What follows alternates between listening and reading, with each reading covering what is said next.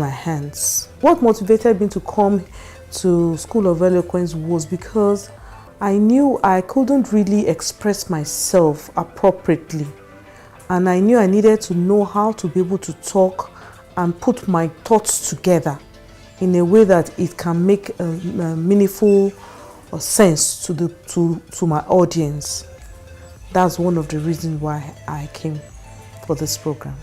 As a professional, the importance of this skill is that it will make me a better professional. I'll be able to express myself, and I'll be confident to talk in public, to air my voice. Because my profession, you have to talk. If you don't talk, you might not be able to rise to the level that you ought to be. And I want to add that to my profession for me to be able to be promoted, for my voice to be heard. I know the virus experience was wine. It was a good one because when I first came, I couldn't really express myself with my facials and my voice, the pitch of my voice. But now I've learned that, and also I've learned how to put the content of my message together. Public speaking shouldn't be something one should take lightly because it's a lifetime skill. It's a lifetime profession with a good dividend. Leadership roles, personal fulfillment. Those are one of the key things that you take out of this. Speak with power.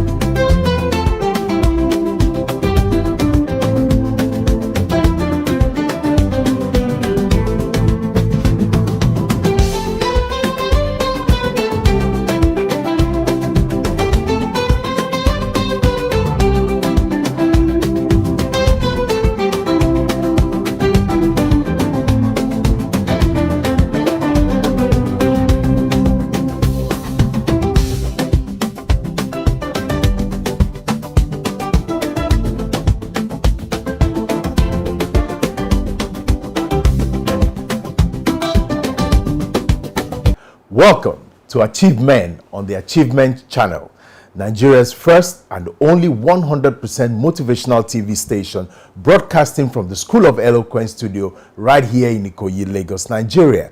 I'm your host, Victor Diali. Call me Victorious Victor. And this is a show dedicated to purpose, discipline, and the journey of becoming a better man. In an era of economic volatility, a man's ability to remain strategically grounded in his resources is a true test of leadership. Today, we're discussing financial fortitude in uncertain times, economic resilience. Joining me to share their wealth of experience are two distinguished leaders. Mr. Richard Ayo, an IT and telecommunications expert with 25 years of experience in ICT infrastructure, an alumnus of the Nehemiah Institute of Leadership, and he leads the Richard Group spanning technology and the Richard Collection fashion brand. Joining him is Mr. Wosu Ojo, an executive director at Geomarine Systems with a vast professional background across banking, journalism, and regional sales management.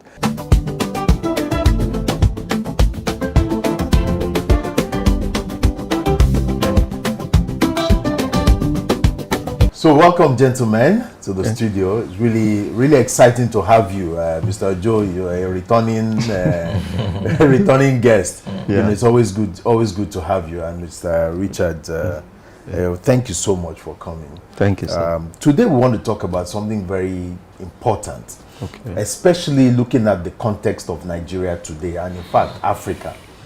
You will agree with me that people are facing a lot of financial challenges. Yeah. For many people, it's difficult to put food on the table. Yes.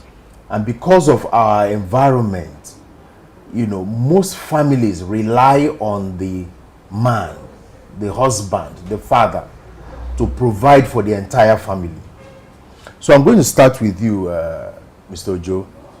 when the economy is volatile, what should a man do to protect his family finances? When a man finds himself in that kind of situation, the Yes. first thing he should do is reevaluate. Okay.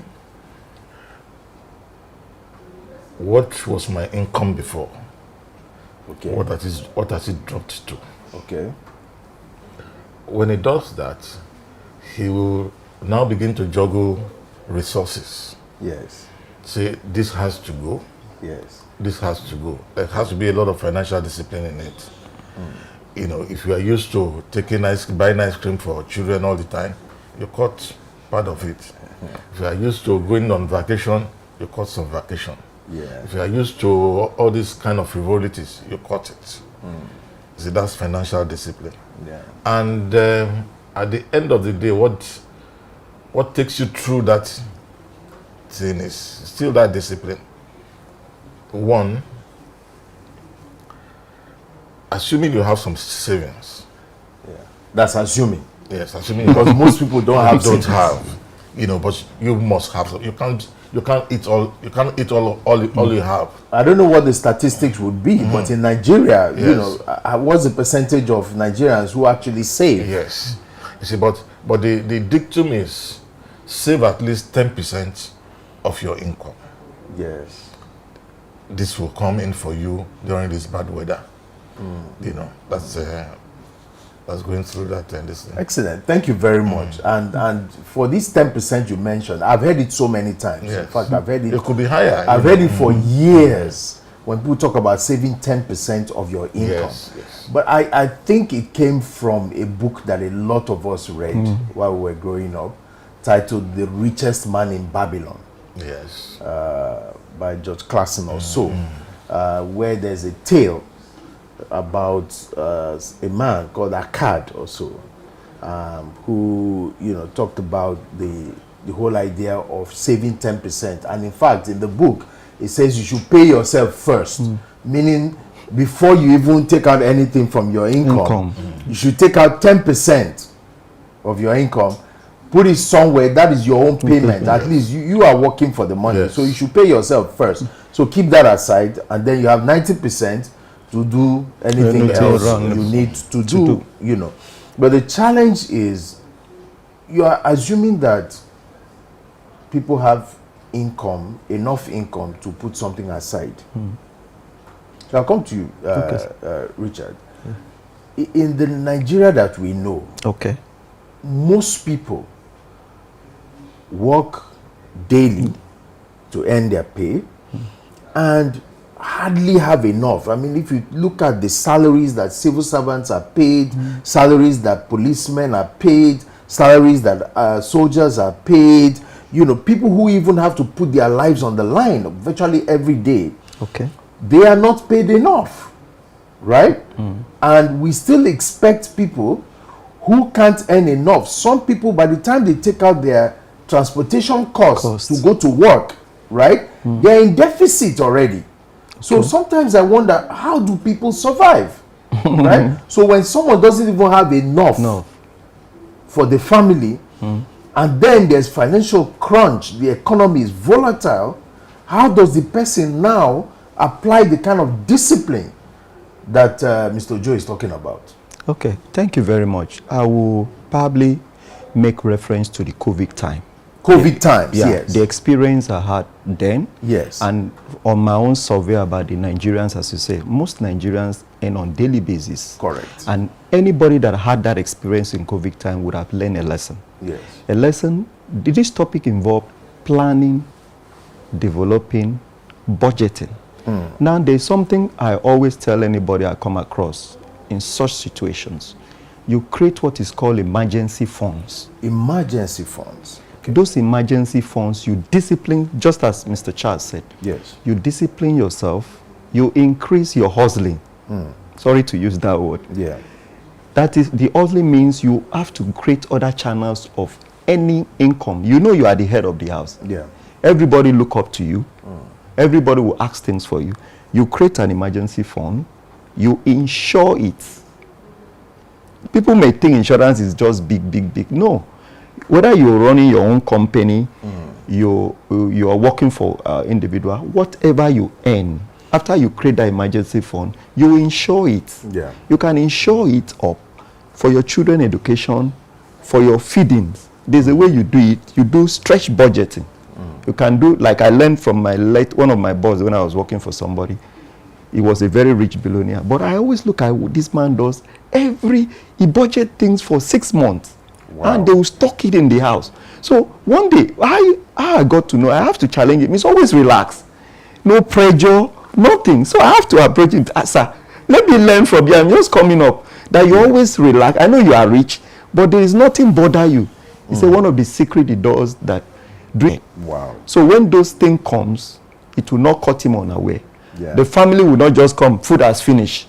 Yeah. Okay, surplus. Yeah, of course. So he has to plan towards, so when he's in those down times, he can able to manage it. So as a head of the family, emergency fund is very important. Okay. Insurance is very important. Yeah. Those are the key things that will make you to, you may look at, no matter how small the fund is, Yes. if you decide to save 1,000 every day, Yeah. and we're going to experience this volatile thing in December, you'll be That can assured. put some food on the table. Yes. Exactly, yes. Yes. You can even take that will be 360K. Yeah. You can take that to go and buy something for the family for even the next 6 months. In fact, that's a very good idea that I hope that someone who is watching us today will learn from. Yeah. Save 1,000 naira every day, Day, yes. right? By the end of the year, you have 360,000 naira. Which brings me to my next question. Okay. Should people focus on just panic saving, what I call panic saving just because something happened, then I quickly start looking for money to put aside? Or should we follow this strategic approach to not just savings but to investments?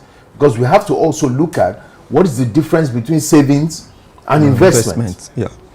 Is savings enough? So after I've saved 360,000 naira or 120,000 naira by the middle of the year, should I just keep that in a savings account, or should I do something else that will help multiply the money?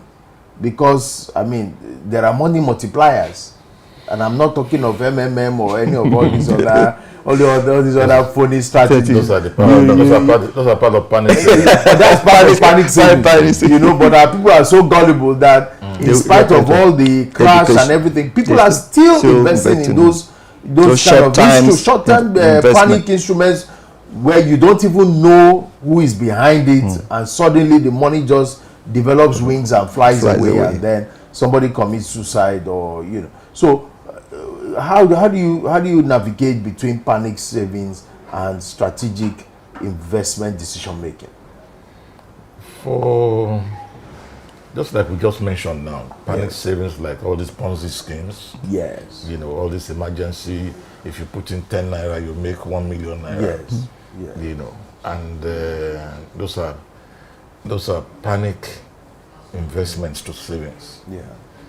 But if you are long-term strategic, Yes. there are a lot of things that you can invest in. There are treasury bills. Treasury bills. There's Yes. shares. There are, there are some farming schemes now that are outside there. Plant a tree. The yield does not come immediately. You have to wait But for you some own it time. for Forever. Yeah. So Yeah. those are things people can do to wage this kind of turbulence.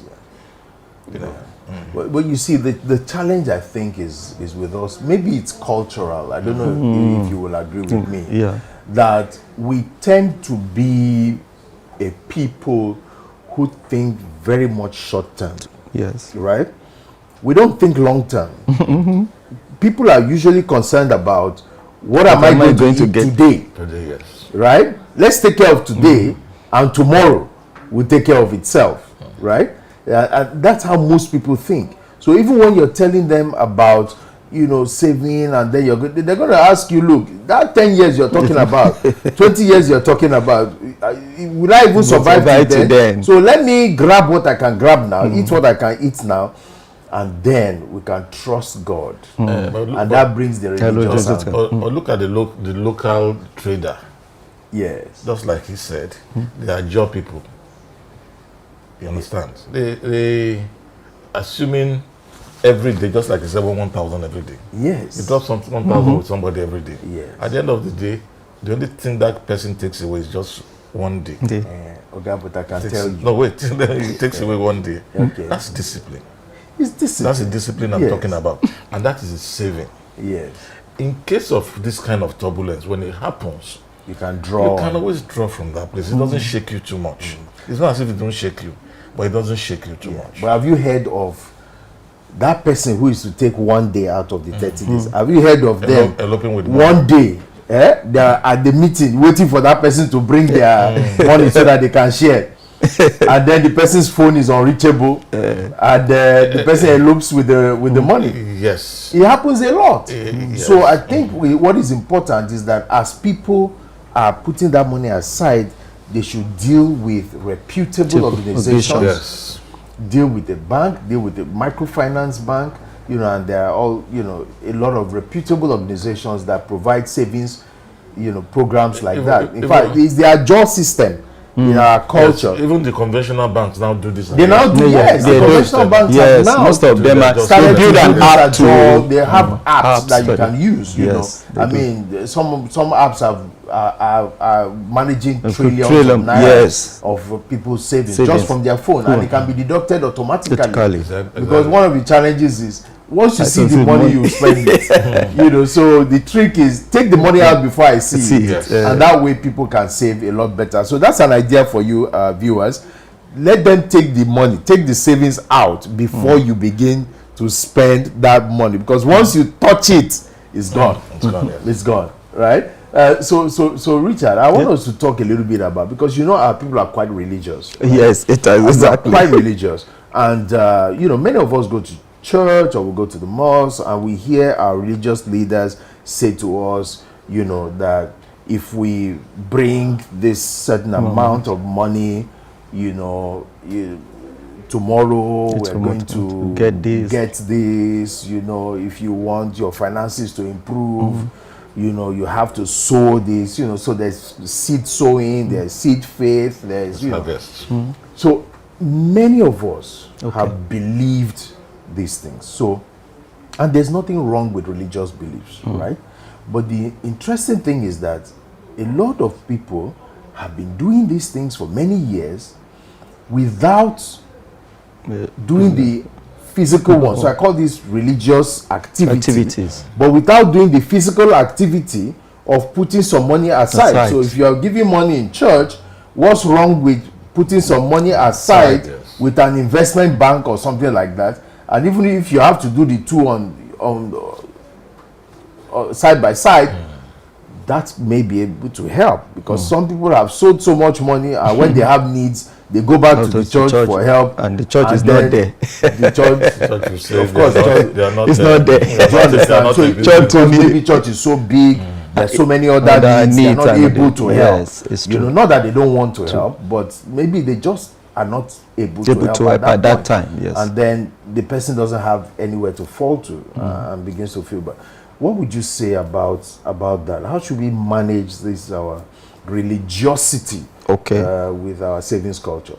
You see, in anything you hear as a believer, whether you are a Muslim or a Christian, whatever anybody preach to you, you have to also confirm. You must confirm to understand. I'm not saying sowing to the church is very good. Sowing in the mosque is good to give money and all those stuff. But you do it with your sense of humanity. Think about your family. God gave you that family to take care on his behalf, to take care of them. So you wouldn't do it. It wouldn't sound nice. You have 500,000 and somebody tells you in the church, your family is there, they have not taken anything, and you went to sow. You haven't paid school fees. Yeah, you have not paid school fees. There is a lot of pressure, and you went to go and sow everything to the church. No, it's not. I don't think it's right. But you sow everything believing that there will be miracle money. No, right? no, you don't. That somehow money will enter into your. No, miracle money is what you have worked for. Oh, how is what you have worked for, you are kind of expecting, but it has not dropped. You can now your expectation. You can I'm sowing this seed for God to touch you. I've done a job for you, for God to touch your heart to pay me. I can do that. Okay, maybe let me sow 1,000 so that God can speak to your heart. You are owing me 500,000 so that you can pay me. Okay. That is sensible and enough. Pay on time. Pay on time. Does God really need your money? No, God. Well, that's a different. That's a different discussion. That's a different discussion. So in other thing as well is you also invest into bonds. Bonds. Yes. So I think one of the most important things that I think we need to do is to advise our people, and we are not financial advisors by any stretch of imagination. Yeah. This is just a conversation amongst men. They are the things that touch us amongst men. Yes. I think it's important for people to understand the different ways to invest their money. Money, yes. Most people don't have financial literacy.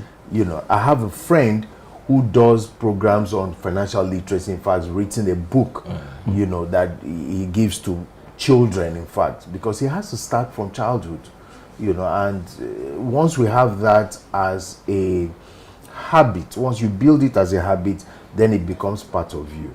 Gentlemen, thank you very much. Viewers, we're going to go on a short break right now. I believe you found the conversation interesting, and we'll go on this short break, and when we come back, we will continue our conversation on financial fortitude for men.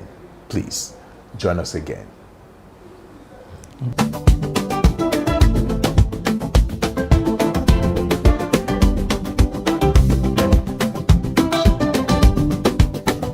Welcome and thank you for joining us again. And we're going to be having a continuation of our conversation on financial fortunes in uncertain times. I still have my guests here, Mr. Ojo and Mr. Richards. Thank you so much for joining us. Thank you. And let's continue our conversation. Now that at least you've taken some water and you've relaxed a little bit, we're going to take the conversation further. Okay. And what I want to talk about now is financial mistakes. Do you believe, first of all, I'll start with you, Mr. Ojo. Do you believe that some men make financial mistakes, maybe stupid mistakes? Because I think we can separate stupid mistakes from genuine mistakes. Yeah. Because you know, so maybe we can look at that. And this usually happens when men feel pressured for money problems, by money problems. I still remember the song by Raskimono. I don't know if you remember that song. Raskimono, I think, was ahead of his time in Nigeria when he started to sing that song, Under Pressure, Under Pressure. Yes. Yeah, you remember that song? Yes. So, and as he was singing the song, I think a lot of Nigerians really resonated with the song. It resonated very well with most Nigerians because we feel pressured. I don't know if any of us here has not felt the pressure of money problems in our country, Nigeria. So tell us, why do men feel pressured by money problems? And what are the most common financial mistakes that men make when they feel pressured? No, number one, you know, financial mistakes men make when they feel pressured. Yes. You see, they get easily lured into all these schemes. Like the schemes we talked about earlier, the Ponzi schemes and all they of get that. easily lured into it. Somebody comes to you and tells you, just drop five naira. In 24 hours, you'll get 10 naira. But he's showing you the proof, He's showing right? you the proof. Yeah, a lot of times they show you the proof on their phone. He even lures you into it. Yes. You throw in the first amount of money. Yes. You get the result. It comes out at 10 naira. Then You do the then second put in one, more. and he tells you, just increase what you are putting there. Yes. At the end of the day, before you know it, he doesn't even need to push you further again. Yeah. You are putting in Train is moving. Yeah, you are putting in 1 million. Yeah. And at the end of the day, And you're putting in your children's school fees and everything, your money is gone. Yeah. Your money is gone. So those are some of those things that we push ourselves into. Yes. And you know, a lot of people have experienced it because you've either done MMM or you've done even some of these network marketing schemes, Exactly. right?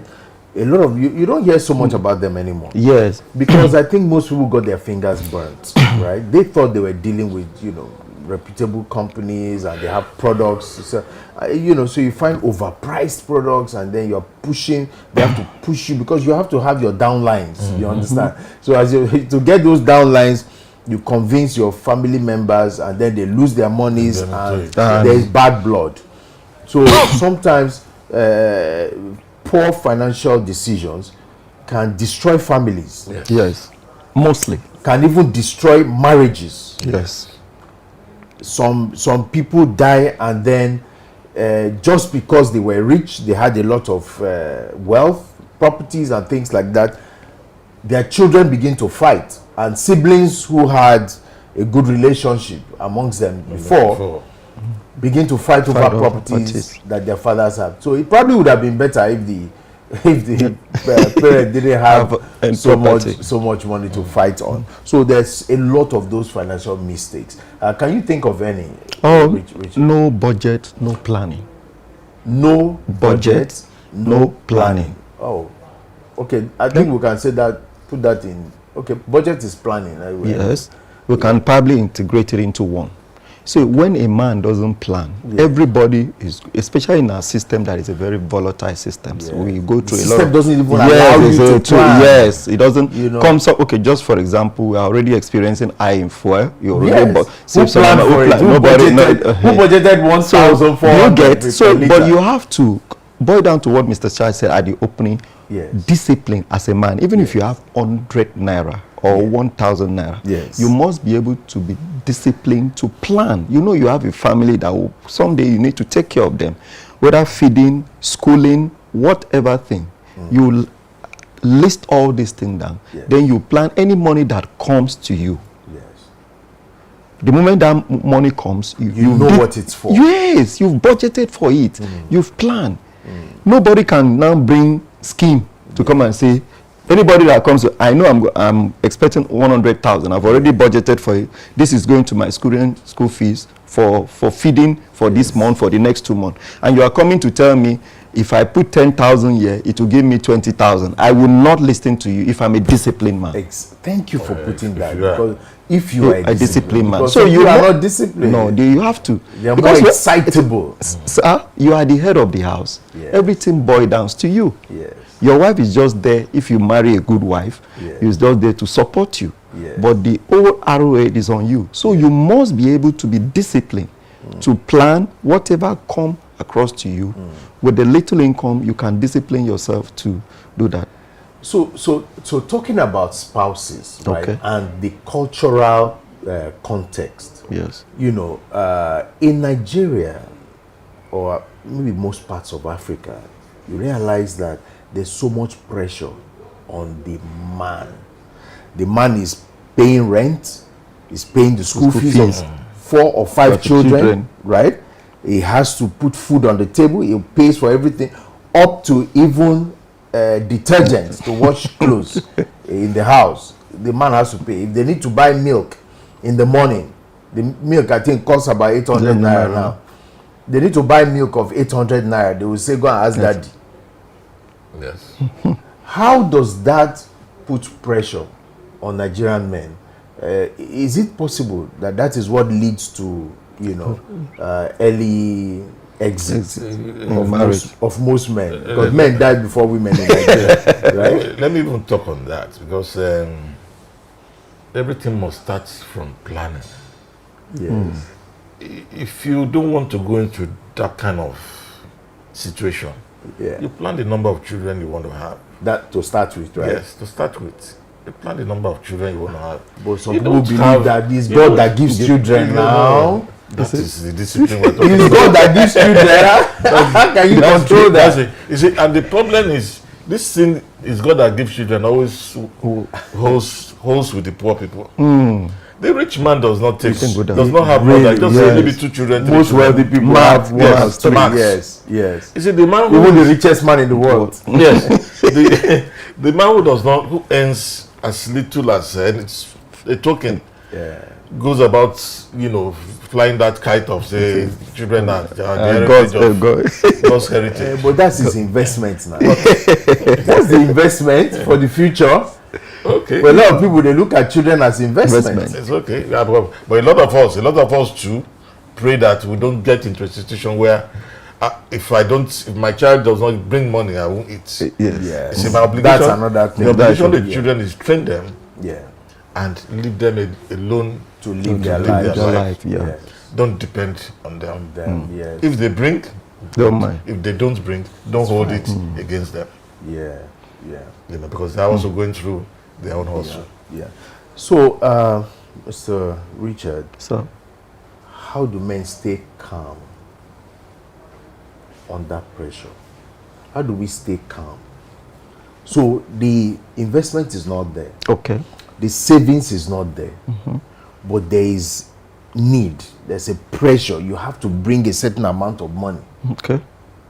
Will it not make a man go crazy? No, if you decide to do that, you have to, as a man, at all time, you must remain calm. It is in your calmness you can think well. So, okay.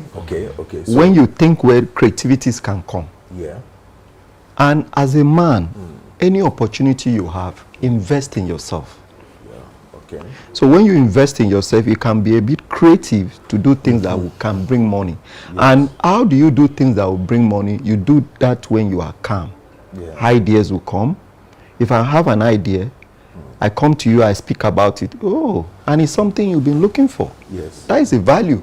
Yes. If I render that services to you, Yes. you can pay me for my services. So at any time when you are under pressure and you allow the pressure to hook up with you as a man, one, your health will be challenging. Correct. Your physical being will be challenging. Three, you will not think well. And a man that cannot think well, creativities, ideas cannot come on how to solve it. Because first of all, you are the leader of the house. Correct. So you mustn't stay as a panic person. Yeah. Because your children are looking up to you, Yes. your wife are looking up Yes. to you, Yes. even the community is looking up to you. Yes. So if you're under duress and you are getting panic, Yes. everybody will now say, what is happening? Before you know, your BP will shoot up. So whatever pressure may come to you, the best thing is for you to remain calm Yes. and think out of the box. Yeah. That is why I see, I learned certain things from billionaires. You see them, sometimes they go somewhere, maybe hotels, retreat, and they will purposely rent an apartment that has a sea view. So, Look at the calm of the You water. are, you are Yes. giving me some good ideas. yes, they look at the calm of, it's the nature. Yes. So from there, ideas Ideas can will come up. Ideas will So if you probably have disciplined yourself and make some saving, during those pressure time that your family is giving to you, you can maybe walk out to some places and relax. It could be a park. It's not, Yes. it's not necessary you have to go and get an hotel. It doesn't have to be So you can see the environment, you think about it, and it calms you, and you can able to have solution to it. Wow. Excellent. Thank you so much. In fact, from all the things you have discussed, I believe that our viewers would have been able to pick a lot of solutions Yes. to financial challenges in their lives. So I really hope that you got some things from this. It's very important for us to save. Like we have said here today, learn to save at least 10% of your income. As it's coming, it's going out. It's the first thing you do by that law of pay yourself first. If everybody in your life is getting paid, why don't you pay yourself first? You are the most important person in the equation, right? Pay yourself first. Because if you are not there, how will others survive?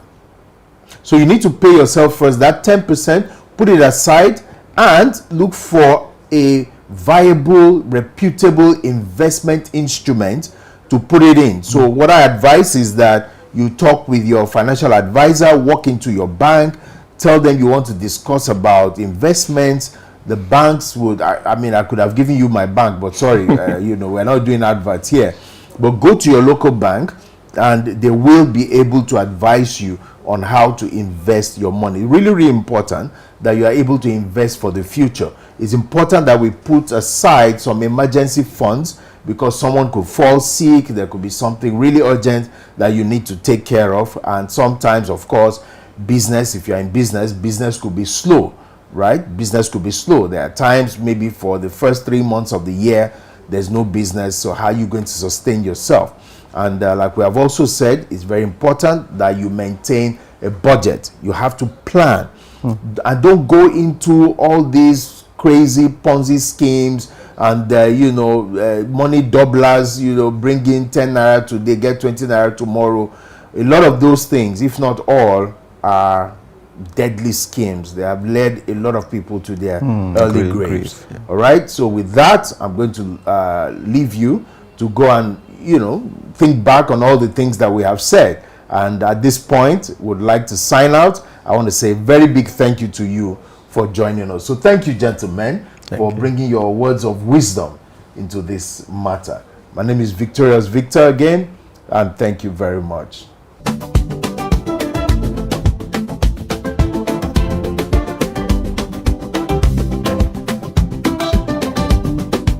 And this is a shout out to Achievement Channel. Keep doing what you are doing. We love you. You are doing fantastically well. We are proud of you.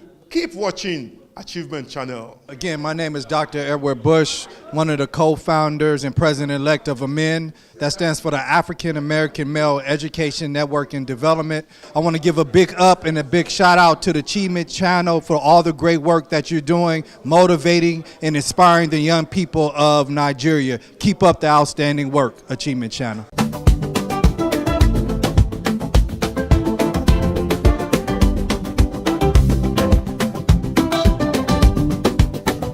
It has been an incredibly insightful session. We've learned that financial fortitude isn't just about having money, but about the discipline to manage it and the resilience to stay calm when the economy shifts. A big thank you to my guests, Richard Ayo and Wosu Chari Ojo, for sharing their practical strategies on building economic strength and leading with clarity through uncertainty. To our viewers, discipline is the foundation of every great decision. So stay focused, stay grounded, and keep striving to be the very best version of yourself. And don't forget to follow us at Achievement Channel across Instagram, Facebook, X, and YouTube, all the social media channels for more inspiring conversations and transformational stories. Remember, keep seeing possibilities in everything you do. Thank you for joining us.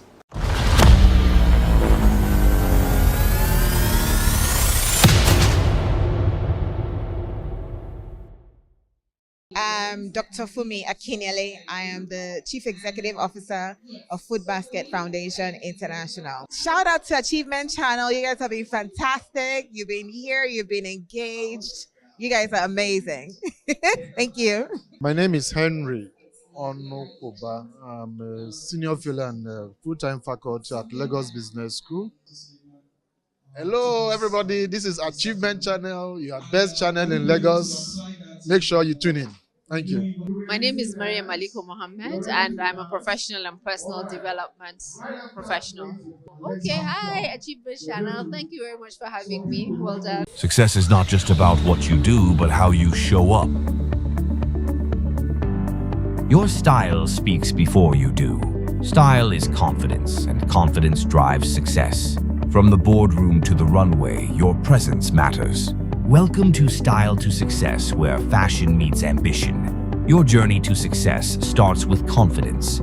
This is Style to Success, only on the Achievement Channel. Follow us at Achievement Channel for more style and success insights. Hello, and welcome to Style to Success, the show where style meets strategy on the journey to professional excellence. I am your host, Ayodele Oluwole, and you are watching Style to Success on the Achievement Channel, Nigeria's 100% motivational TV station, broadcasting from the iconic School of Eloquence studio right here in Ikoyi, Lagos, Nigeria. On this program, we spotlight bold, stylish, and visionary individuals who have turned personal flair for appearance, creativity, and communication into remarkable success stories. Today's guest is someone whose journey perfectly embodies the spirit of the show, Akinpelumi Akinboye, a seasoned communication expert, prolific content creator, and founder of one of Nigeria's most visited gospel music platforms, BelieversCompanion.com. With over 48 million monthly visitors and 600,000 plus loyal podcast listeners, He is not only a digital media powerhouse, but also a testament to how strategy, creativity, and style can drive outstanding achievements. Akinpelumi Akinboye, you're welcome to Start to Success. Thank you so much, Ayodele. It's a pleasure to be here. And I like to say that you look dapper as usual. Oh, thank you. I can say the same thing about you. So let's take it back. Let's take it back to the beginning of how you started, your content channel and all. So I like to say that you built a personal, and professional brand. So please take us back. What are those things that sparked your interest, in this communication and media, sector that you have ventured into? Yeah, thank you very much. I think that's a brilliant question. You see, my journey into this started from a point of pain. What do I mean? Back in secondary school, I gained admission into a particular institution. Back in our days, these days, when you write JAMB and the rest of it, you get an SMS, you are notified about your admission. But ours, during our time, was not like that. You had to go to the school to go and check your name if you've been admitted. So I lost an admission due to lack of communication. And I vowed that I would never be in that position again. And of course, I was passionate that nobody should be in that position again. And that led to the creation of my first blog called School News Nigeria. I think I was 16 at the time. So that was the beginning for me. Wow, that's a good one. Yeah. So that's really incredible, I must say. Many people consume content, but not many build empires out of it. So what was your vision when you created believerscompanion.com? You see, my passion for gospel music led to the creation of Believer's Companion. However, I was not as passionate as I am now when I started. What really happened was back in the days, people buy CDs to listen to music. So back then I was in the Polytechnic, Osun State Polytechnic, and the choir at the time wanted a song that they've of course purchased the CD, but the CD was giving them problem. And someone said, oh, why not put this song on your blog so we could download it and listen and then rehearse it. So it occurred to me that, okay, I could do that. I know a couple of other blogs who promote secular music. Why can't I just put this song for them to download? So that led to the creation of the first one. So my passion for solving problem, everywhere I find myself, had always led me to channel my ability to do things, and that exactly led to the creation of Believer's Companion. First of all, of course, I love listening to gospel music, but at that time there was a problem. This choir needed to rehearse the song. Everybody needs to listen to this song at the same time. The CD was not working. I have a blog already, like I mentioned. I started School News Nigeria when I was quite young, and the opportunity came for me to put up a song for them to download and listen to and rehearse. So I went ahead and do that. And in less than a week or two, I saw that over 40,000 people had downloaded that song on my blog. And I said, wow, so people are actually looking for gospel music. So that led to the creation of Believer's Companion from scratch. Wow, good one. Yeah. Impressive. Well done, my brother. Yeah. Well done. So let's talk about style. We're not just talking about fashion. Yes. Now we're talking about, your charisma, your confidence, how you carry yourself. How do you think that has helped, your success and credibility? You see, there's a popular phrase that says, you are dressed the way you're dressed, right? I strongly believe that your appearance is your first handshake. I mean, especially when you're walking into a meeting, the first thing people observe about you is your style, is what you're wearing. Before you even speak a particular word, they've assessed you based on how you present yourself. And your style goes beyond what you're wearing. Also, how you carry yourself, how you coordinate yourself, how you interact with people. All these define your style and directly define who you are. So I think style is very important in everything you do, especially if you are in an industry where you interact with people a lot. You have to you have to look at your style and pay more attention to your style. Good one. Yeah. Interesting. And I think that's quite insightful. So I think it's now safe to say that, the way you appear can have a lot of influence on the places you find yourself, on the doors that will be open to you, on the opportunities that will be around you in whatever you do. So it's a good one. Well done. Thank you. So we'll move on to the next question. Okay. And the next question will be, now behind the scenes, let's talk about behind this, and let's get real. So what are those daily routines, some discipline that you've imbibed into yourself, that you think has really helped the growth of your brand?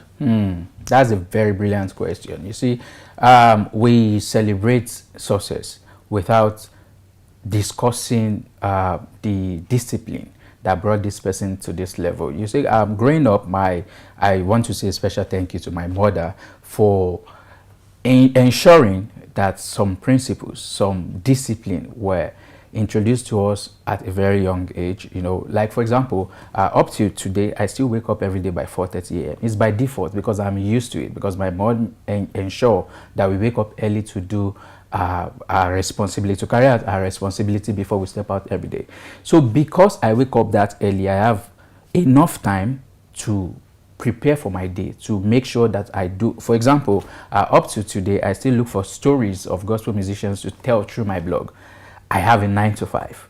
So when I wake up in the morning, the first thing I want to do, of course, after praying, is to write about the gospel musician I want to promote at that particular, maybe throughout the day or until so time. People pay and say, oh, please talk about my song for so number of time or for today or whatsoever. So I have enough time to plan that, to strategize, to come up with content that I can share with my team to say, today, this is what we are doing. So I have enough time in my hand to plan and to get my day ready. And of course, when you're at work, you're at work, you face your work squarely. But after work, because I am used to it, it's easier for me to blend into it, do more work before I sleep. I watch TV, of course. I watch a lot of movies. I watch movies. I have time for all these things because I have planned it, because I have done it over and over and over. Okay, this time I am updating my blog. This time I am looking for stories to tell. This time I am engaging with people. This time I am interviewing people. This time I am training my staff. This time is my leisure time. I have a family, I have a wife, I have a beautiful daughter, which I spend quality time with too. So because I have been able to plan these things, it was easy for me to play all these roles without conflicting one another. So that discipline, that ability to plan, to wake up early, to do the things I need to do without thinking about, of course, it's difficult sometimes, but you just know where you're going you know where you're going to, and you know what you want to achieve. And because of that, you have enough time to do all these things, to function in all these roles effortlessly.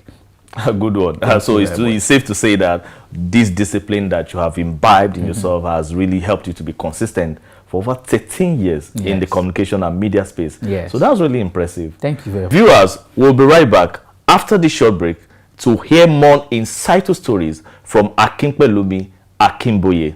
Stay tuned. Again, my name is Dr. Edward Bush, one of the co-founders and president-elect of AMEN. That stands for the African American Male Education Network and Development. I want to give a big up and a big shout out to the Achievement Channel for all the great work that you're doing, motivating and inspiring the young people of Nigeria. Keep up the outstanding work, Achievement Channel. I'm Herb English. I am the president of the African American Male Education Network. Big shout out to the Achievement Channel. Really appreciate all the work that you're doing here and abroad. Thank you so much.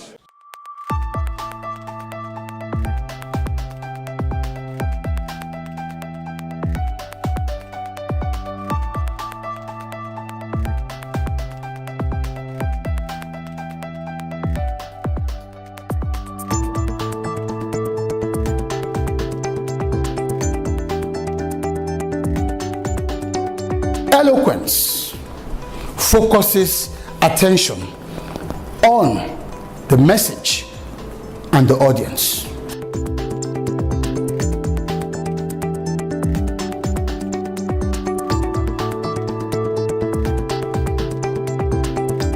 I find it very interesting, exciting, educative. It was very beneficial. Definitely would learn a lot, a whole lot. Thank you. The delivery was second to none.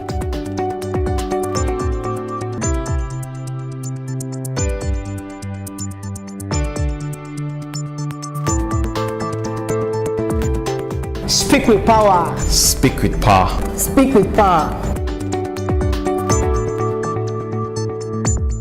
Starts with confidence. This is Style to Success, only on the Achievement Channel. So, Akinpelumi Akinboye, you've studied at Osun State Polytechnic, Bowen University. Michigan State University, and you are currently pursuing an executive MBA at the prestigious University of Lagos Business School. So how has formal education shaped your success? That's a very brilliant question, and I think I'll dwell on it a bit because, a lot of our people say school na scam. My brother, school no be scam. And I will explain. You see, as an individual, anytime you have the opportunity to get knowledge, please get it, whether formal or informal, because knowledge goes beyond the four corners of a school. Now, while I was at the Polytechnic, I mentioned earlier that I lost an admission due to lack of information. Now, I've always have passion for media and for communication. But for whatsoever reason, God knows how He does these things, I found myself in science class, which of course automatically led me to study computer science at Osun State Polytechnic, Ire. And after that, I continued to improve on myself by pursuing a BSc degree at Bowen University. Just because, you see, I'm someone that I'm relentless when it comes to seeking knowledge, and I always ask questions. Now, why did I say that? I mentioned that I have a 9 to 5. As a Polytechnic student where I was working, the difference was very clear between HND holders and BSc holders. And I am someone that I'm very passionate about myself, about my growth, and I always want to grow. So because of that, I said, okay, I'm going to get a BSc degree so that I could be in a better position to earn more, right? That was the drive. So I got a BSc degree, and I look at myself, I said, you know what? I need a master's degree. And after a master's degree, I said, oh, you know what? I need to learn business, because now Believers Companion started out of just hobby. It was just a hobby. Do you understand what I mean? It was just a passion. But as the platform continues to grow, I see the reason to learn the business part of doing things. And that led to pursuing a degree at the University of Lagos Business School, which of course had opened my eyes and my mind to see things from a different perspective. So to answer your question, I think education plays a very important role in whatever you're doing. Even if you're a tailor, even if you're a mechanic, you need education. It gives you a different perspective. It opens your mind and your eyes to so many opportunities that might be passing you just because you don't know. Not because you don't know how to do it, but because you don't know that you can do it this way. So education has played a key role in what I'm doing, and I'm grateful to God for the opportunity to have been able to pursue all these degrees, and I've been able to learn and apply. So now let's move to the next one. 48 million monthly website visits, and about 600,000 plus podcast listeners. That's really huge. So I just like to know, how have you been able to achieve engagement at that huge scale? Thank you very much. You see, sometimes even when I check the statistics, I'm quite surprised, but I think success have footprints. There are ways to explain how this had come to be. You say, back in secondary school, there are some things I didn't mention. There are some things I have done. For example, in secondary school, I used to write notes for my mates. So I used to get their phone number so I could call them to come and get their notes. So I was gathering database from secondary school, and I never knew I was gathering database, right? So back in the Polytechnic, I happened to be someone that a lot of people are friendly with. I'm friendly with a lot of people, especially in my church. Like I mentioned, my choir needed a song, so I gave them a song. So a lot of people, when they need help, come to me, and I help them probably to solve a problem, do their assignments, or get them whatever help. I just happen to be someone that I'm passionate about helping people, right? So because of that, a lot of people became my friend. So in becoming my friend, of course, we exchange numbers. So I have your phone number. So after secondary school, NYSC, I was fortunate to be the president of the sanitation unit of NYSC in Ikoyi here. And of course, everybody wants the phone number of the president, so I have access to the database. Now, on my website, or even up to today, any song I'm writing about, I always end it with, if you want me to share gospel music with you every day, kindly send me a message on WhatsApp. So I put my phone number there for people to reach out to me. So all this that I have mentioned are giving me an access to a large pool of database. So I thought to myself, how can I utilize this to my advantage. So I sent a message out that if you want me to send you gospel music every day, kindly respond to this message. A lot of people responded, and for the past 6 years I have been sharing gospel music to all my content on WhatsApp every day, one every day. And because I am doing that, a lot of people who love gospel music continue to tell their friends about me, who continue to send me message, and my database continues to grow. And in doing that, I have been able to keep them together, feed them something that they love, gospel music, every day. And anytime I post something on my blog or record a podcast, I share the link to them to say, kindly listen to my interview or kindly listen to the podcast that I have made. And they listen, they love it, they share with their friends, and their friends share with their friends. And most of them follow me. On Instagram, for example, I have over 100,000 followers. On Twitter, I had over 40,000 followers. So all these people got to know me from the little things that I do every day that contributed to the growth of the platform. So when I put out a tweet, or I put out a blog, or I put out a podcast, and I send out the link, and 20,000 people are listening in less than 30 minutes or an hour, it's not because of a special thing that I have done. It's because of the work that I have put in, the database that I have gathered over the years, the people that knows me, that know that, okay, if you follow this person talk about gospel music, this person review songs, this person bring gospel musicians to interview, this person do podcasts that can improve my life, they listen and they share with their friends. So these are my strategies. These are the ways that I've been able to gather an audience for my platform. Good one, Akinpelu. Thank you. I must confess, this has been an insightful time with you. So for aspiring YouTubers, media practitioners, content creators, what would you say are those non-negotiable factors for success in this field? Put in the work. You have to put in the work. There's no shortcut to success. You see, discipline and determination, they work very well. Success have footprints. If you follow people who are successful, and don't mistake success for fame. Fame is not success. Now, if you are somebody that you are passionate about impacting lives, changing lives, whether you are famous or not does not matter. The most important thing is last week you were able to impact 10 lives. This week you are doing 20 lives. That's success already. So fame is not success. You see, I always say this everywhere I find myself, that you see the house of fame and the house of shame, they are neighbors. They live very close to each other. The only thing that separates it is just grace. So if you chase fame, as humans, Yoruba people have a proverb. They say, "Kò sí bí o ṣe fẹ́ rìn, kò sí bí o ṣe fẹ́ mọ̀ rìn, kó rí má mì." That is, there's no way you will live your life without making mistakes. If you pursue fame and you make life mistake, that is normal, even the little ones that are normal. Because of the fame, it will become a big deal that can affect your journey, that can affect your brand. So why not focus on impacting life instead of chasing fame? So I will advise young people who want to create content, who want to become a YouTuber or a podcaster, please focus on the goal.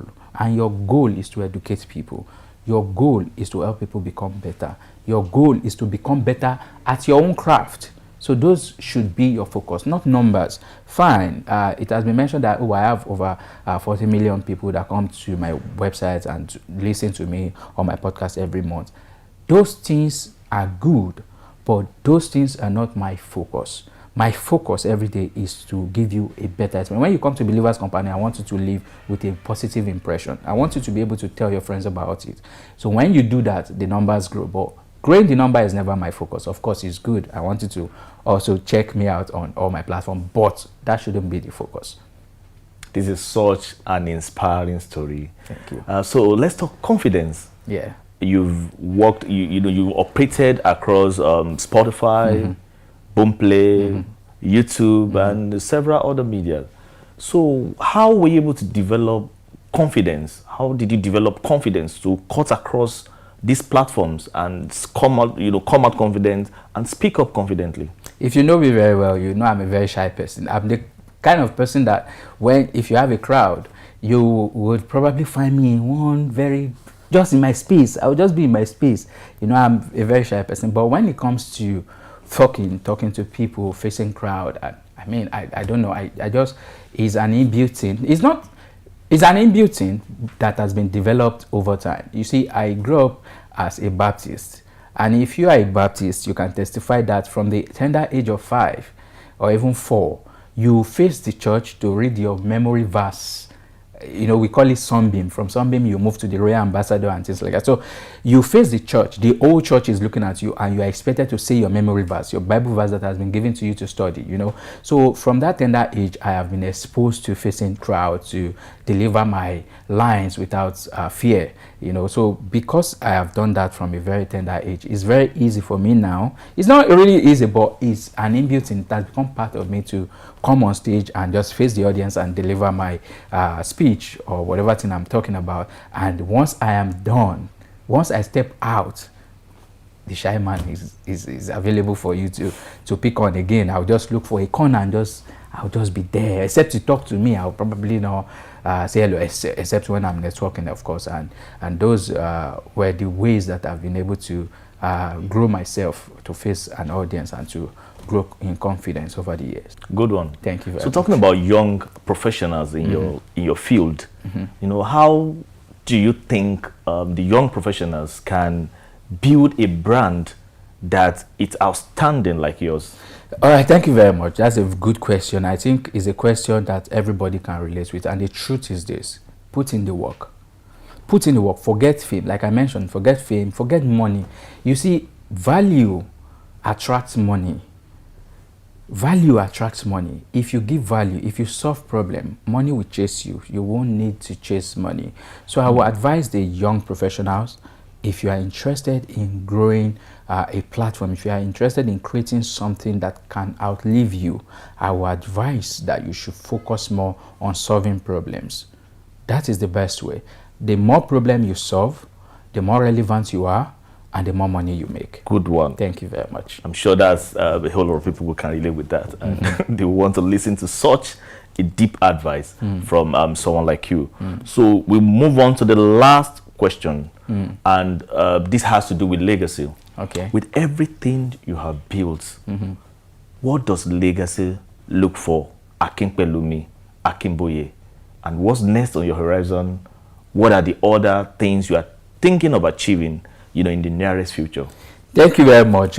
You see, I happen to be someone who I don't really think a lot about the future. I just take it a day at a time. But if you ask me that, what does legacy means to me, I think it will be the children that I will leave behind.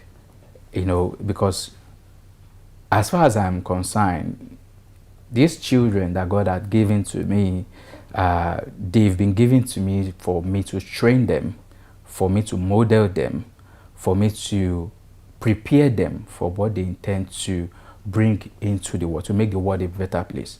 So I think my children are going to be the legacy I will leave behind. Of course, I'm doing all this with the intention that someone will continue to do it. For example, someone will be passionate enough to promote African gospel music and say, oh, I want to work with you, I want to do what you're doing, or I want to take over Believer's Companion from you. I'm not going to compel my children to say, oh, I have built this thing, this is my legacy, you must continue. No, they are free to do anything they want, but in all they choose to do, let them excel. Let me prepare them. Let me ensure that I built them to impact the world positively. And in doing that, I think that is my legacy. If they can pass it on to their own children, to say, okay, grandpa started from here, grandpa built to here, and grandpa said this to us, and this is why I'm telling you, because I think this has helped me to become who I am today, and I want you to model your life after grandpa,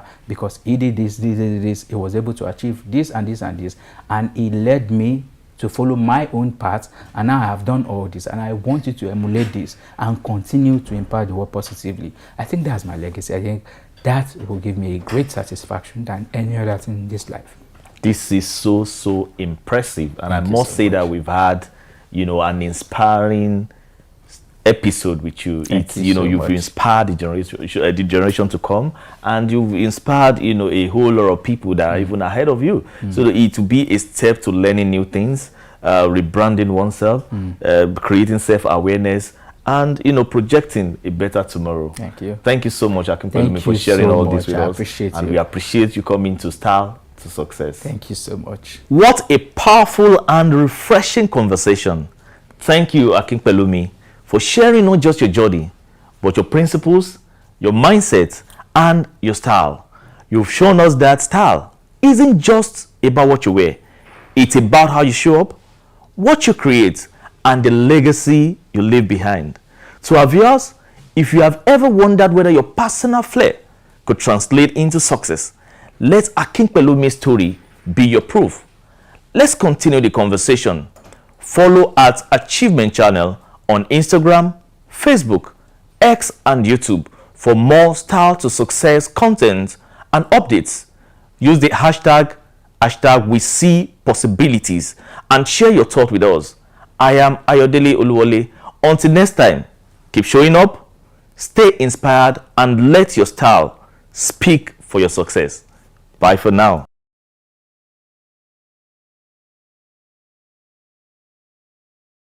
Yeah, my name is Chris Obaisi. I'm the ED Finance and Strategy for Zikis Agro-Allied Industry PLC. Keep watching Achievement Channel. Very informative, interesting to watch, and it can transform your mind. Thank you. My name is Busayo Awoyemi. I'm an investment banker. Keep watching Achievement Channel. My name is Mrs. Chinyere Akabusi. I am CEO of Zikis Agro-Allied. Keep watching Achievement Channels. It's a motivational channel. Thank you. Solomon Oye said is my name. I'm the company secretary of Zikis Allied Industries PLC. Keep watching Achievement Channel. God bless you. My name is Adejo Oshaba, the chairman of Zikis Agro-Allied Industries PLC. A big shout out to Achievement Channel, to you and all the effort you're putting in. And we all, whatever you're doing, we crown the success going forward. Thank you.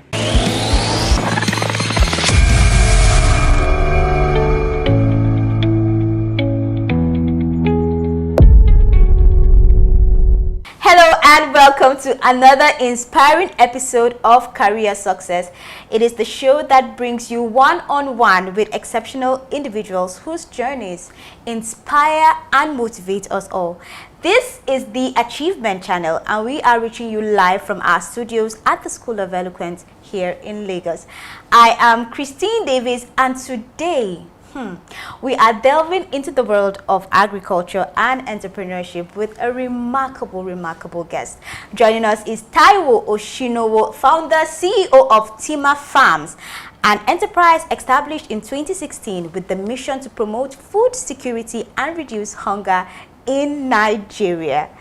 But that's not all. Taiwo is also a certified human resource specialist with a background in industrial relations and personnel management from the University of Lagos. She completed the Road to Growth program by the Creshi Blair Foundation for Women, as well as the intensive training in sustainable farming through the Lagos State Agricultural Development Authority.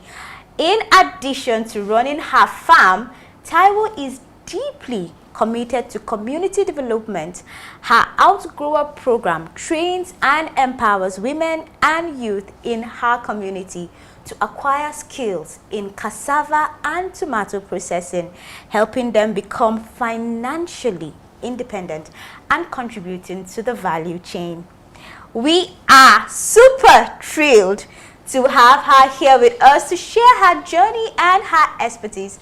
Taiwo, you are most welcome to Career Success. Thank you for having me. You know, I'm so excited about this interview. I'm so excited about this program. I'm really glad that we have people like you still in Nigeria. As I was saying earlier, I mean, someone looking at you, if I'd seen you before now without your profile, I would have been, okay, who is this, ordinary Nigerian? But reading through your profile and seeing the amount of work you do, I mean, on social media, you are a superwoman. And I really, really hope that our viewers out there that are watching us would take a thing or two, in short, take so much more out of this conversation that we're going to have. You're most welcome. So let's dive into the conversation, Taiwo. Okay. Where did this all start from? Take us to your background from school. What is the history of this? Well, I would say if anybody told me that I will become a farmer, I would say, come of it. How can I do a farming job? Well, I know that my grandparents, my mom, they were also a farmer. So how will I go back to that profession when I knew that there is no more money in it? In farming? In farming, yes. That was my thought then, because I could relate that. My grandparents, my parents doing farming, I could see the difference between us and other families, how they are doing so well when it comes to white collar job. So during my school days or after my schools, I can never thought of or imagine that I will also go into that profession. So back to your question, when I finished school, and I could say that there was no job, no employment. And my husband came home one night like that. He said, Taiwo, there was a link. They call it Empower. Just open and read through and see what we can do with it. Instead of just sitting down at home, I said, Empower. What is the benefit? What's the pay? He said, just open and see. I read through. I could see that it's a training that will last for 2 years. And it's in the 4 phases. There is M-Agro, N-Teach, N-Health, and N-Tax. I call myself together that I cannot do N-Agro. Let me do N-Teach. At least if they trained us, I'll be able to teach maybe GSS1, business studies, or social science, or whatever. My husband said, how can you take teacher? Take Agric. I said, Agric, what will I do with Agric? Remember, my mom, my grandfather, they were farmer. So I know what it takes. I can't do it. I stay here in Lagos. No land. So how do you want me to go through that process again? I said, okay, just put in for Agric. I listened to him that year. So 2 years, they taught us so many things in Agric related to poultry, fishery, crops, agribusiness. So it now depends on you if you want to do the whole phases. But I decided to focus on crop production because it's less monitoring, it's giving time for my family, and also I can able to navigate my time, my family, and also for myself. So even if I try to go into poultry, that one is needed at 100% of your time. So I have to focus on crop production. So before I focus on crop production, there is something that came to my mind that my grandfather used to say, when food is out of poverty, then poverty is finished. Then I now relate that if I thought I can start doing like just only tomatoes, vegetables, and some other little things. In fact, even if it is not for sales, for my personal use, if I put all this together, we can live on it. So immediately during the program, I started with a 1 plot of land with cassava plantation. Then before you know it, I started little by little. Then I reached out to all my bosses. In fact, thank God for a fantastic staff in Lagos State Agricultural Development Authority. Oh, wow. They really welcome us with all their harms, their experience, their networking. Though everything is not about money, I kept on saying this. It doesn't come in form of monetary value, but what they gave us that time, it's more than giving us cash. That, oh, take this. But the knowledge, the networking, the connectivity, it's a top notch. So immediately during that period, in fact, before I started harvesting on my farm, during their networking stuff, they talk with other co-farmers, experienced farmers. Walk to them, sir, your produce, how do you do it? How do you go about it? I want to be off-taking from you. Before you know it, I started off-taking from those farmers, off-taking from them. So before my own came out, I was able to gain my ground when it comes to marketing. So by the time my own is out like this, I was able to sell off all my produce. In fact, sometimes I'll start off-taking from my colleague too that, sir, do you still have this, do you have that? Because I have market for it. Incredible. So I just told one of my boss, Mrs. Ojo, I kept on, I will never forget her. In any place I am today, I will never forget her. So she will call me, Taiwo, how do you want to go about this? How do you want to do your production?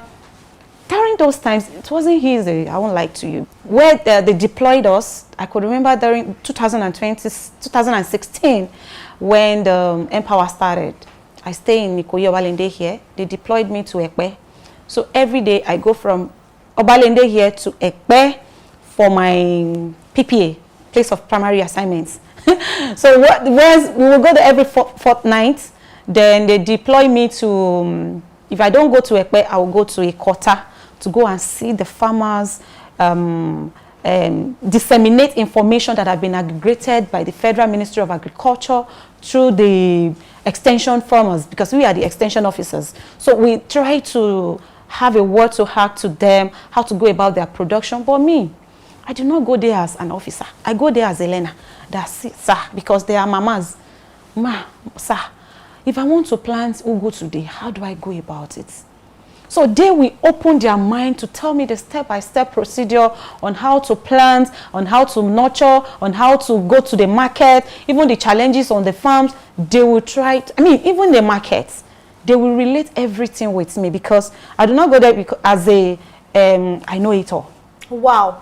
Okay, so you know the attitude that you have even towards learning. Look at me thinking that Empower did not give any success, because I also applied for Empower. Really? I think I applied but you see, that's the thing about you. My own, when I was applying for Empower, it was to go and get money. Because you know they had a stipend of some sort. You know, I said something the other time that it's not, everything is not about money, because the knowledge they impacted. I'm not saying this because I want to credit government, but the knowledge I acquired, yes, that I acquired, I can say that it's more than the money that they might have offered me that time. Wow. Because I'm making as in double of that. You understand? Viewers, you know, I just want to say we're going to look at the amount of work she does, which also speaks to her attitude. You see her in rice farms with water up to here. Yes. You know, navigating through bushes. That is it. I mean, but let's take a look at that. And then when we get back, we'll get more insight from her at the studio. You're still watching the is Career Success. We'll be right back.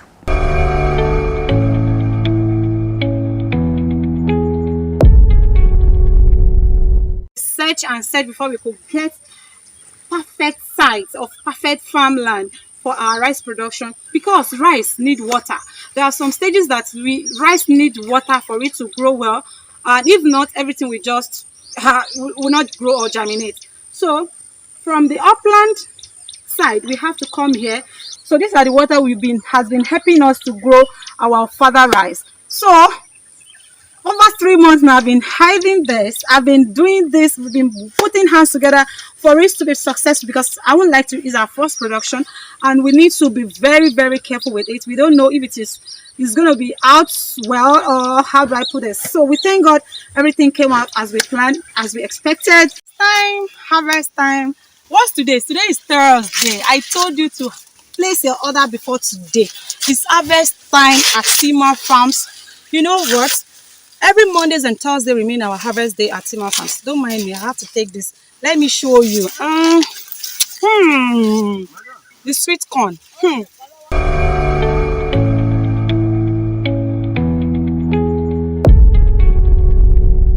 Welcome back, and you can see the attitude that, you know, she has even on her farm.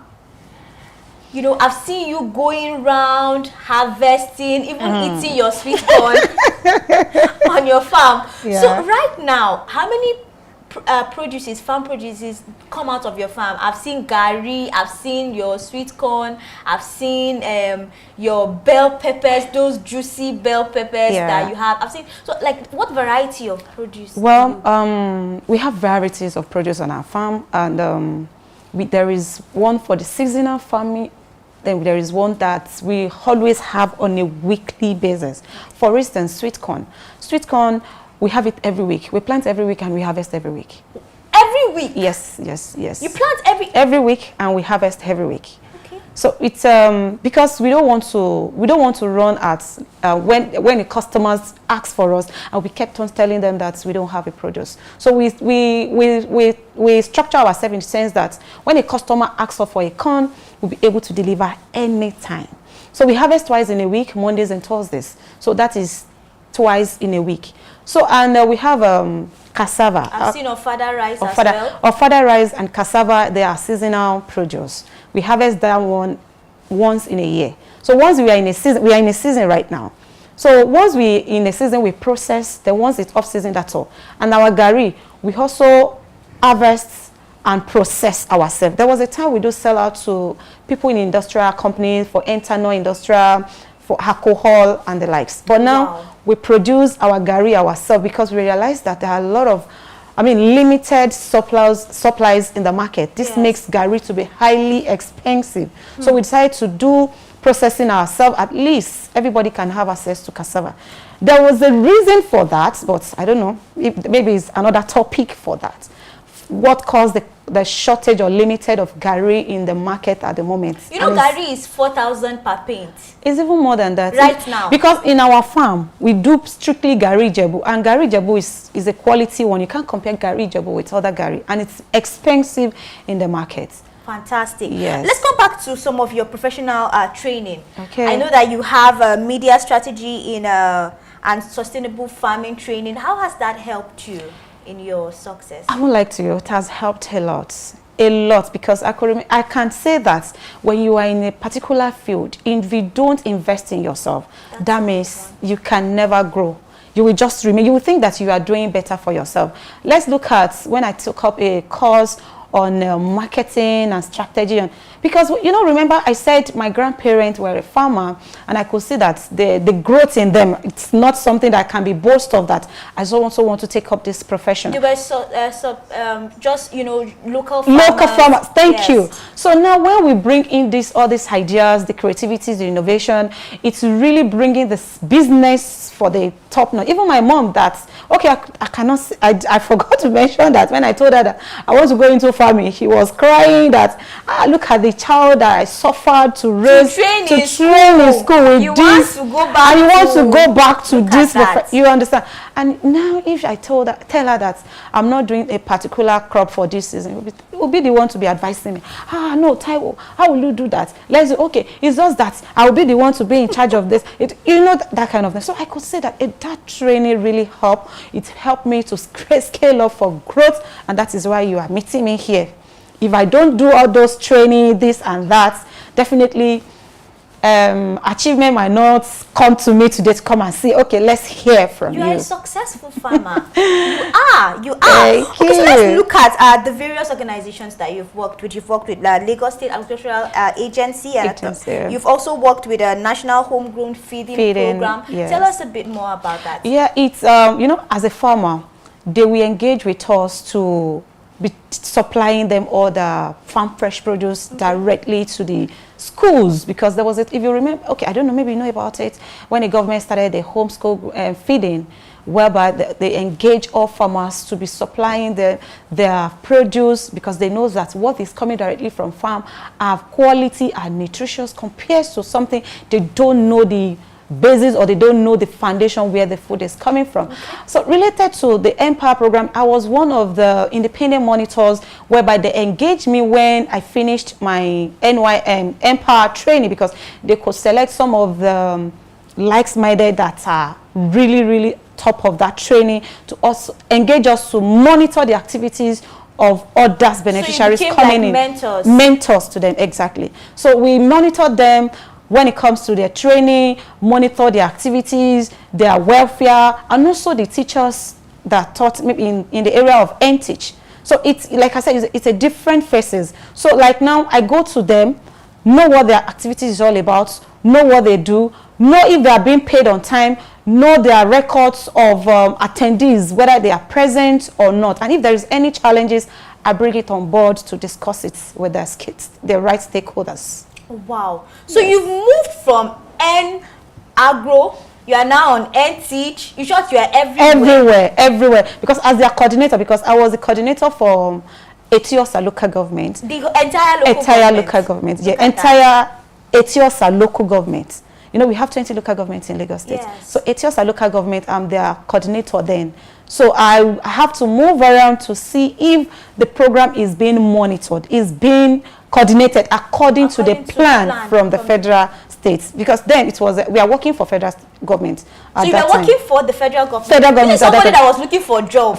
Yes. And now you have been contracted as a coordinator by the federal government. Yes. And I also doing my own farming stuff. Just look at that. Yes. You know what? We'll be back after this short break. There's so much more to unpack on this episode of Career Success. I wish we don't even finish, but you know what? Let's take a quick break and we'll be right back.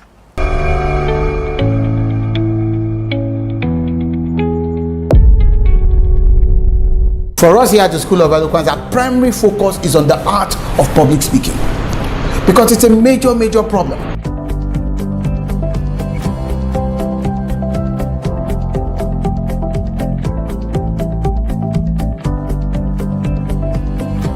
And public speaking, we must understand, is the raw art of speaker to audience oral communication. I got a lot more than I actually expected. I have overcome the fears I used to have. The more you speak, the better you are at speaking. School of Eloquence is the place you can be, and there's a turnaround.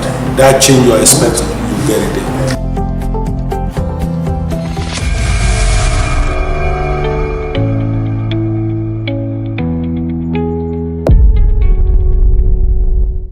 Welcome back to Career Success. We still have Taiwo at the studio. This is the Achievement Channel, and we are reaching you live from our School of Eloquence studio right here in Lagos. Taiwo, I will start calling you Minister of Agriculture because I don't even think the Minister of Agriculture, you know, but what I'm saying is that the impact of the work that you are doing is just phenomenal. Thank you. I can say that over and over again. So let's look at the Outgrower program. I understand that it focuses heavily on women and youth. Yeah. And that, you know, it has to do with agriculture, like also strengthening the food security in Nigeria. Please talk about that. Well, like I said earlier on, when I started, it's not just about to teach you how to plant alone. It's to teach you how to go about, know the in and outs about the whole industry. From the point of your site selection, to the point of sourcing for your seed, for the point of planting, for the point of marketing. So you have to navigate it all. So I want to, myself as a case study, when I started, I have no idea. In fact, fine, I have the background of farming, but farming not the same. Because the one that we are talking about is about when it comes to modern mechanized farming. Yes. We use irrigation on our farm because you asked me that time that we plant every week and we harvest every week. Because with the help of irrigations, this makes us to plant all year round. Rain or no rain, we are planting, we are producing, we are giving out produce for our communities so that they would not run or shortage of food. This makes us to be up of our whatever we are doing. So back to your questions. The Empower program is not just a program that anybody can just say, oh, it's meant for national cake. It's not about national cake. If you are the person that is well determined that I want to grow with this, so definitely you will grow. So when it comes to agribusiness, you can decide to go into, even if you don't have a farm of yourself. There are some people among me, like my colleagues, they decide to be in the marketing department of take from the production, the farmers, because they will tell you that you cannot do it all. You cannot be the producer and be the marketer and also be in the processing. So like my Gary now, I told you I farm my cassava myself. So there should be another department that will take it for me for another processing. Once they finish processing, another people will take it over to do marketing. So, but now, me, I'm doing all the three. I'm the producer, I'm the processor, and I'm also into the marketing. Because I realized that in agribusiness, if you are not into processing, you are not making it big. Oh, wow. Yes. I learned that in processing, you get more money in processing than to offtake. It has happened to me in the past whereby one of the offtakers, directly or indirectly, I can say he robbed me. Okay. He robbed me because when he came to me to buy, to bought tons of cassava from me at the rate of 33,000 naira, I think about 4 or 5 years ago. Yes. So I later get to know that, yes, you can blame me for that I do not do my market research well, which I accepted that I didn't do my market research well. So I later find out that it's selling at the rate of 50,000 naira. and I sold at 33,000 naira. So, well, that is it. But when I now convert it to the processing stage, you could see the double money I will make. So a bag of gari is selling at the rate of 75,000 naira now. If I'm to sell to you, I might not make up to like 50,000 naira as a tubers.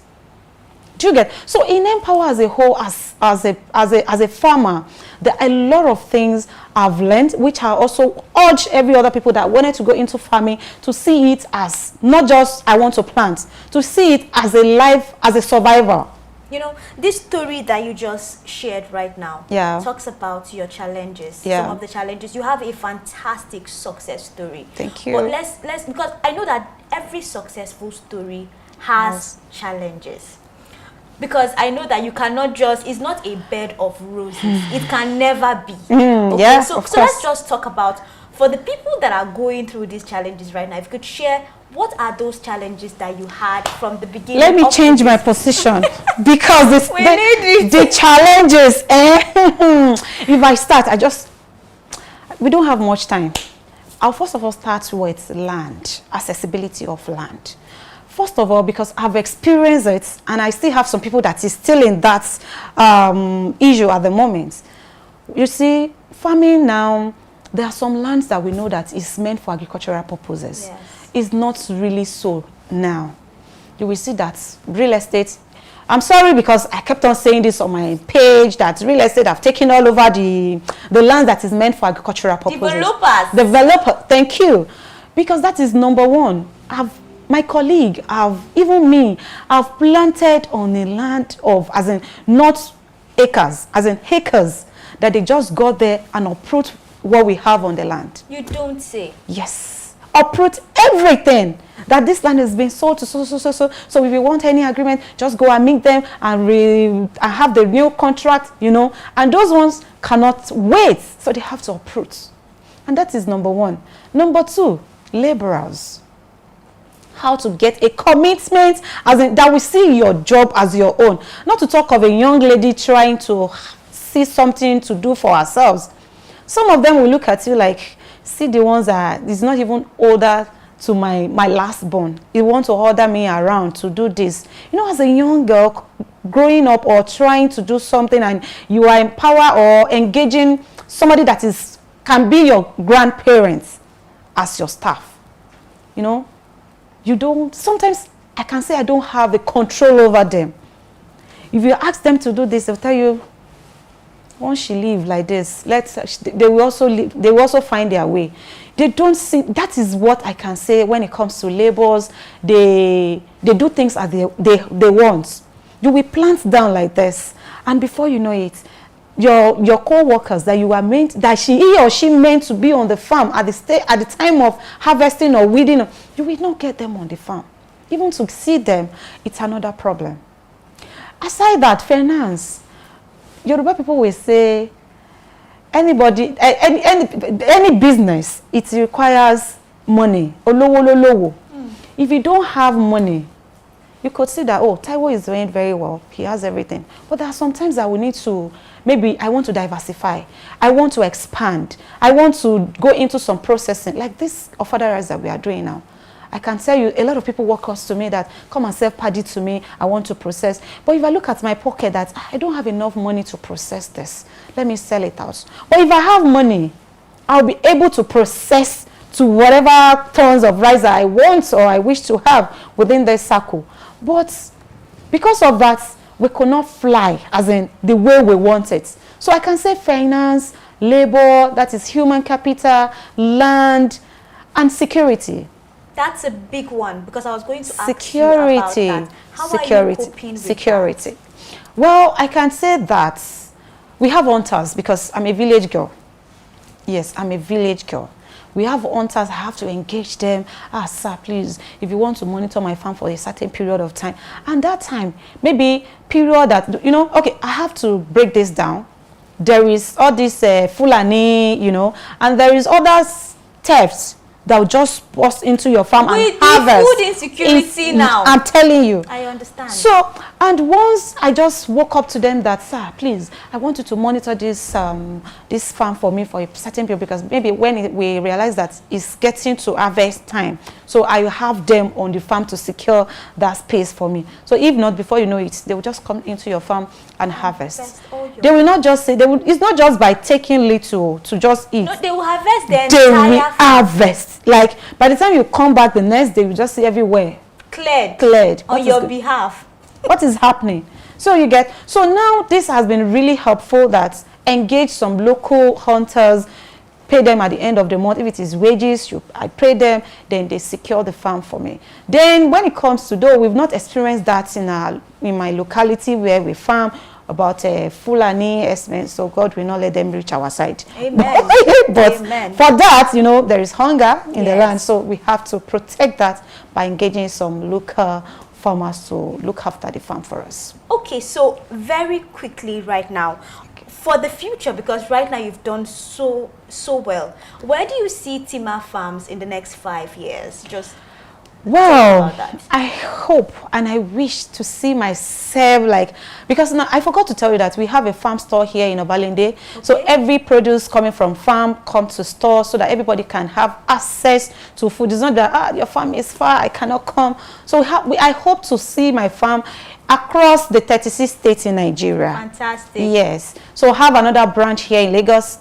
We're on island now, mainland, then maybe in Abuja, Port Harcourt, because those are because we do have a lot of orders from Port Harcourt, Abuja, Benin, in fact some Akwa Ibom, I don't know. We're going to visit your store. Thank you. Just see. Okay, so very quickly right now, just in a minute, if you could just tell our viewers that are watching you and aspiring to also be farmers, do what you are doing, just in 1 minute.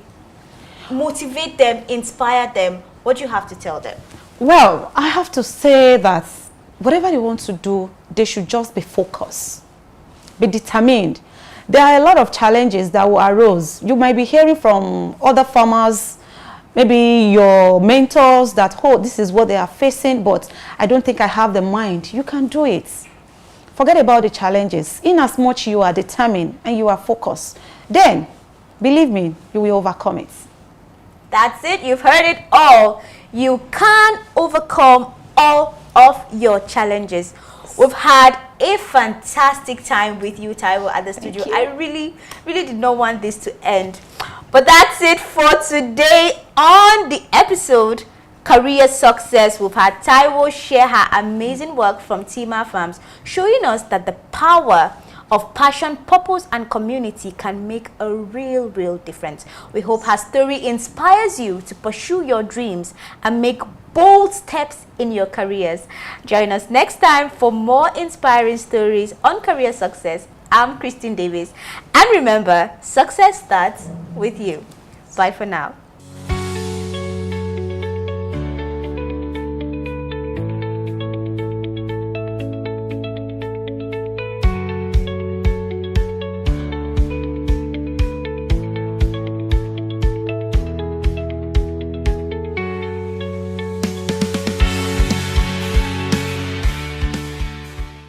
The future of any nation is hidden in the potential of its children. At Catching Them Young, we don't wait for greatness to grow. We ignite it early. This is where champions are noticed, where leaders are born, where purpose begins. Catching Them Young, because tomorrow begins today. Hello and welcome to Catching Them Young on the Achievement Channel, your #1 platform for inspiring stories and purposeful conversations that spotlight those shaping young minds and future leaders. I am your host, Sarah Undu, and as always, we bring you compelling discussions with change makers who are catching them young right where it matters. We are broadcasting live from the School of Eloquence studio here in Ikoyi, Lagos. And today we are delighted to have with us a remarkable woman whose passion for education and deep commitment to inclusive learning have touched the lives of countless children across Nigeria. She is an educator, a development advocate, and the founder of the Penapole Foundation. Penapole Adedoyin, welcome to the program. Thank you so much.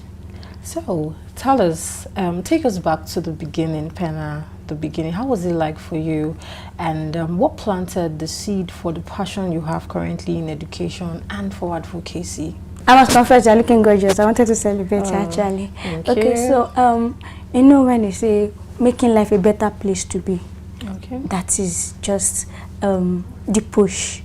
So disheartening to me during school hour, seeing some certain children on the streets, so disheartening. And then, you know, when they say education is every child's right, but to some extent, education is not accessible. So I have actually choose this part of making education accessible. I may not have money, but my words are actually valuable. My words are very, very much important, more than money. People might not see my name in the headline, but I tell you that how you make them feel is very, very important. How you put your name in their hearts makes you much more important. So now what makes me do this advocacy of it is because I want education to be accessible. You know when they say education and inclusion, so that is why I am advocating for this, so that everyone in the world will have access to education. I used to tell myself, I wish I have a superpower to send all the children in underserved community to school. So I feel we need to push to make the life a better place to be. So that's great. So was there a seed? Was there something that, you know, pushed you? Was there something that pushed you into the advocacy and inclusion? Yes, you know, for me, feedback is a push for me, and most times I tell people that if you don't see feedback, then definitely you need to re-strategize. So many times, I remember when I was in university, I happened to school in Olabisi Onabanjo University, and it happens to be a semi-urban community. I used to trek all the way from my hostel to the community to teach children. So most times, these children need to be in school, but I see them taking cutlass to the farm, and I will ask them, why are you not in school this particular hour? And they told me that their daddy did not have money. So during my own leisure time while I was in school, I takes me like 45 minutes to trek to that village. I will go there to go and teach them, to educate them. My own personal savings, I'll have to buy school bag for them, notebook for them. So in my own way, I started my own school in that underserved community. Now, what plant have I been able to get from what I have planted? Because now most of them are now prefect in their school. It's a push. Leaders are already emerging. And I remember Benjamin. I used to mentor Benjamin then. And when Benjamin gained admission into the university, I gave him 2,000 that I do not have money, but take 2,000 naira for your matric. But at the end of the day, Benjamin gave me a gift. What gift? A artwork. And putting that artwork in my room, waking up every morning to see that artwork, it's just a joy to my heart that indeed this is a seed, this is a harvest. So feedbacks most times is a push for you. And if those feedback are not coming forth, try to re-strategize for you to get that feedback and don't give up. So you're saying that the passion, what has pushed you so far, is that the feedback from the children, that you see that they are unable to access education, or probably due to finance or thereabout, right? Yeah. So in all of these things, has there been any specific child that was a trigger point for you, that, you know, pushed you into this as a life calling? So many, like I can't count them. But like I said, you know, I mentioned Benjamin earlier. Yes, Benjamin. Now, aside Benjamin, I have, we call him Kekeyawo. That's his name, you know, underserved community. So they have all those funny names and all like that. Kekeyawo is just a little boy that cannot speak in English fluently. And I remember when I was growing up, I can't even communicate in English very well. But I had to share Baita Grammar. Do you know this textbook, Baita Grammar? Yes, it helps him. So I gave him that book and I said, I'm already living in this community, but the little one, I've been able to put you through this book. I know it will help you. Now, Kekeyawo is leading his school in competition, debate competition. And I remember he won a scholarship. So those things are actually a positive push for me that you don't need to give up. You know, sometimes I tell myself that if your faith, F-A-T-E, should fail, don't forget the faith of God. So those things, the faith I have in God in these things, this is a purpose for me. You know, the difference between you having a purpose and you cannot fulfill that purpose.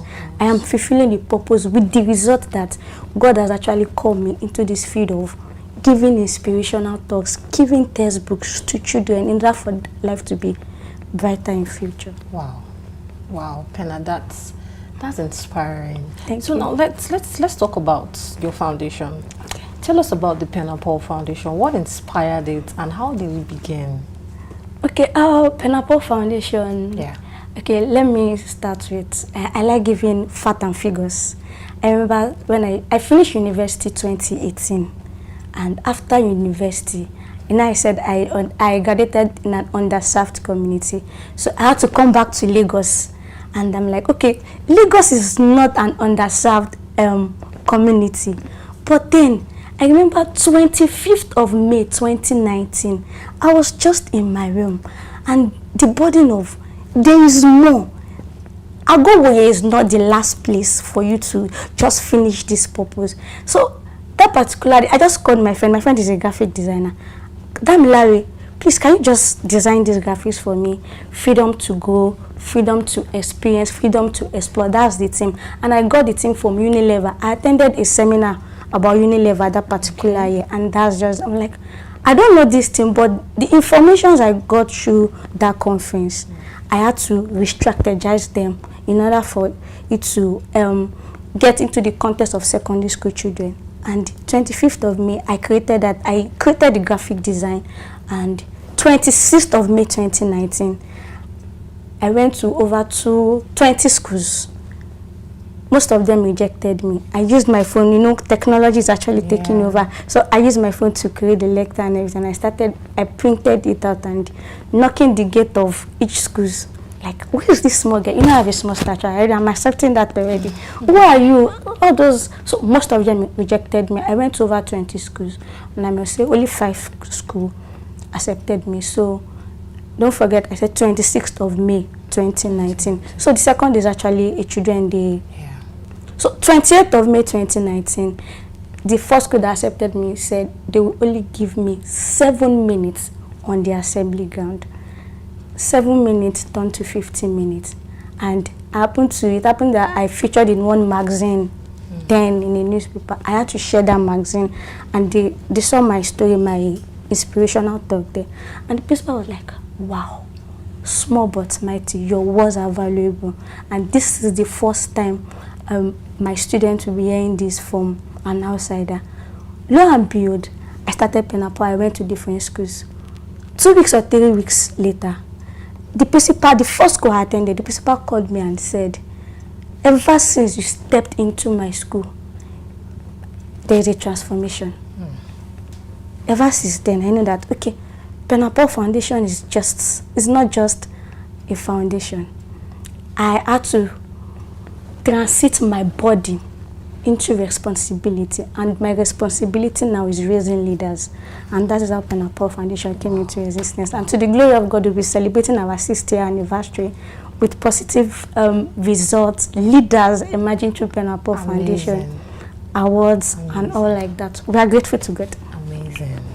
Oh, you said something. You said, can you share with us what you actually shared with those children or the assembly girl that the principal had to call you and say that ever since you came, the words you said? Can you just give us a bit of insight? I remember remember the first, I said freedom to go, freedom to exploit, and freedom to experience. That's the theme of my first outreach in Penna Paul Foundation. So I used to tell them that irrespective of who you are, you have the right to succeed. I'm a kind of person that as an inspirational teacher, I call myself, though I teach civic education, but through civic education, that context of civic education, their inspiration in that subject. So I tell myself I am an inspirational teacher. So I used to tell them that you have the right to succeed, despite the fact that there are limitations to you. And I tell them that you are in your comfort zone, and your comfort zone is your parents' place. But I tell you that the best comfort zone you can ever get is in the presence of God. Your parent place is, but if you are not careful, you will not know that the best comfort zone is in the presence of God. So I used to tell them that you have the right to succeed in as much as you are in your comfort zone, which is the presence of God. That school, I remember vividly, the principals, they don't used to do fellowship and all sort like that. I brought out school fellowship in that school. Wow. So ever since then, they used to have, they used to do assembly debates. They used to do, they have president for their fellowship. You know, from SS3, when they have those particular positions aside school prefects, it's just that we are trying to bring out the leadership in them. So I remember the first one I told them, your comfort zone is in the presence of God. I used to say that everywhere I go. So that's just it. Wow. Now I see why they had to call you back. That's good. Thank So you now so tell much. us your project. It span book drives, outreaches, and even storytelling. So tell us, how do you choose where to focus? Okay, you know, intentionality is very, very important. There's a difference, in economics, they tell us that there's a difference between needs and wants. So many times, we see NGOs go to orphanage homes, they just want to take pictures. There are so many orphanages people attend that those orphanages have enough of foodstuffs. It is not about the picture. It is about the fact that we need to bridge the gap, meeting the needs of these people. So I am so intentional to the point that I do my critical research. Like I said, my targeted audience are underserved children. So I do my critical research, and permit me, I'm a Christian.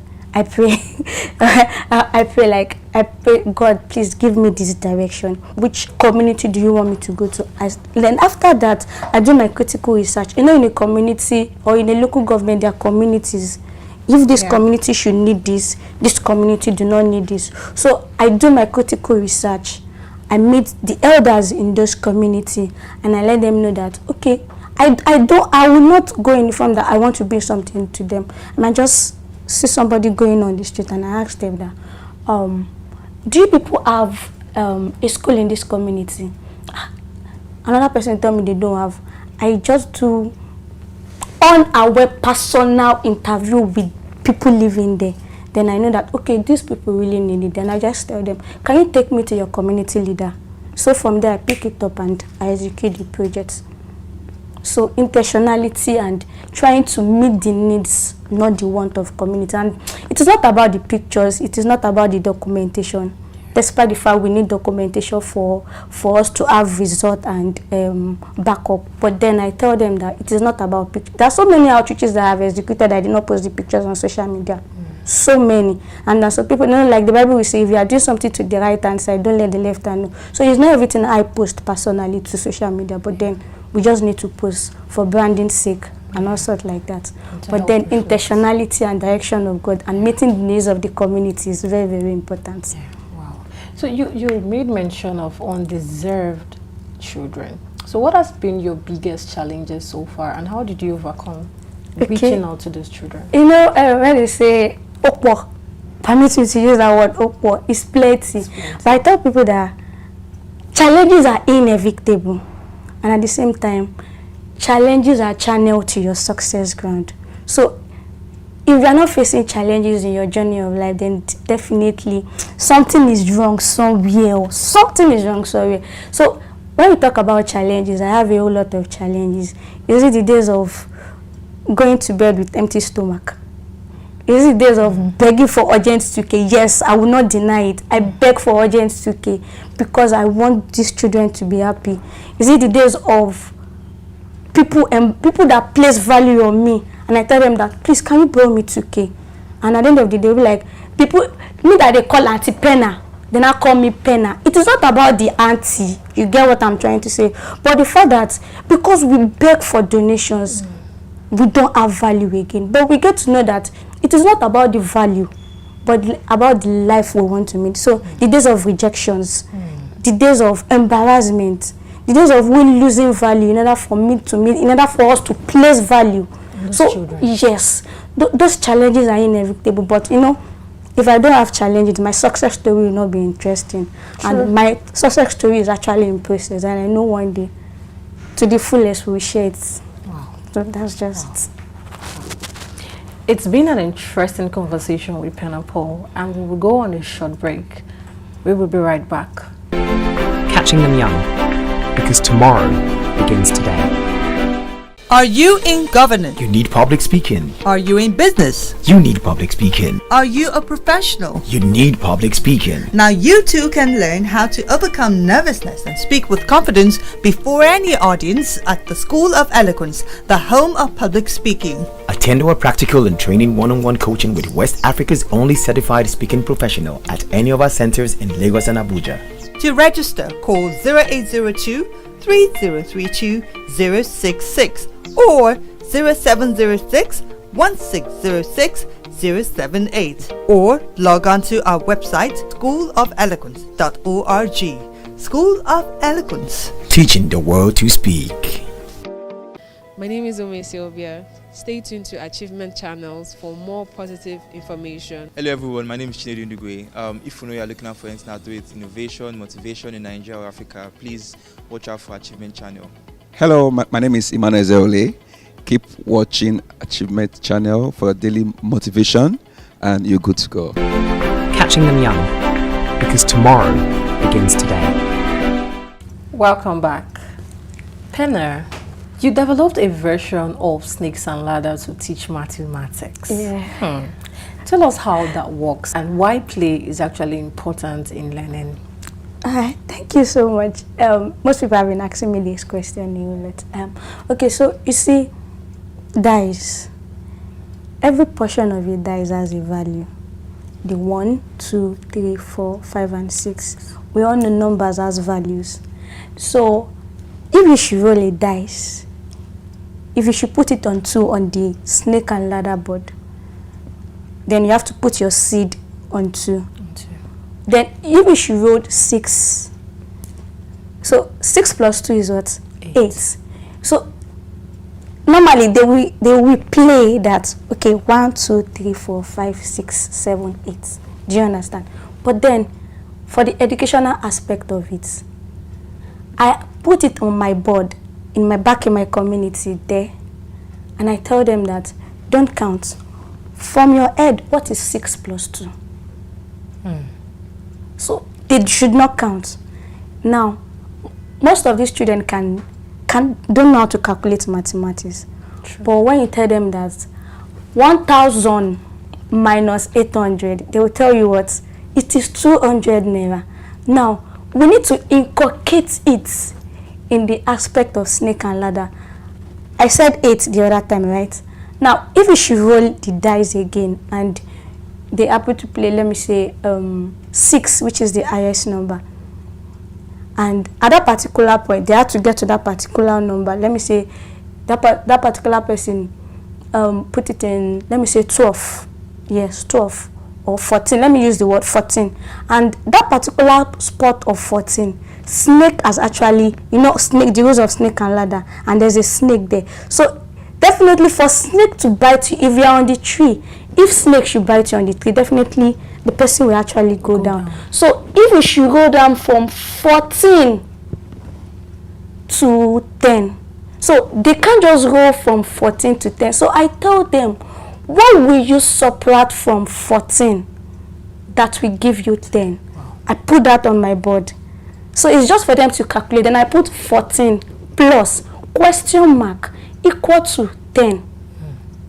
So what should be in that question mark? It should be 4.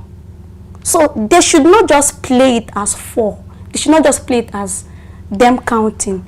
Snake and ladder should help you to calculate quick.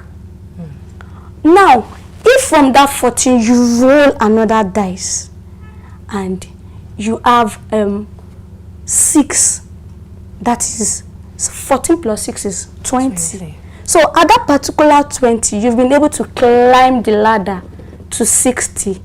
So, and I ask them again, don't just climb this ladder to 60. What have you been able to calculate? 20 plus what will give you 60? Then I put it there on my board again. 20 plus what will give you 60? That question mark. So now fill in the gap of that. Use your head to calculate. They tell me it is 40. 40 plus 20, it is what? 60. So snake and ladder should not just be a game of fun. Should be a game of addition and subtraction, in order for you to be able to calculate without you using pen and biro or pen and book. Wow. That is not the first game I've been able to craft in pen and ball. I crafted another one, Scavengers. I don't want to use the word, it's more like a draft, but because of the name draft, I don't want to use draft. So I had to pick up covers of bottles. And I thought there's a way I had to craft it, and I tell them, think critically. How will I be able to cross over to the other side without pushing you to decide? So in my community, in Pen and Ball Foundation, I don't just dish out words, despite the fact that inspirational words are important.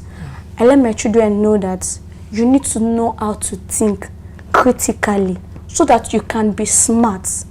You know, education is beyond the four corners of the world.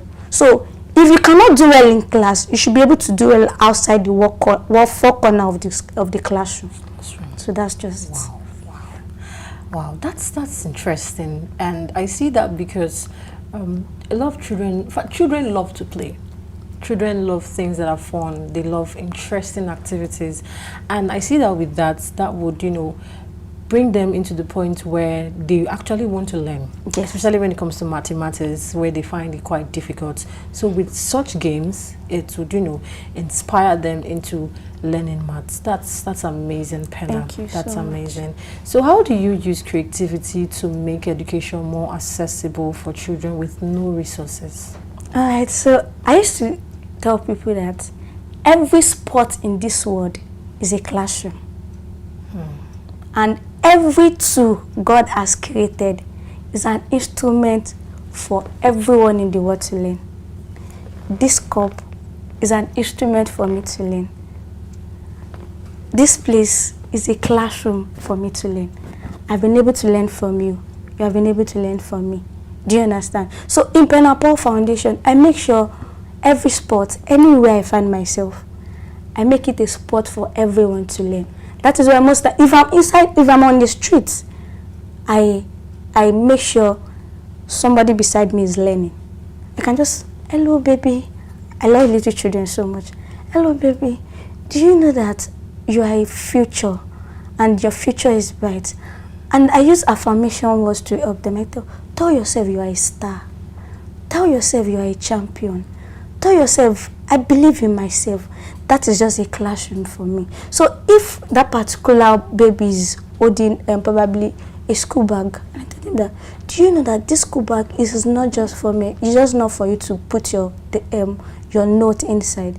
Do you know it's an avenue for you to keep secrets? Because our mouth is also a bag for us to keep secrets. So in anything we find ourselves, let's make it a means for us to learn and for the future coming behind us. Wow. So that's just it. Wow. That's good. Thank That's you. good. So Penna, you said something, you made mention of something as a challenge. That was one of the challenges that you faced. And what you said was on funds. Yeah. So tell us, you use your personal funding for this foundation. Obviously. What is the sacrifice? What is that drive? What has been, you know, pushing you into making such sacrifices? Okay, so if your pocket is empty, you don't have a purpose.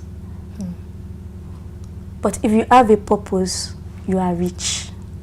If your pocket is empty, you don't have a purpose.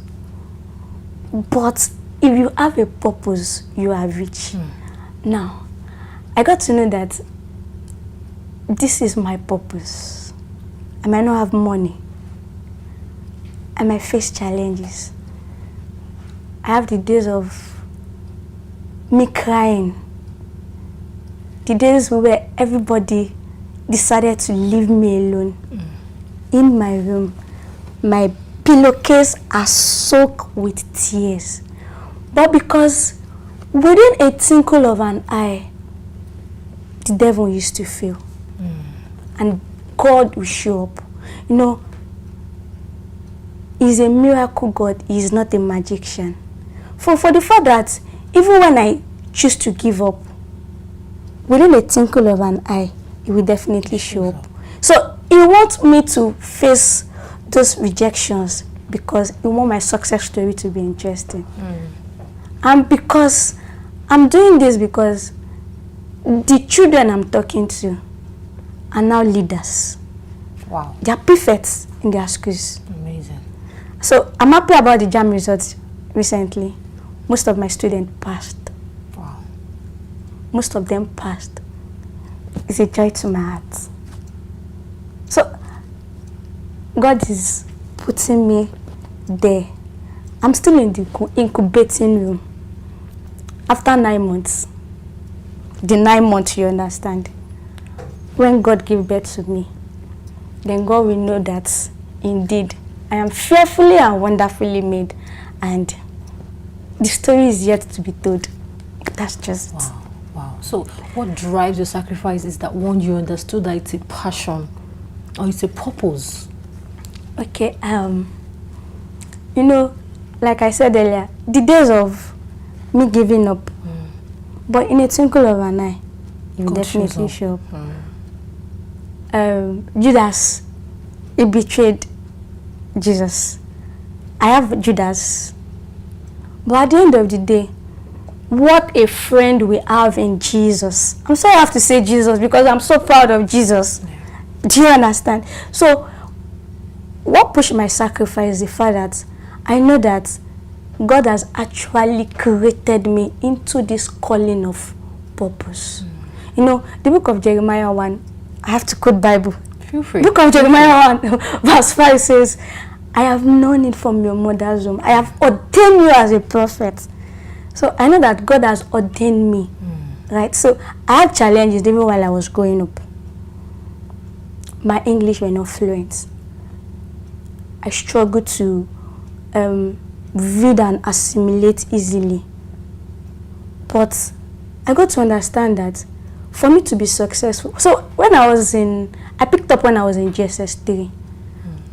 So from SS1, I featured in newspaper, going for competitions, those sacrifice alone, and the result I had and I will still have, are just the fact that God indeed has called me into this purpose, and at the end of the day, sacrifice will not just go in vain because God wants you to sacrifice. You know, when we sacrifice our ram, when we sacrifice our listing, at the end of the day, you go enjoy them now. But I'm not doing this because I want to enjoy. I'm doing this because I am planting something. And when December comes, we go harvest. The rain will soon fall. And we will harvest our fruits. So in a nutshell, you know that God had sent you into doing this, and regardless, you have to put in your all and see how God shows up for you in the midst of the storm. Yeah. Wow, that's so amazing, Penna. Thank you. So what message do you have for young Nigerians currently watching you who feel powerless but they want to make a difference? Okay, so I tell people that people are not looking for perfect people, but they're looking for the presence of people. Volunteer. Tunde Onakoya used to say something. You can do a big thing from a small place. Recently, I volunteered for one event, and one of my friends said, Penna, what are you doing? You're not supposed to be volunteer. You're supposed to be on that stage. I said, no. If everybody should package themselves to be on the stage, who will plan this program to be successful? So most times, you don't need to be in the front to volunteer. You don't need to be in the front to do big things. Whatever your hand find doing, do it well and do it diligently. You will stand before big people. So in anything your hand find doing, please do it well. You might not be a perfect person. I am never a perfect person, but your presence is very, very important. So you are planting that seed. By the time it will germinate, people will marvel at your work. And I know every Nigerians out there, our future will definitely be bright. Nigeria is a good country. Of course. If we go to Jamaica, if we go to Canada, please let's come back to our home, because we know Nigeria will be a better country, or let me say the best country someday, sometime. That's just it. That's amazing. So Thank Penna, what's next for you and your foundation? Okay, a whole lot. But according to the leading of the Holy Spirit and what God has actually placed in my heart, we are shooting a movie very soon. And the movie will be not just for children. Educators, teachers will learn from it. Parents will also learn from it. So the movie, we are already in the process of it. So we are shooting a movie very soon. And there's a project we're actually working on, making education beautiful. We've started it already. And we are going to 15 underserved community to make education beautiful. How? You know, when you are in an environment and that environment is not enticing for you to learn, you will give up. So we are trying to create a learning aid, a banner in a classroom whereby we'll place a banner in schools that don't have. We'll craft out a banner according to the educational curriculum, school curriculum. So in nursery class, we have a banner of A to Z with pictures. You know, children, they like anything animations. Yeah. So A for apple. When they see A, when they see apple, they know that definitely A is for apple. When they see B, B is for baby. When they see baby like them. So we are creating a banner whereby when they get into the classroom, even if they are at home, they will tell their parents, Mommy, I want to go to school today because in my classroom, education is actually beautiful. So we are going to 15 underserved community to create a learning aid for them. So the theme of the program is making education beautiful. So that's just. Well, that's amazing. You have so great plans. That's amazing. Thank you Thank you so much, Penna Paul. You've made us understand that you need purpose, you need passion, you need a vision. You also need the plan instructions from God. Right? Definitely. Maybe you understand that. And thank you so much for your inspiring story. Thank you so much. Catching them young, because tomorrow begins today.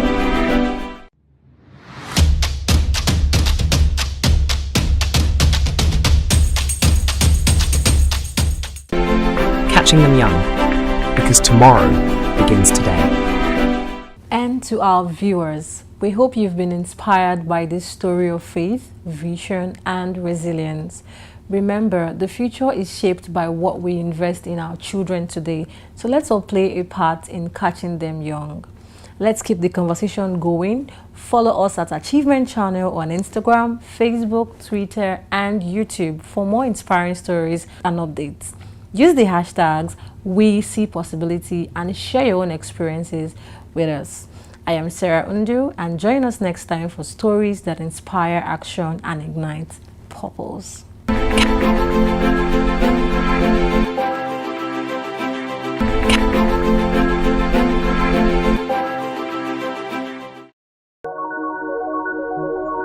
On Sunday, February 8th, 2026, the Harbor Point Event Center in Lagos became the epicenter of excellence and celebration. The Center for Values and Leadership, CVL, gathered the nation's finest to honor a titan of intellect and integrity, Professor Pat Utomi, on the occasion of his 70th birthday.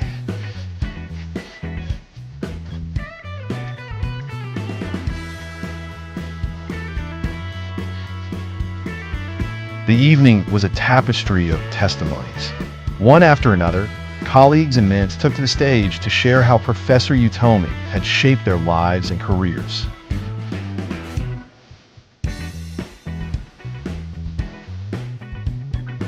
Beautiful tributes flowed, painting a picture of a man whose influence transcends academia and enters the realm of national transformation.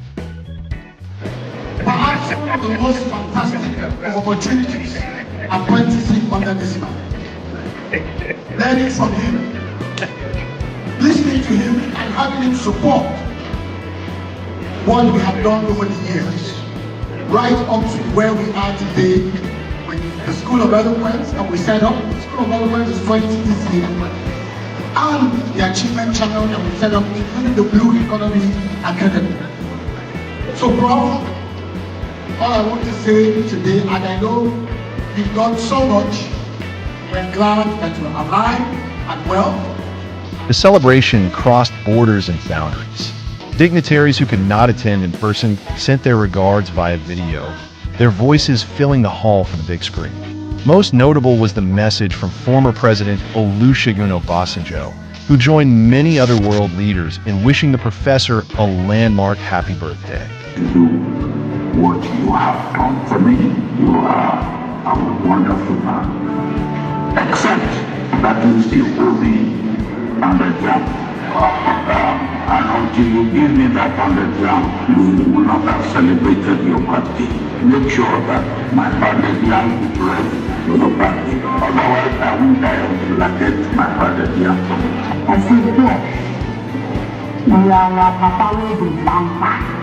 Make our boys vampire.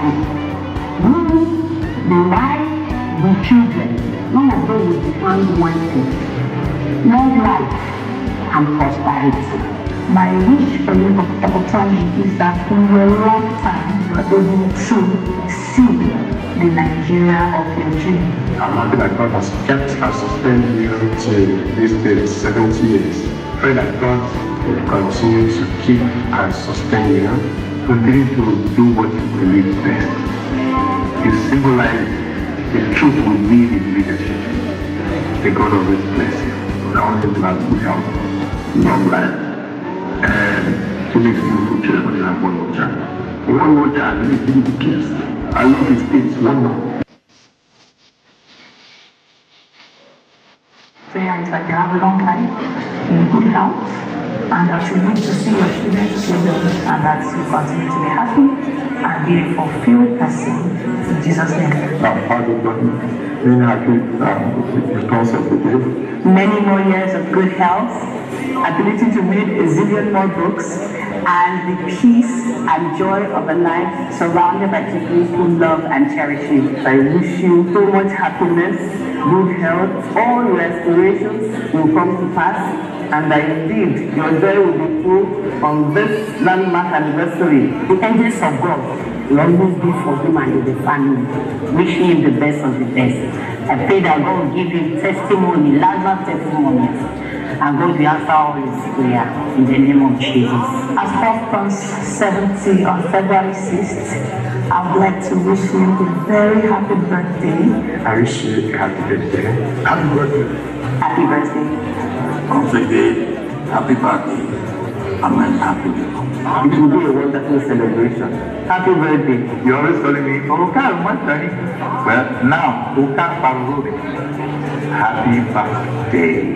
Happy birthday. Whether it's bathroom or bedroom, happy birthday. Happy birthday, happy birthday. Please let's put our hands together for the Achievement Channel went behind the glamour to speak with those who know him best. History was George Hart as one of the major players, not in terms of the violation of June 12. He formed a group of high professional bodies, people, and they formed what they call concerned professionals. That's professionals who are concerned about the future of this country. In 1993, imagine 1993 to this time, 33 years ago, of the validation of June 12 and restoration of democracy in this country. The SDP family is proud to be associated with Professor Patutomi, who was the contemplational chairman of the SDMP that later transformed into the SDP. Professor Patutomi was also the first presidential candidate of the Social Democratic Labour Party, 2011. And his wealth of wisdom and experience, the SDP took a lot through him. We wish you many years long. May God continue to spare him good health so that Nigeria can continue to handle his blessings and wisdom. Thank you. May God bless. The one thing you cannot take away from Professor Patutomi is that he has as equal eye view of Nigeria. Okay, my name is Niya Adesanya, a business consultant and a business engineering expert. He's a man that has been there from the beginning. My company is over 20 years, but Patutomi has been with us forever. I mean, when people did not believe in us, he believed in us. And then his level of sacrifice is unparalleled. It's very commendable. He sacrifices, he goes the extra mile and extra length for you. And I really appreciate him for that. And also, I want to use this opportunity also to appreciate his beautiful wife. Because, you know, many people have been talking about Professor Patutomi, but nobody has said anything about her so far. She's a gem, she's a mother, and she's a beloved woman. We love her. Thank you for taking care of our Patutomi for us. God bless you, man. My name is Ben Gashasson. I'm the Executive Director at Paradigm Initiative, and the chairman of our board is Professor Patutomi. Prof, thank you. When we started, you believed in us when we didn't even know what we were going to do. And that belief led to valuable currency in relationships, in partnerships, in funding, in impact, and in work. And because of you, because of the foundation you laid, we are now able to reach thousands and hundreds of thousands of young people across 28 countries on this continent. Thank you for being our trustee and for being our chair. And I pray that you will eat the best of the land. Prof and I grew up in Kano. Went to different schools there. And it's about 13 or more years of our growing up. We didn't even know until we met in Lagos. And I must say that Prof was one of my very good friends. When I turned 70, going on 3 years now, he was there with the wife. And since I've been celebrating my birthdays, he never misses out. So tell me why I would be here today. Your hands please together for him, ladies and gentlemen. His children shared intimate reflections on Pat Utomi, not just as a public figure, but as a father and a guide. My name is Patrick Utomi, and I am the son of Patutomi. So my father has been an inspiration ever since I've known. He's always been concerned about the nation and his family. Those are the closest two things to his heart. And every blood, every sweat, all his tears, everything he gave up for us, his family, and for the nation. And I'm glad that he is getting his flowers. But I hope that in his life, he sees the nation become what he expected it to be. Thank you. My name is Claire Utomi, and I'm the youngest daughter. I think the first thing I admire about my dad is that everyone knows his political achievements, his achievements in, academic arenas, but he is such a family man, a dedicated person to being a good father, and always showing up despite his busy schedule. And so I thank him for the plays, for the school visits, for showing up for my friends, for me, no matter what he's doing. It was a truly glamorous affair. From soulful musical performances to vibrant entertainment, the night was a fitting tribute to a man who has given so much to the soul of our nation. 70 years of value, 70 years of leadership. Privileged for the gift of life, for the opportunities that we have had, and how this has enabled us to, stimulate some thinking. So I'm really happy that I'm here today. My greatest fulfillment is that in spite of all the running, I have managed to find a wonderful family that has been there all the time, and we have peace, we have joy. Thank God. As the curtains fall on this celebration, the legacy of Professor Pat Utomi continues to inspire a new generation. Reporting for Achievement Channel, we celebrate a life well lived.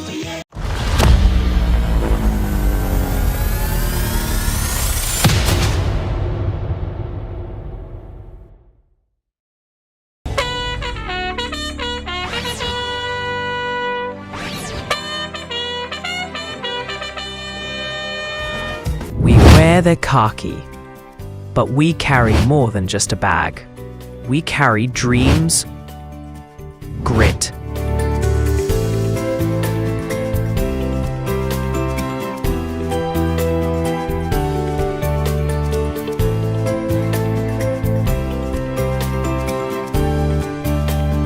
and a will to serve.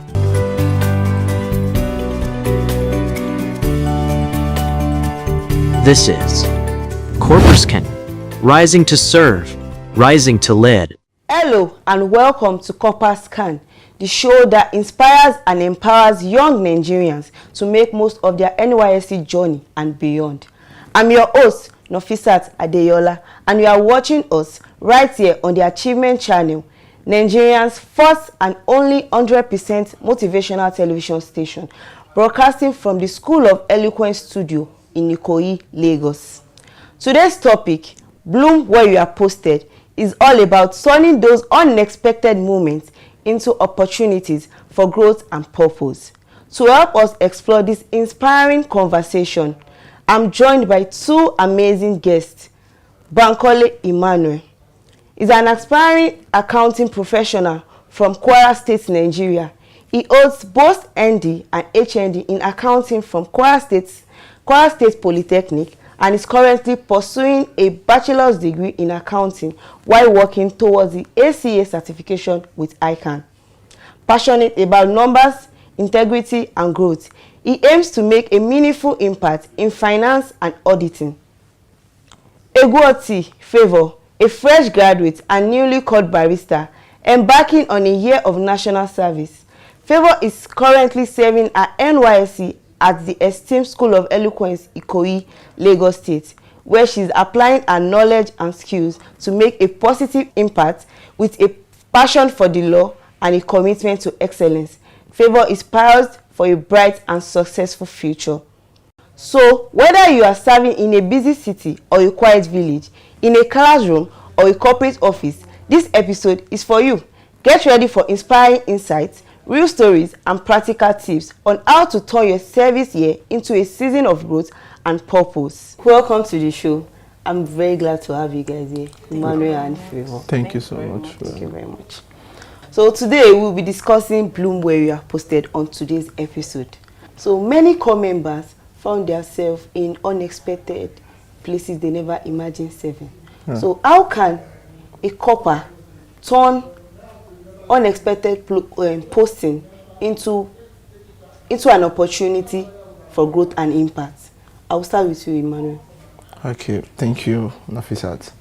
From my own perspective, I would like to say, as a corper, have it, you seeing yourself posted to where you are not wanting to. It is like, how would I put it? Firstly, the place might not look like a blessing to you, but probably it should look like a journey or a training ground to the journey of your destiny. Because being a corper, you might not want to be in this or particular place being posted to, but seeing yourself there, you have to first look at it. What is my purpose here?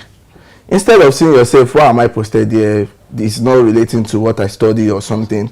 You take it, have that mindset. Instead of thinking, why are you posted here? You can calm down and relax and observe. Then see it that what is my purpose here? How can I help this particular organization with what you have? So thinking and seeing it as, okay, yes, because people have that mindset that if you are not posted to where you actually have, where you study or something you have relating to what you read in school, so people see it like as not well, how would I put it? You are not well welcome there. But even life itself, whenever you meet yourself, you need to work with how it is. So by then, and working with things along with how it goes, you definitely get good opportunities, and consistency matters. Thank you for that answer. What about you, Favor? What do you have to add to it? Okay, thank you. Well, I'm going to add to what he said, and I'm going to use what he's using as an example, which is mindset. So when NYSC puts you to where you are not even expecting to, maybe because you didn't study what they posted you to go and do and all that. Don't see it as a punishment from NYSC. Do you understand what I'm saying? See it as an opportunity for you to grow and impact like other people around you. That's everything about NYSC posts, everything about life is just mindset. Don't see it as a punishment, see it as an opportunity for you to grow. I'll use myself as an example. I'm a lawyer, quite alright, but I was not posted to a law firm. You understand? So what I understood and what I want to take from where NYSC posted me to is that there is no knowledge in this. That is wasted. Yes, that's a waste. I will learn something from where I'm being posted. You understand what I'm saying? So it's not, some people are saying, it's not a law firm. But I'm like, let me just calm down. You understand? This is 1 year. It's not a waste. You understand? You are going to, no matter what, you're going to learn 1 or 2 things from where you are being posted to. And you don't know where you're going to apply it in life. So it's going to be useful to you, and you never know when it's going to be useful. There's another thing. Anywhere they post you, to just be flexible. Life comes with adjustments. Let's just learn how to adjust to some certain things in life. So you have to adjust. Let's not be static. This is how I want to be. This is how I want it. Change. Everybody should just learn how to change and be, dynamic with wherever he or she finds his or herself. Yes. And something else. Let's learn how to connect with people around us. Whether they posted it to a rural community or a corporate life, just let's learn how to connect with people. No matter how small that place is, starting from trying to learn languages that you don't know, or learn how to greet them, or just be jovial with people. You don't know how connecting with people can, make you grow in life. So it's something that we also have to learn. So that's just what I want to add. Thank you very much for that answer, because I actually have something to add to that. Because there was a day I was strolling on social media and I saw something like, if you keep cursing out or saying negative things about your place of work, there's no way you will grow out of that place, and there's no way you will be happy. And I think when I saw that, it actually changed my mindset.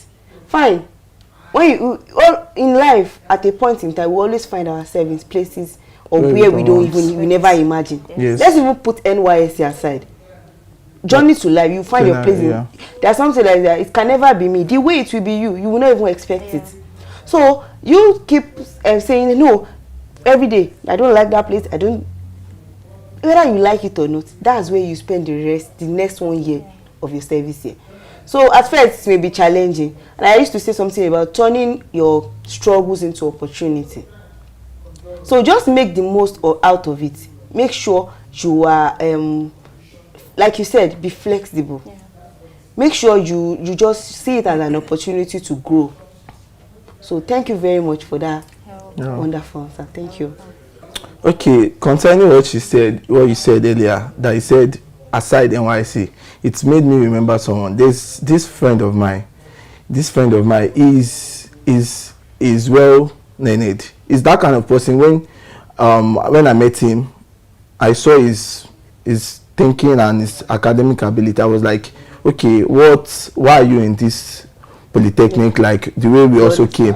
I was like, no, because from his 100 level down to his final year, he was in first class, distinction, HND distinction, HND2 distinction, graduated with distinction. So now, we will say that kind of person now that graduated with distinction from 91 down to HND2, we will say that kind of person is supposed to be in university, but due to that, the way life generally, and he was able to manage the way the life of a thing is. So it's part of how life will actually treat you. So thank you. Thank you very much. Thank you for that wonderful answer, which brings me to the next question. Can you share a story? It may be yours, it may be someone close to you, of a couple that turned their unexpected posting experience into something imaginable. for someone that posted to a place they don't want to be. So how they turn their posting the NYSC year from a place they don't want to be to something very, very impactful. Do you have a story to share, or maybe yours, maybe one of your experience, maybe one of your very close friend? Okay, thank you for that wonderful question. I would like to put an illustration of somebody I know. Okay. He was posted to Kwara State for his NYSC. Okay. In a remote area, a remote village. Okay. So the place is, they have a lot of things that are lacking: the lack of light, lack of electricity, lack of power, lack of water. Like the area itself is just, it's a school they posted him. Okay. Then it was just like, you know, as a copper now, that alone, you know, as a copper, you feel like the area where you are, you need some things like the way you like light and everything. But the way where it was posted, it was bad. Like it was posted to a school. But this copper that I'm trying to talk, the school it was posted to, he realized that those students, they lack how to read. Then he took it. He didn't take it as a problem. He took it as an opportunity that, okay, let him start some weekends, Friday, Saturday, Sunday, coaching lesson for them. Then from there, those students became very good in reading. From there, the parents of those children were like, yes, this is good.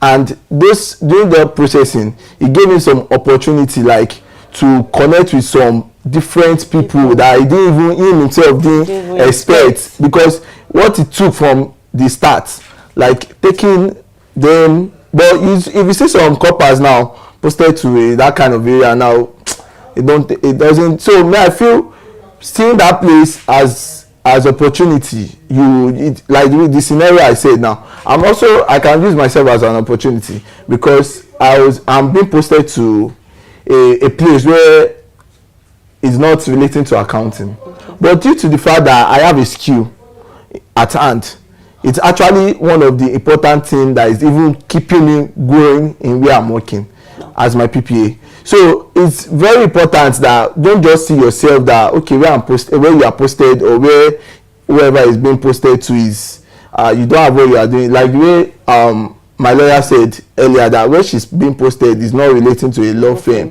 So if you can see where you are as an opportunity and ability to grow, to use it to grow, it will go a long way. Yes. Okay. So I'm going to use CDS as an example. Okay. So my CDS says a lady, she was posted to sports CDS. That's her CDS. Okay. Sports CDS. A CDS group. Yes, a CDS group, sports CDS. And she happens to be in volleyball. You Okay. understand? You know, at first it's like, we're just wasting our time. Do you understand? What are we even using this thing to do? Who actually uses volleyball? I know in Nigeria we don't really, apart from football, Yeah. and Yeah, yes, there's not really football. Those ones are not really there yet. So, but to her greatest surprise, she used it as a means to eat. Even now, that's what she's using. She has her own small, academy where she trains young people. You understand how to play volleyball. How to play volleyball. At first, it was like, let's just do this and And get let's it just done. get it done with it. But now she uses it and she trains, young people how to play volleyball. And who knows, it might go international one day. You never can tell. You understand what I'm saying? So wherever you find yourself, just use it. Learn it very, very well, no matter how little. You don't know if you're going to use it to teach people in the future, or if you're going to use it to even apply it, to even make yourself greater, make yourself grow the more. Yes. So that was, and then there are still so many other stories where people, especially people that have been posted to rural areas, where they end child marriages, because they are graduates and they speak up, and the government hear them eventually. They end child marriages, end female mutilation, genital mutilation, all those kind of things. So that's just simple. Thank you very much for that wonderful answer. Thank you very much. That's a very inspiring story. Thank you, listeners for staying with us. Now we'll go on a short break and we'll be right back. Are you in governance? You need public speaking. Are you in business? You need public speaking. Are you a professional? You need public speaking. Now you too can learn how to overcome nervousness and speak with confidence before any audience at the School of Eloquence, the home of public speaking. Attend our practical and training one-on-one coaching with West Africa's only certified speaking professional at any of our centers in Lagos and Abuja. To register, call 0802 3032 066 or 0706 1606 078 or log on to our website schoolofeloquence.org. School of Eloquence, teaching the world to speak.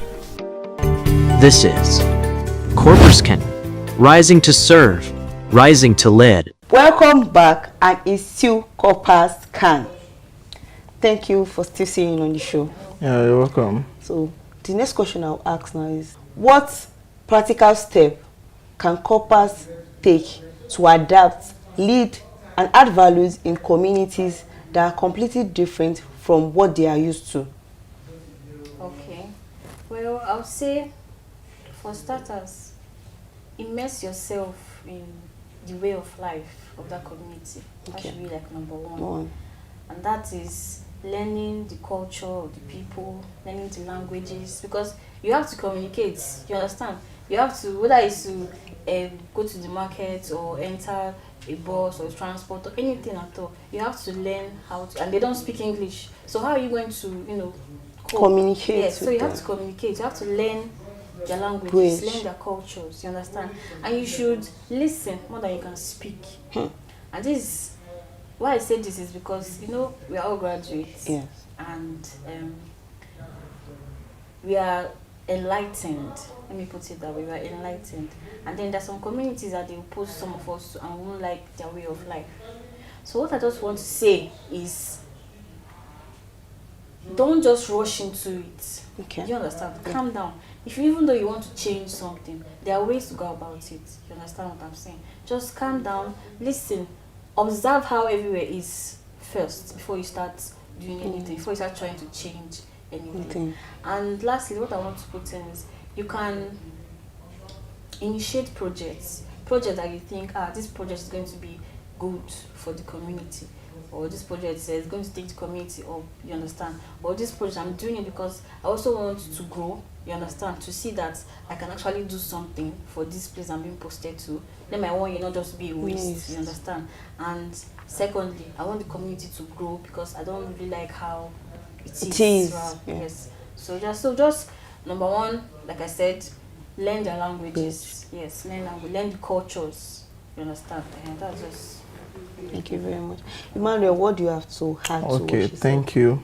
Concerning from my own perspective, whenever you are being where you are, firstly, you have to observing first, because you have to observe where you are, because you have to know the kind of people are there.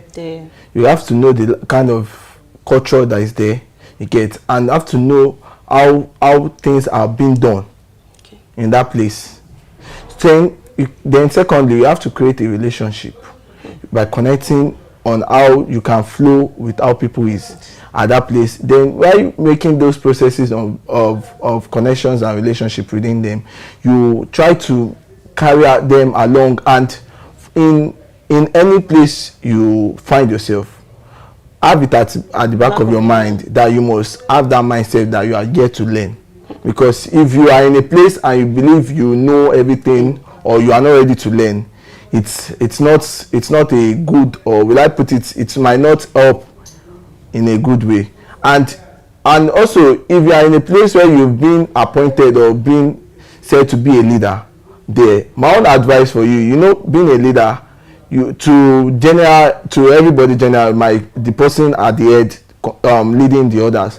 But being a leader, you must ensure you are doing things like, how would I put it, ensure you lead in a way that you are not seeing yourself as a boss or as the head or leader. You are seeing yourself working together.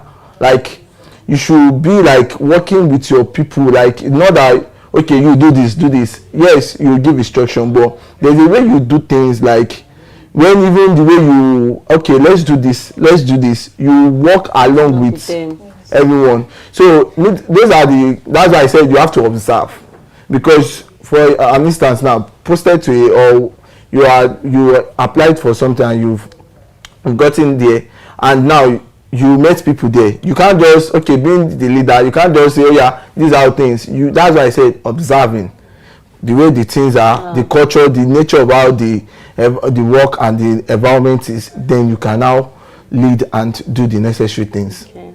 Thank you very much for that answer. I also like to add to what Favour said the other time. Okay. So he said something about learn their language, learn their culture, and that takes me back to when I was in camp.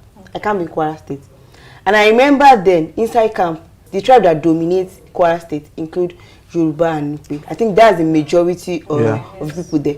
So they took it upon themselves, the camp officials, to teach the Nupes Yoruba. Wow. They taught the Nupe Yorubas on the assembly, on the parade ground. And also, even some Yorubas did not really know how to communicate in Yoruba. So they took it upon themselves to teach the Nupes on how to communicate in Yoruba. And the major thing they taught us there was how to communicate, greetings. Because to me, I'm a Yoruba person, but let me just say, as a Nigerian, anywhere we go, even you greet people you don't know. Yes. You meet people on the way, you say hi. Yes, I think it's just normal courtesy that we Nigerians do. So even if you want to ask question or anything, the first thing you do is greeting, hello, hi. But if you don't know the language to communicate with them, there's no way you will be able to do that. So they taught the Nupes how to speak Yoruba and the Yoruba how to speak Nupe. So that wherever you find yourself, posted in, you won't find it difficult to communicate with people. Imagine you want to communicate with a Nupe. There are some Nupes that actually understand Yoruba, but there are some that they don't understand Yoruba at all. Imagine you want to communicate, find yourself in the Nupe community that posted there, and you want to communicate, and you don't even know how to communicate. So how do you want to talk to them? So I think that's something they actually did that's very, very good. It's an opportunity they taught, and I think I kind of give them kudos for doing that. Oh, that's great. So, if you could give a new corps member posted to where they don't want to be, what advice will you give to them? How will you tell them to bloom where they are posted? Okay. What my advice is that you don't have to love where you're posted, but you should love the people that are there. You understand what I'm saying? Love people that are there and see it as an opportunity for you to learn. Don't see it as a punishment. See it as, I'm going to grow. Let it be like a challenge. This place I'm being posted to is not really, I don't really like it, but I'm going to make something out of it. So that's just keep being persistent and be patient. That's just my advice I have for them. Okay. Thank you. What about you, Manuel? Oh, thank you. From my own perspective of view, for a newly corper being posted, my advice for the corper is, firstly, don't rush, don't be in an hurry or rush to reject where you've been posted, because for every posting of your PPA, there's tendency of you having a lesson to learn from there, and who knows, probably an opportunity might even open for you. You might, there's this thing that I believe that you might be in a place where it's small.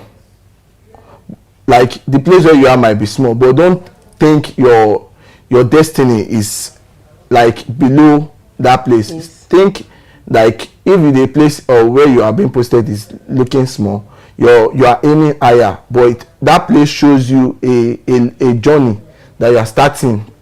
And for being for a couple being posted to where he or she wants to be, like posted to where he or she does not want, it might not be of his or her own favor, but take that opportunity, because most of coppers generally, will I say 75 or 80%, does not have an experience of working before, because immediately you finished your institution, it was doing few months later you applied for NYSC. So there is no enough how would I experience you have in the world at large. So it's like a journey, like, so take it as an opportunity, because where you are, some people are looking for it, so you might not see that place as where you value, but take it important, and eventually you get a good thing from there. Thank you very much.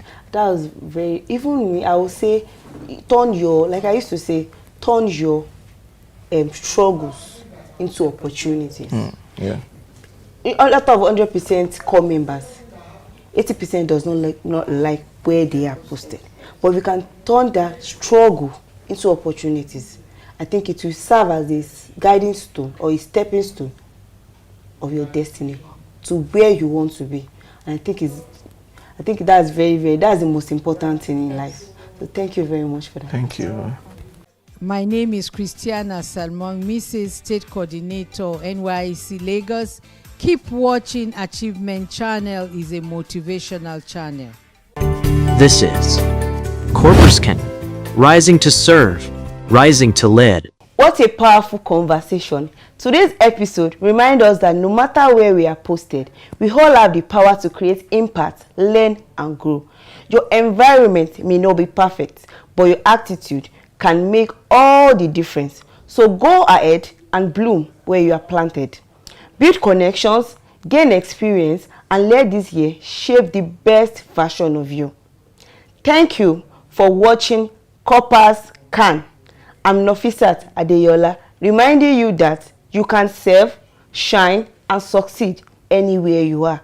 Until next time, keep blooming, keep believing, and remember, Corpus Can.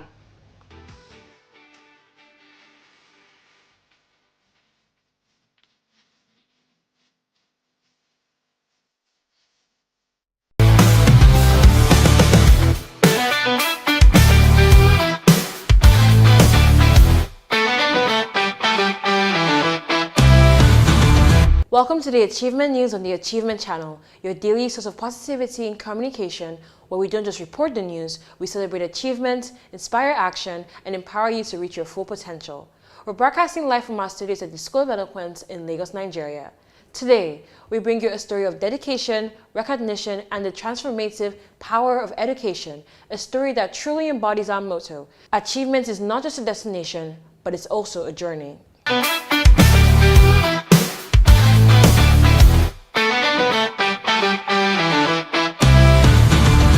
For 10 years, Nigerian Breweries PLC, through the Nigerian Breweries Felix Ohiwere Education Trust Fund, has championed the cause of education in Nigeria. Their unwavering commitment, embodied in the Maltina Teacher of the Year competition, is a powerful testament to their corporate philosophy of winning with Nigeria. This isn't just corporate social responsibility, it's an investment in the very foundation of our nation's future. So for the Felix Ohiwere Education Trust Fund, the focus has been in supporting the advancement of education in Nigeria through infrastructural investments. We have donated about 471 classrooms already all across Nigeria. Annually, we donate about 5,000 books to students in secondary schools across Nigeria.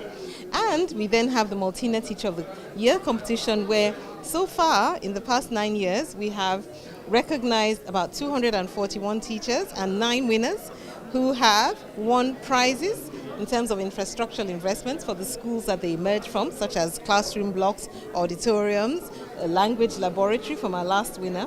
And for themselves, they win a grand prize of 6.5 million naira, as well as a capacity building training. We had some go to the University of Manchester, and more recently this year to the Tampere University in Finland. In the early days, fewer teachers were as aware of the value of the competition as they are today. So you're getting more and more entries. But I think one of the very best of the champions is the very first one from way back 10 years ago. We've had many good ones, and each of them have had impact, in their communities, especially given the support that they get from the Felix Ohiwere Foundation, the trust that is supporting this process. But really what is important is self-motivated teachers who want to change the world. They are not as many as we'd like to see, but they are phenomenal when you find them. You know, people who literally live the lives of their pupils in order to help them find themselves. And we saw a couple. One terrific one from this year was a gentleman who essentially said that the essence of his life was to, what he used, challenge mathematics, you know, because he wasn't doing so well in it. At a point in time, he said, what the heck? I would challenge mathematics, and went on to become a maths teacher. And a terrific one at that, very creative and all of that. So when you see people like that, you know that there's a future for mankind, you know? And so this is the beauty of this competition, this series, the opportunities that it provides to see the depth of humanity in its capacity to transform. The triumph of the human spirit is an amazing thing. Possibilities are infinite, and if you have realized it through this program, participate, get involved, you'll be amazed how you can change the world. I remember the famous Margaret Mead quote, you know, you should never underestimate what a few committed individuals can do to change the world. Indeed, it's the only thing that ever has. Since 1994, the Trust Fund has been building more than just classrooms. They've been building opportunities. Over 420 classrooms, sanitary facilities, and libraries stand as monuments to their dedication, impacting 74 communities across all 6 political zones in Nigeria. And through scholarships, they've opened doors to higher education for countless deserving students. This project, winning the Multinational Teacher of the Year, has totally changed my life, not just my life, the lives of my students, who of course got given the project, which is an English language lab, a digital English language lab, where they've been able to express themselves and see the world as it is, not just having the usual, you know, the la crème la pour. Now they can exhibit some of the things they see on TV. So it's totally changed not just my life, but that of my students, the other teachers. So I want to say a very big thank you to Multinational Teacher of the Year, the Felix Oyiwere brand. I want to say a very big thank you to Nigerian Breweries for giving us this platform, for making teachers be in spaces that truly matter, and for putting us on tables or tables that we were not called prior to winning this. I want to say this to every teacher out there looking at me thinking, oh, when would this be my turn? I want you to first note that you are the heart of the fulfillment of any education system in the world. You are very important, you are needed, and the world sees and hears you. It may not be today, it may not be tomorrow, but very soon you'll be recognized, and your reward is right here on earth and not in heaven. This year, the spotlight shines on Ifechukwu of Crown Grace School, Mararaba, Nasarawa State, the winner of the 10th Multina Teacher of the Year Award. His dedication, his passion, his commitment to his students has earned him a well-deserved 10 million Naira prize, and all expenses paid international capacity development training, and a 30 million infrastructure boost for his school. This is not just an award for one teacher, it's an investment in the entire community. Come on, we have to do this together. Drum roll, please. And the winner is... Esom Nofu Chidiebube Ifechukwu.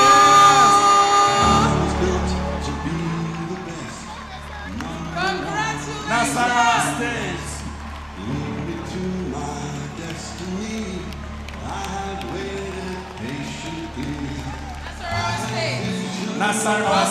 Nasarawa State. No wonder he wasn't smiling. Stand up for the champion. But the story doesn't just end there. Kehinde from Ogun State and Udo from Akwa Ibom State are also celebrated for their outstanding contributions, receiving 3 million and 2 million Naira respectively. And let's not forget the other state champions who also got 1 million Naira, demonstrating the depth of talent and dedication within Nigeria's teaching profession. The Multina Teacher of the Year competition is more than just an award. It's a celebration of the unsung heroes who shape our future. It's a powerful reminder that teachers are the foundation upon which all other professions stand. As Hans would say, from Managing Director of Nigerian Breweries PLC.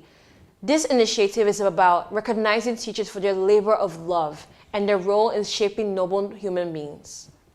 Teachers are the heart and soul of any country, but especially necessary in the country of Nigeria. We have to make sure that we build with our children, we build a future that they all deserve. Maltina has been a proud sponsor now for 10 years, going from strength to strength, with lots of engagement. Teachers like it. The government is endorsing this in full. Maltina being a proud sponsor, we're really trying to build and going from strength to strength over the last 10 years. And as far as I'm concerned, the next 10 or maybe the next 100 years to come. This year's record-breaking participation with 1,300 valid entries and champions from every state underscores the profound impact of this initiative on Nigeria's educational landscape. It's a testament to the dedication, resilience, and unwavering spirit of Nigerian teachers. This is what Achievement News is all about, celebrating the power of human potential, the transformative impact of dedication, and the unwavering belief in a brighter future. The Maltina Teacher of the Year competition is a beacon of hope, a shining example of what can be achieved when we invest in education and celebrate those who dedicate their lives to shaping the next generation. This is more than just a news story, it's an inspiration to us all. Do you feel terrified when speaking before a group? Are you stressed when asked to present? Do you bore people when speaking? Are you stuck with reading word for word? How do you give a speech with polish? Learn how at the School of Eloquence, the home of public speaking. For private coaching in public speaking, call 0802 303 2066 or log on to schoolofeloquence.org. School of Eloquence, teaching the world to speak.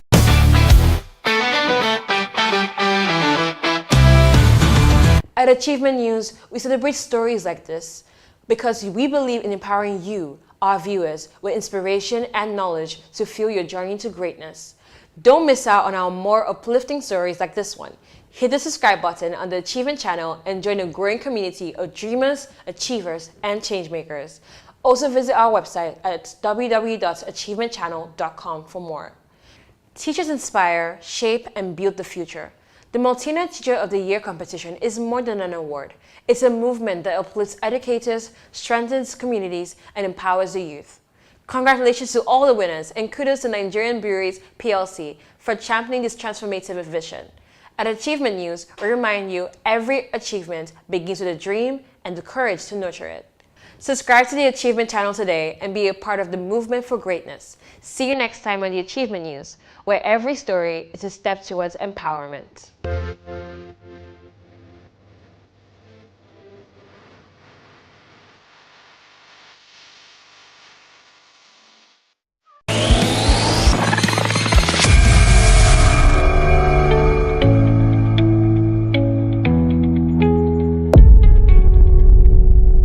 Hello and welcome to another inspiring episode of Career Success.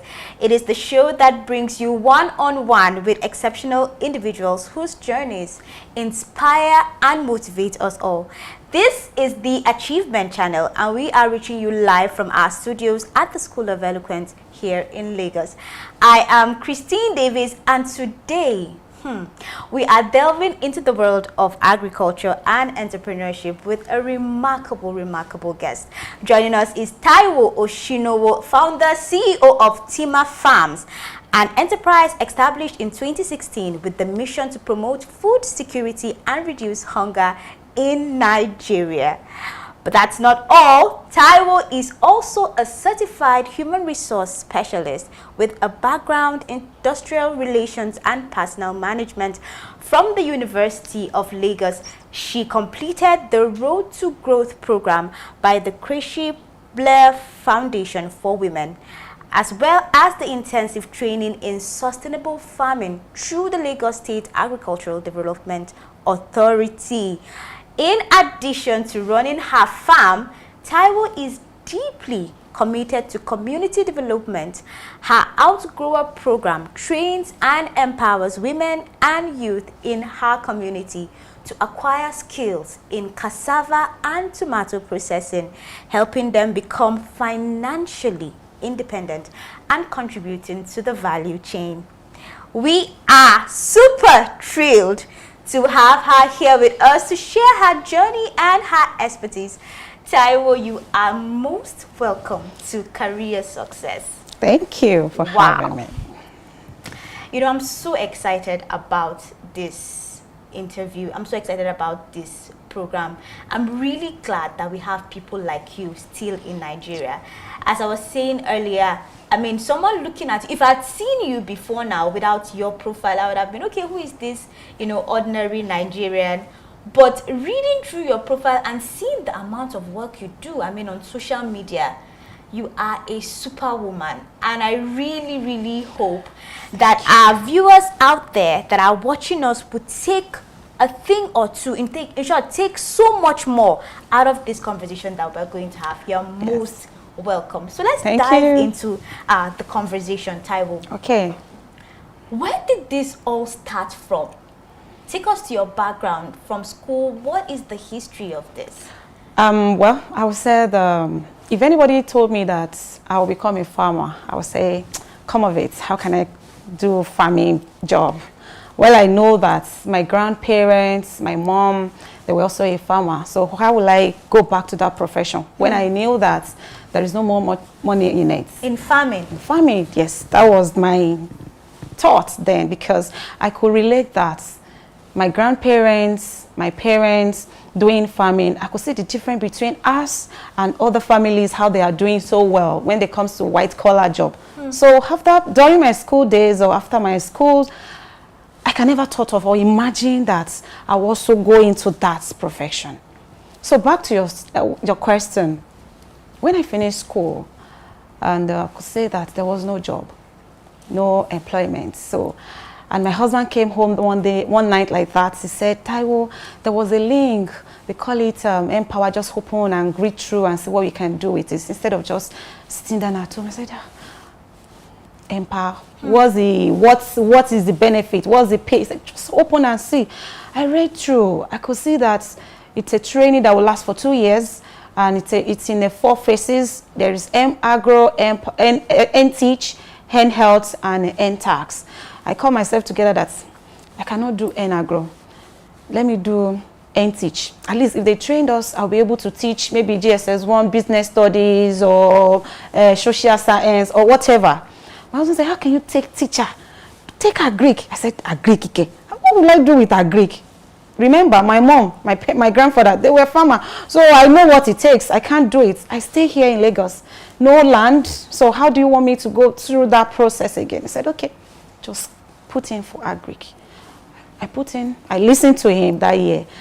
So 2 years, they taught us so many things in Agric related to poultry, fishery, crops, agribusiness. So it now depends on you if you want to do the whole phases. But I decided to focus on crop production because it's less monitoring, it's giving time for my family, and also I can able to navigate my time, my family, and also for myself. So even if I try to go into poultry, that one is needed at 100% of your time. So I have to focus on crop production. So before I focus on crop production, there is something that came to my mind that my grandfather used to say, when food is out of poverty, then poverty is finished. Then I now relate that if I thought I can start doing like just only tomatoes, vegetables, and some other little things. In fact, even if it is not for sales, for my personal use, if I put all this together, we can live on it. So immediately during the program, I started with a 1 plot of land with cassava plantation. Then before you know it, I started little by little. Then I reached out to all my bosses. In fact, thank God for a fantastic staff in Lagos State Agricultural Development Authority. Oh, wow. They really welcome us with all their harms, their experience, their networking. Though everything is not about money, I kept on saying this, it doesn't come in form of monetary value, but what they gave us that time, it's more than giving us cash that, oh, take this. But the knowledge, the networking, the connectivity, it's a top notch. So immediately during that period, in fact, before I started harvesting on my farm, during their networking stuff, then they talk with other co-farmers, experienced farmers.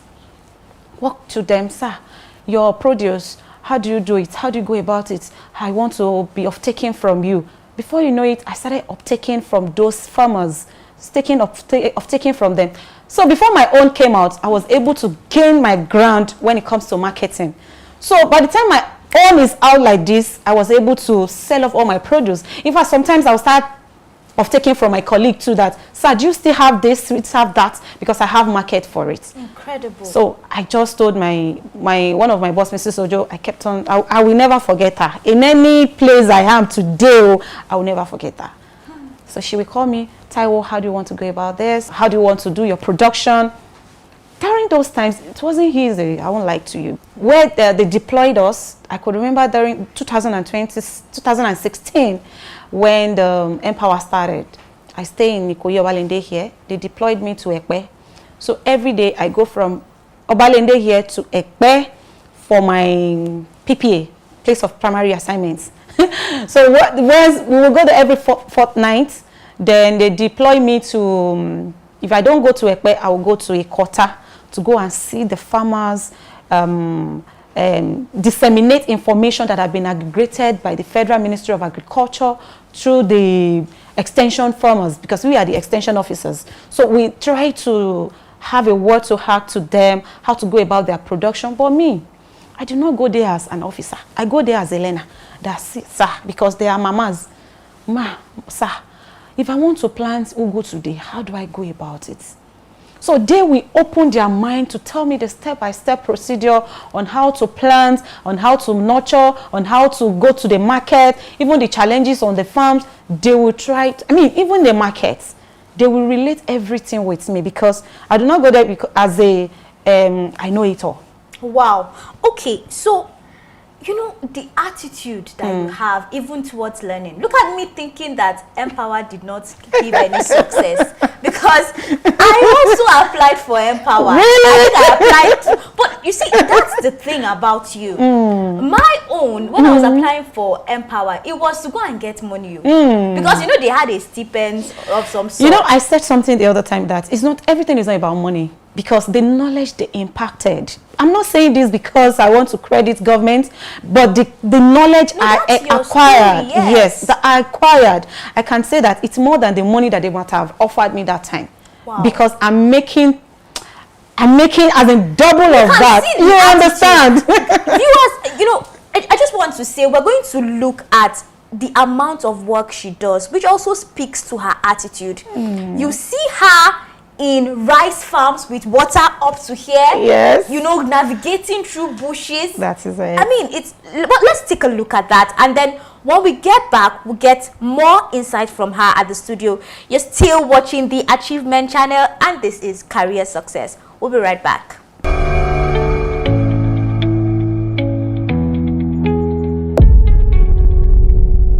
Search and search before we could get perfect sites of perfect farmland for our rice production, because rice need water. There are some stages that rice need water for it to grow well, and if not, everything will just will not grow or germinate. So from the upland side, we have to come here. So these are the water has been helping us to grow our further rice. So over 3 months now, I've been hiding this. I've been doing this. We've been putting hands together for it to be successful, because I would like to use our first production, and we need to be very, very careful with it. We don't know if it's going to be out well, or how do I put this. So we thank God everything came out as we planned, as we expected. Time, harvest time. What's today? Today is Thursday. I told you to place your order before today. It's harvest time at Timor Farms. You know what? Every Mondays and Thursday remain our harvest day at Timor Farms. Don't mind me, I have to take this. Let me show you. The sweet corn.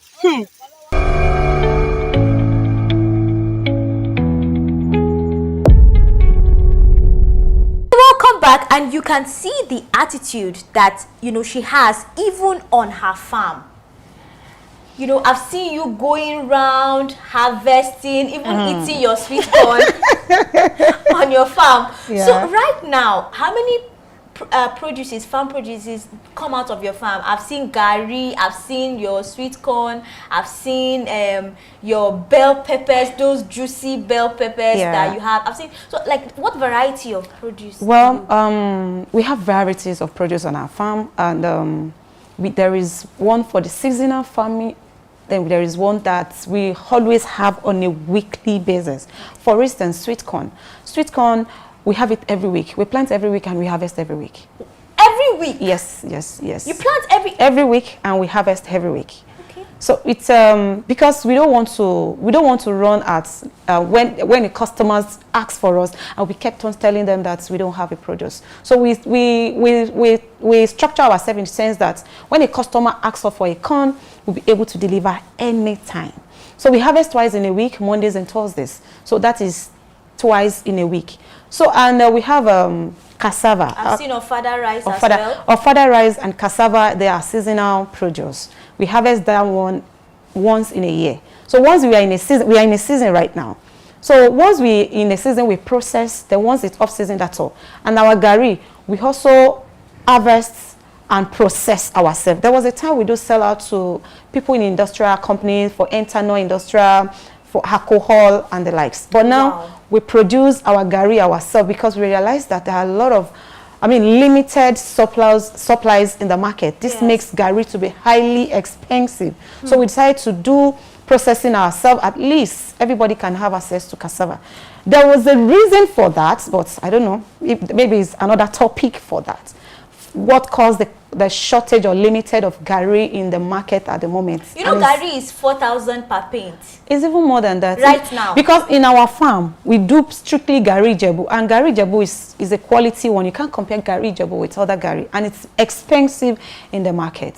Fantastic. Yes. Let's go back to some of your professional training. Okay. I know that you have media strategy in and sustainable farming training. How has that helped you in your success? I would like to. It has helped a lot, because I can say that when you are in a particular field, if you don't invest in yourself, that means you can never grow. You will just remain. You will think that you are doing better for yourself. Let's look at when I took up a course on marketing and strategy, because remember I said my grandparents were a farmer, and I could see that the growth in them, it's not something that can be boasted of, that I also want to take up this profession. You were just local farmers. Thank you. So now when we bring in all these ideas, the creativity, the innovation, it's really bringing this business for the top notch. Even my mom, I forgot to mention that when I told her that I want to go into farming, she was crying that look at the child that I suffered to raise, to train in school with you this, want to go back and you want to go back to look this. at that. You understand? And now if I tell her that I'm not doing a particular crop for this season, it will be the one to be advising me. No, Taiwo, how will you do that? Let's say, okay, it's just that I will be the one to be in charge of this. That kind of thing. So I could say that that training really helped. It helped me to scale up for growth, and that is why you are meeting me here. If I don't do all those training, this and that, definitely achievement might not come to me today to come and say, okay, let's hear from you. You are a successful farmer. You are. Thank Okay, so you. let's look at the various organizations that you've worked with. You've worked with Lagos State Agricultural Agency. You've also worked with a National Homegrown Feeding Program. Yes. Tell us a bit more about that. Yeah, it's, as a farmer, they will engage with us to be supplying them all the farm fresh produce directly to the schools, because there was if you remember, okay, I don't know, maybe you know about it, when the government started the homeschool feeding, whereby they engage all farmers to be supplying their produce, because they know that what is coming directly from farm are quality and nutritious compared to something they don't know the basis, or they don't know the foundation where the food is coming from. So related to the Empower program, I was one of the independent monitors whereby they engaged me when I finished my NYM Empower training, because they could select some of the like-minded that are really top of that training to also engage us to monitor the activities of others beneficiaries coming in.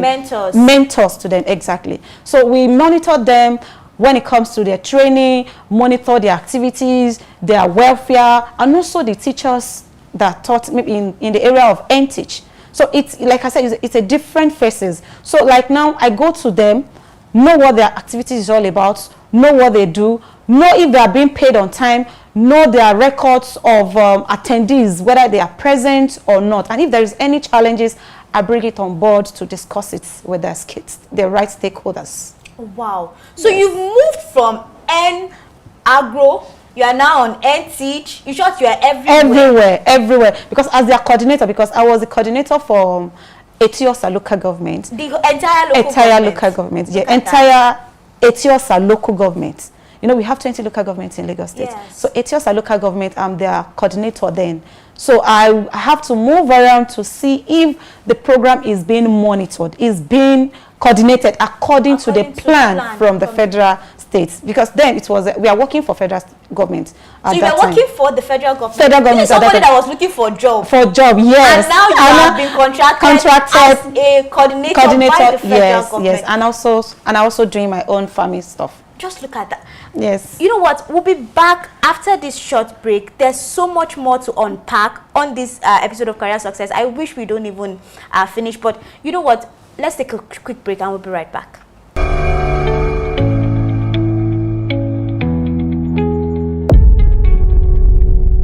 For us here at the School of Eloquence, our primary focus is on the art of public speaking because it's a major problem.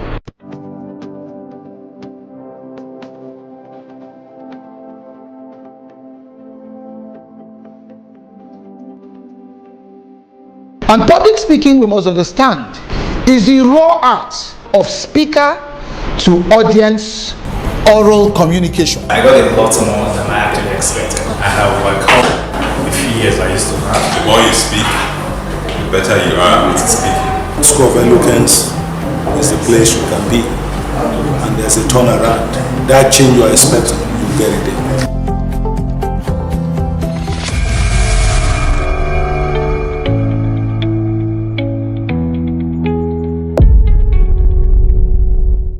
Welcome back to Career Success. We still have Taiwo at the studio. This is the Achievement Channel, and we are reaching you live from our School of Eloquence studio right here in Lagos. Taiwo, I will start calling you Minister of Agriculture because I don't even think the Minister of Agriculture, you know, but what I'm saying is that the impact of the work that you are doing is just phenomenal. Thank you. I can say that over and over again. So let's look at the Outgrower program. I understand that it focuses heavily on women and youth. Yeah. And that, you know, it has to do with agriculture, like also strengthening the food security in Nigeria. Please talk about that. Well, like I said earlier on, when I started, it's not just about to teach you how to plant alone. It's to teach you how to go about, know the in and outs about the whole industry.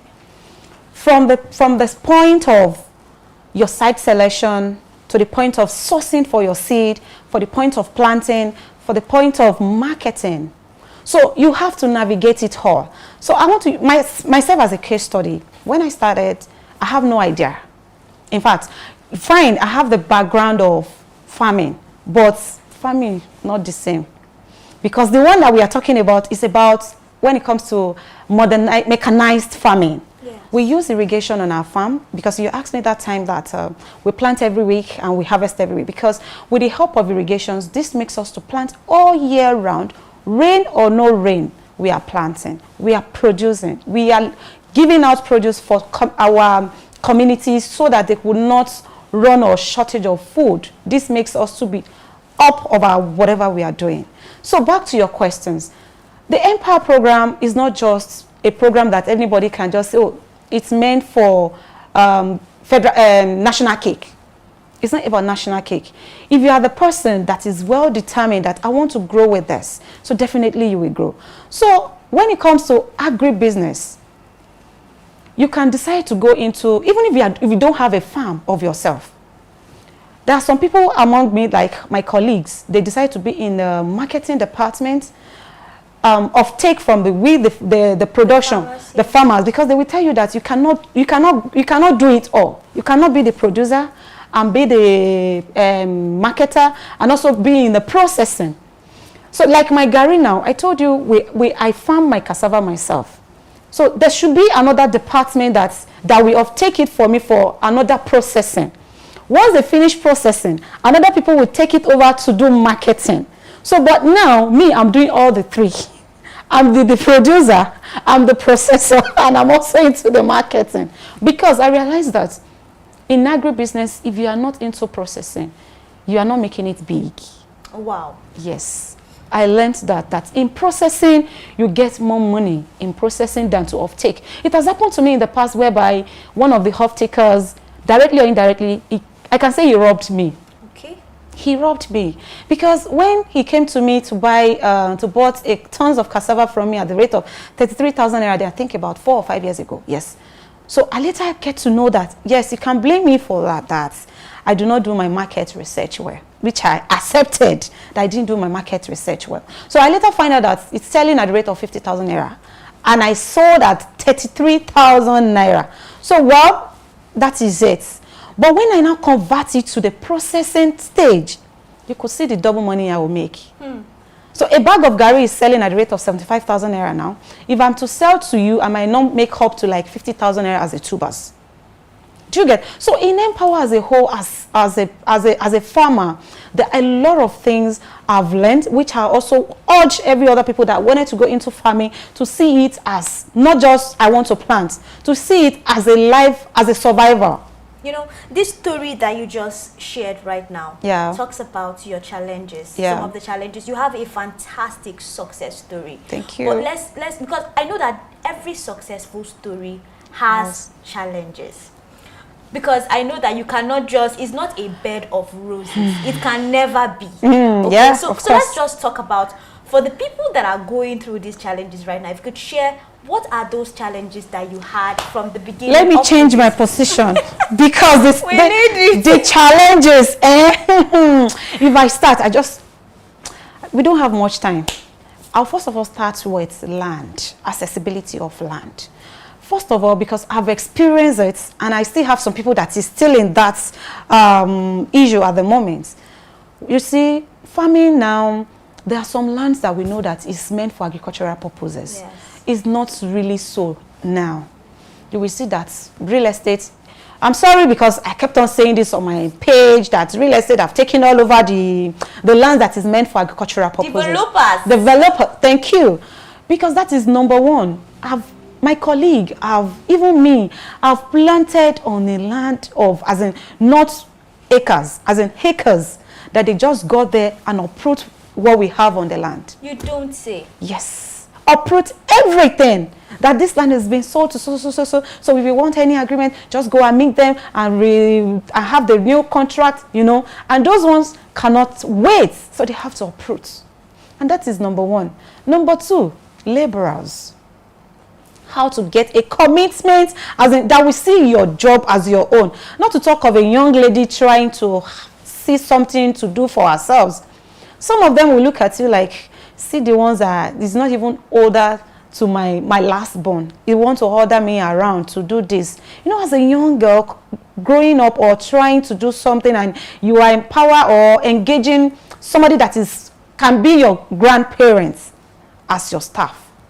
You know, sometimes I can say I don't have the control over them. If you ask them to do this, they'll tell you, once she leave like this, they will also find their way. They don't see, that is what I can say when it comes to labors. They do things as they want. You will plant down like this, and before you know it, your co-workers that you are meant, that he or she meant to be on the farm at the time of harvesting or weeding, you will not get them on the farm. Even to see them, it's another problem. Aside that, finance, Yoruba people will say, anybody, any business, it requires money. If you don't have money, you could see that, oh, Taiwo is doing very well. He has everything. But there are sometimes that we need to, maybe I want to diversify. I want to expand. I want to go into some processing. Like this ofada rice that we are doing now. I can tell you, a lot of people walk across to me that, come and sell paddy to me, I want to process. But if I look at my pocket that I don't have enough money to process this, let me sell it out. But if I have money, I'll be able to process to whatever tons of rice I want or I wish to have within this circle. But because of that, we could not fly as in the way we want it. So I can say finance, labor, that is human capital, land, and security. That's a big one, because I was going to ask you about that. How are you coping with security? That? Well, I can say that we have hunters, because I'm a village girl. Yes, I'm a village girl. We have hunters, I have to engage them. Sir, please, if you want to monitor my farm for a certain period of time. And that time, maybe period that, you know, okay, I have to break this down. There is all this Fulani, you know, and there is other thefts that will just burst into your farm and harvest. Food insecurity now. I'm telling you. I understand. So, and once I just woke up to them that, sir, please, I want you to monitor this this farm for me for a certain period, because maybe when we realize that it's getting to harvest time, so I have them on the farm to secure that space for me. So if not, before you know it, they will just come into your farm and harvest. They will not just say, they will, it's not just by taking little to just eat. No, they will harvest the they entire will harvest. Like, by the time you come back the next day, you just see everywhere cleared on your behalf. What is happening? So you get, so now this has been really helpful, that engage some local hunters, pay them at the end of the month. If it is wages, I pay them, then they secure the farm for me. Then when it comes to, though we've not experienced that in my locality where we farm, about Fulani esmen, so God will not let them reach our side. Amen. But Amen. for that, you know, there is hunger in the land, so we have to protect that by engaging some local farmers to look after the farm for us. Okay, so very quickly right now, for the future, because right now you've done so well, where do you see Tima Farms in the next 5 years? Just well, I hope and I wish to see myself like, because now I forgot to tell you that we have a farm store here in Obalende. Okay. So every produce coming from farm comes to store so that everybody can have access to food. It's not that, your farm is far, I cannot come. So I hope to see my farm across the 36 states in Nigeria. Fantastic. Yes. So have another branch here in Lagos. We're on island now, mainland, then maybe in Abuja, Port Harcourt, because those are the, because we do have a lot of orders from Port Harcourt, Abuja, Benin, in fact some Akwa Ibom, I don't know. We're going to visit your store. Thank you. Just see. Okay, so very quickly right now, just in a minute, if you could just tell our viewers that are watching you and aspiring to also be farmers, do what you are doing, just in 1 minute. Motivate them, inspire them. What do you have to tell them? Well, I have to say that whatever they want to do, they should just be focused, be determined. There are a lot of challenges that will arise. You might be hearing from other farmers, maybe your mentors, that, oh, this is what they are facing, but I don't think I have the mind. You can do it. Forget about the challenges. In as much you are determined and you are focused, then, believe me, you will overcome it. That's it. You've heard it all. You can overcome all of your challenges. We've had a fantastic time with you, Taiwo, at the studio. I really did not want this to end. But that's it for today on the episode Career Success. We've had Taiwo share her amazing work from Tima Farms, showing us that the power of passion, purpose, and community can make a real difference. We hope her story inspires you to pursue your dreams and make bold steps in your careers. Join us next time for more inspiring stories on Career Success. I'm Christine Davis. And remember, success starts with you. Bye for now.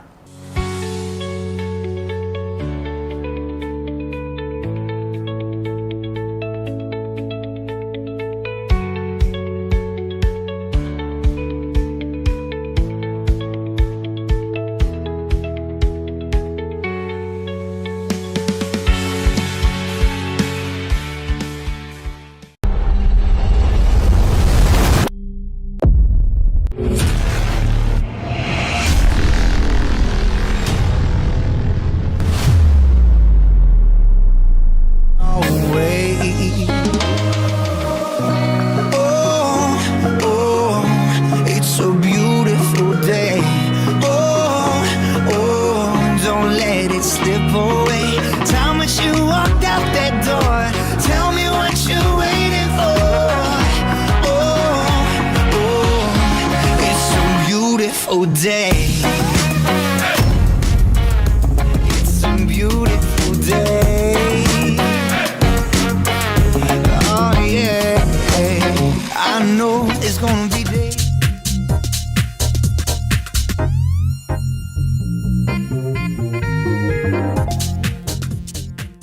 Hello everyone, I am Oyin Priye Krumale and this is the Achievement Channel. Today we are in one of the most busiest districts in the city of Lagos where the energy is as vibrant as the hustle, and we are here to ask questions from Lagosians on what keeps them moving forward amidst the daily grind in Lagos. It could be very, very tough living in Lagos in these harsh economic times. However, Lagosians keep pushing forward. So we are here to field question what keeps them pushing forward, what are the goals they are striving for, and what makes them think that they can look up to tomorrow.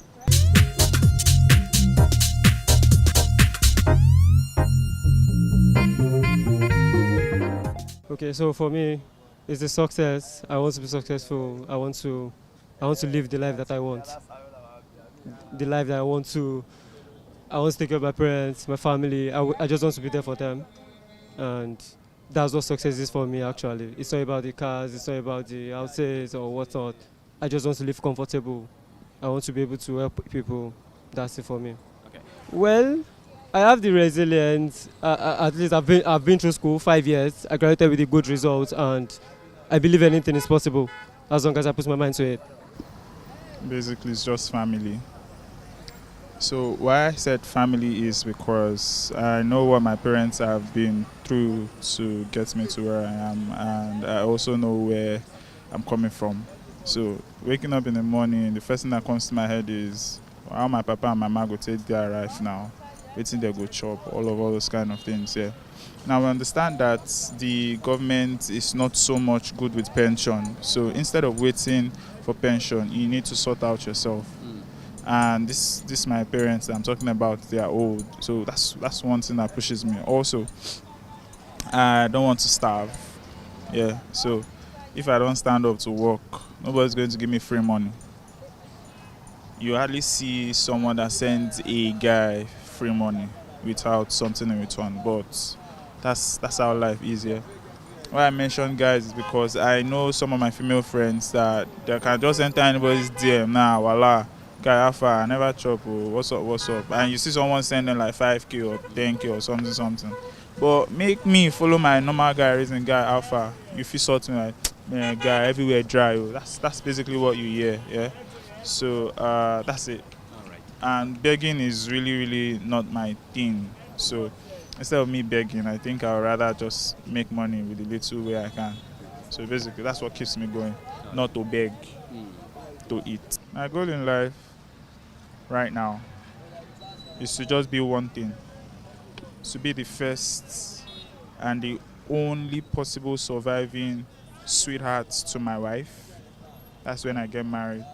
To be an amazing husband as well to her, to be the best father to my children, and also to be the best child to my parents. That's all. Yeah, challenge is part of life, and then as human being, you are meant to face one difficulties or the other. And as also a citizen of Nigeria, we are born into the challenging world, and then the mindset is ability to move on. We need to achieve a goal at all times. For you waking up is an opportunity to also fight the more so that you can attain your desire. Yeah, one of the goals is to be one of a voice in my profession. To be one of those that said, oh, this is a voice, and which is a goal of every professional. And even in life, to be a responsible individual to himself and to the community and to the nation, and also to be a voice in the nation among many people. That is the goal. So first of all, like you said, Nigeria is a very hard place. If you don't motivate yourself to go out and fetch for yourself, I think hunger will kill you in the first place. I think not being hungry, as in that hunger to be comfortable, is what motivates me to go out every day to, fetch for myself. Me, first of all, I'm a fashionista. You can see me with my measuring tape. It's very, very obvious. Yeah, so I think or my aim presently is just to be well known, like people like Yomi and maybe some of those high fashion standard guy. I want to reach that level too as well. So things are what I want to achieve at the moment. That's my aim. Okay. Do you think you can achieve those in Lagos, and what makes you think so? Yeah, actually, Lagos is basically where you can achieve that easily, because here you have people that have value for what you do. As long as you can give them what you really think you can do. There are people that are ready to pay for the value for what you can offer. So I think Lagos is the best place you can actually achieve. It's inspiring to see how much determination keeps Lagosians going in the face of the myriad of challenges they face in their daily lives. From success to family life and to personal growth, everyone has got a reason to keep pushing forward. I am Oyin Priye Krumale, and from all of us at the Achievement Channel, we are saying, whatever your motivation is, hold tightly to it as you can, because that is the reason why you keep waking up every day and keep pushing forward.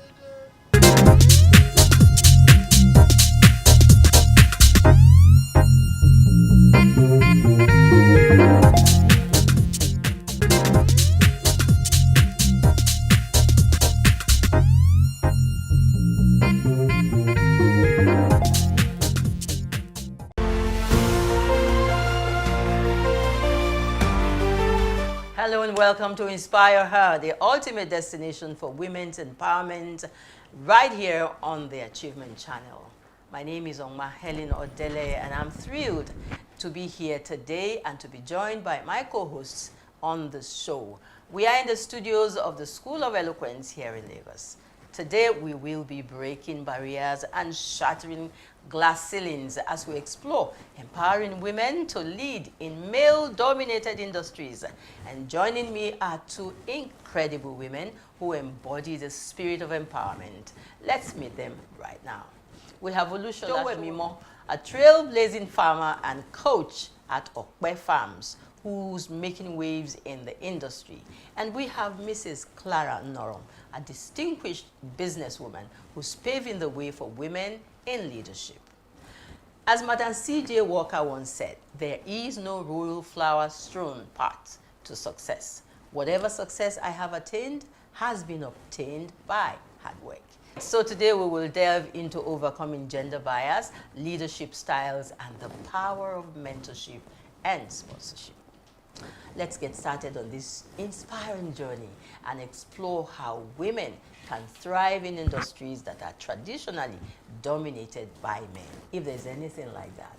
Hello and welcome once again. Thank you. It's so good to have you join me for this extraordinary conversation on how we can help to ginger and inspire our sisters out there in the business terrain. Yeah. So let's get to meet you. A minute. Introduce yourself in a better way than probably I have done. Well, I'm Olushola Shewemimo. I went into organic farming when I realized that most of the food we're actually consuming had so much chemical in them. So I decided to know more, and I discovered that there was actually what you called organic food. And that got me inspired. I came back to Nigeria after learning of these at a conference in California, and I started Okpe Farms. Everybody I told that I wanted to farm, and they say, oh, what kind of farming? I say organic. I said, forget it. It's not possible. You can't do it, you know. And for me, when you say I can't do something, oh, wow. That's when you push me right into it. That's why we're here. Yes. So that's me in brief. And of course, having passed through the School of Eloquence, speaking is also my trade. Awesome. Thank you. All right, the business terrain. So my name is Clara Norom, as you've rightly introduced me. I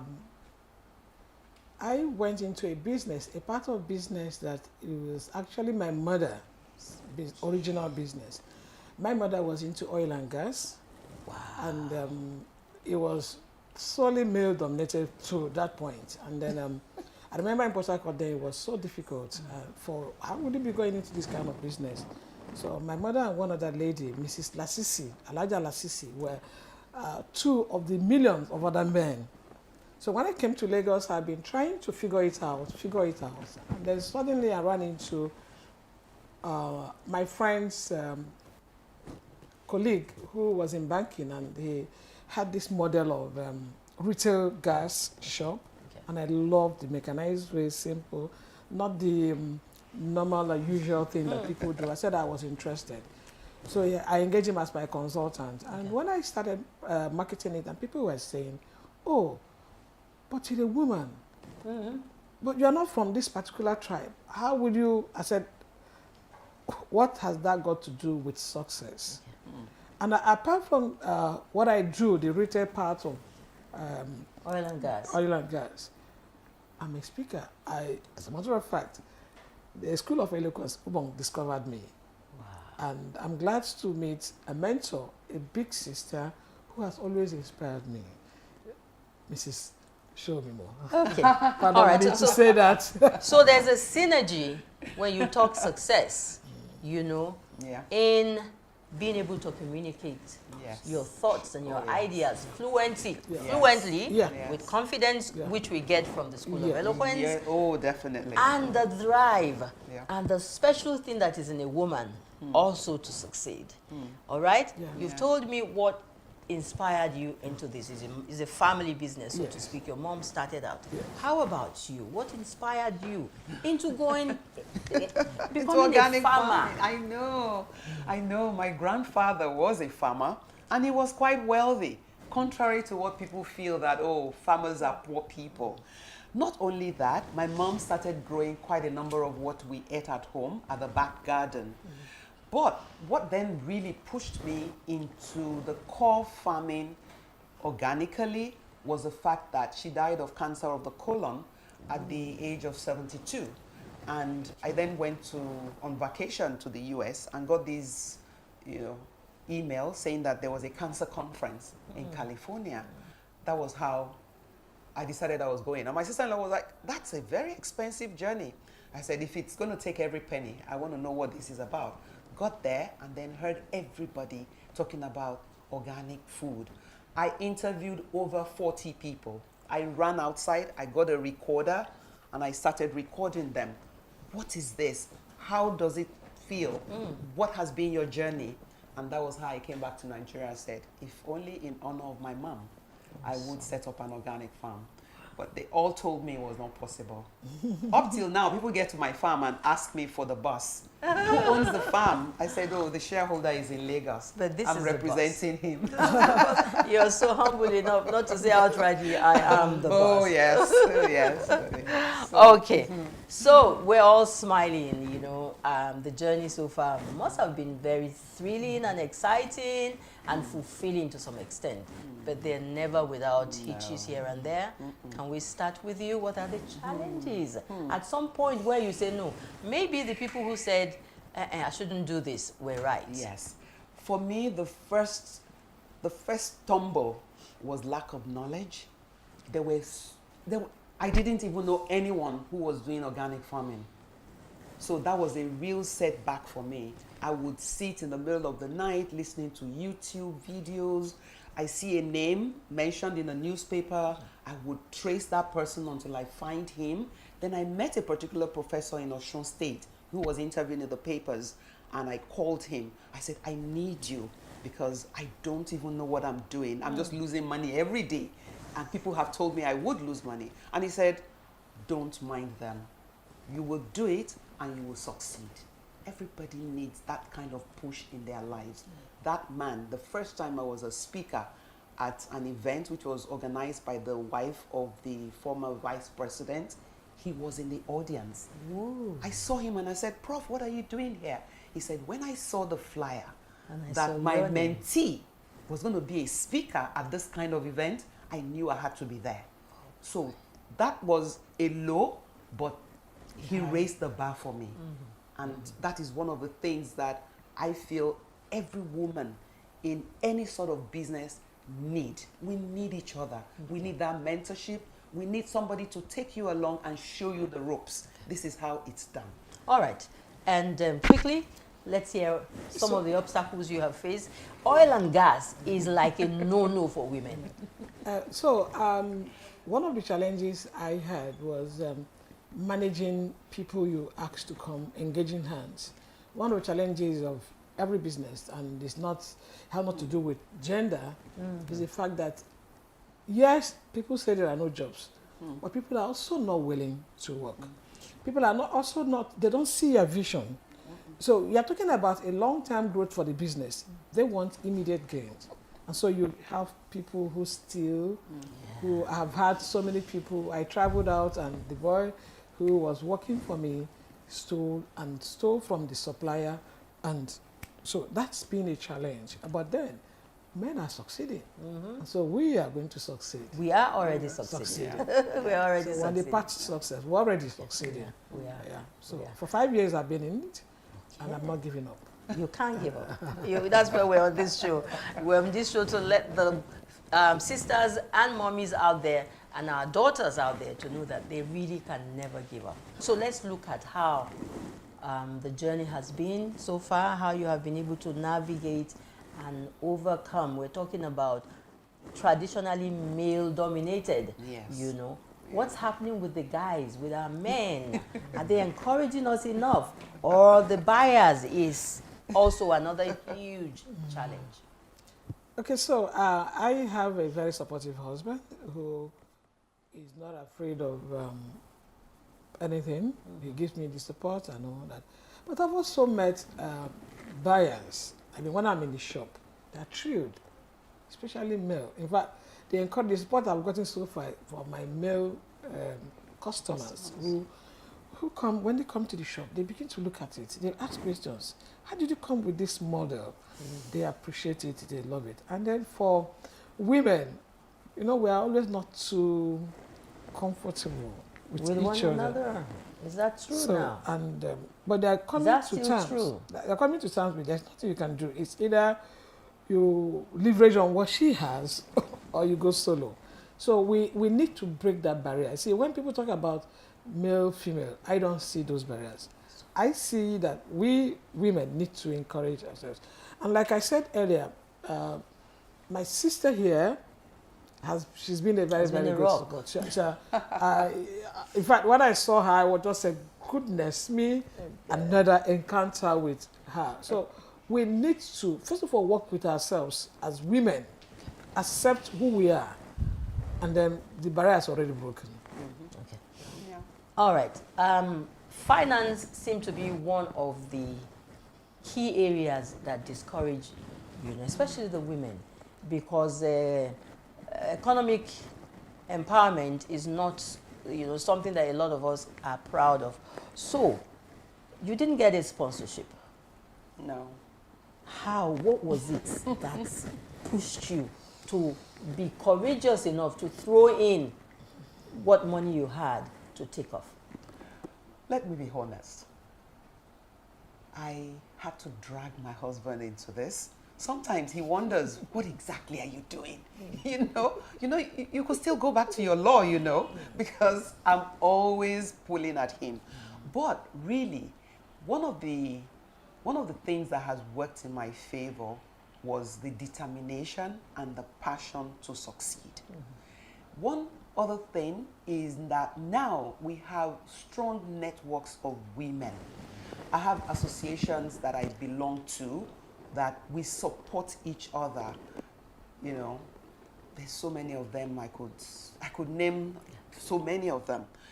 We are now coming together, and surprisingly enough, even the banks are beginning to offer us training. Because I was going to ask her that yes, question. they're beginning to offer training. So it's no longer come and take this money. They will train you, they will empower you with the knowledge so that even when you get the money, you know what to do with it.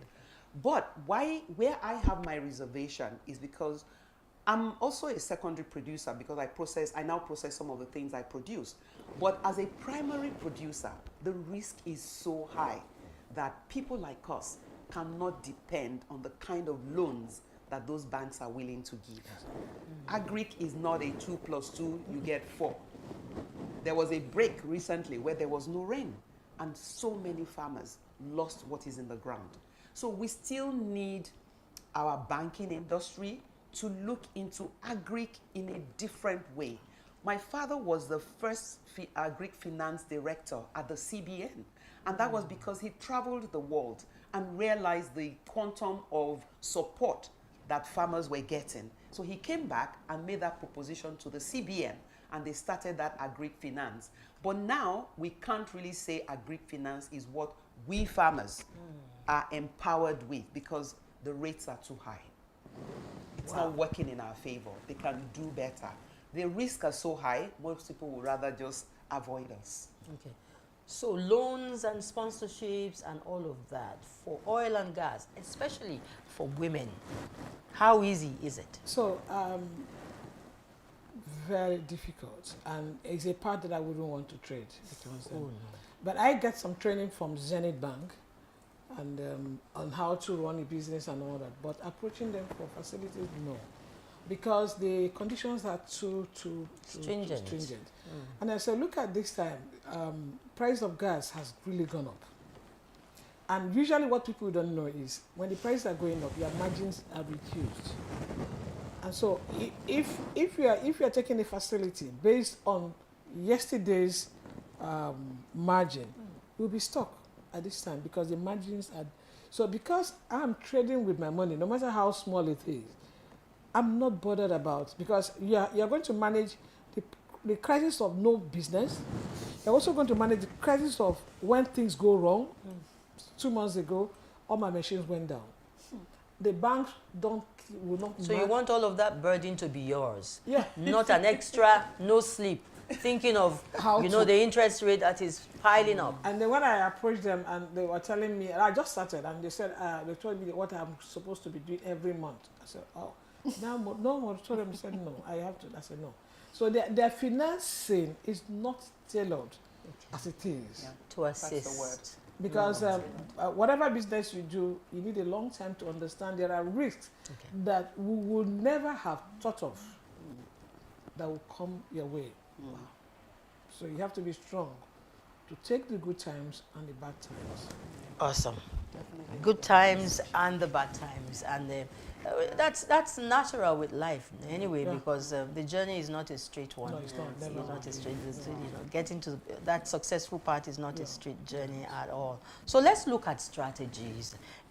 Leadership strategies. You've talked about some trainings here. You've talked about how you pulled whatever resources you had to travel out of Nigeria to get some empowerment training-wise.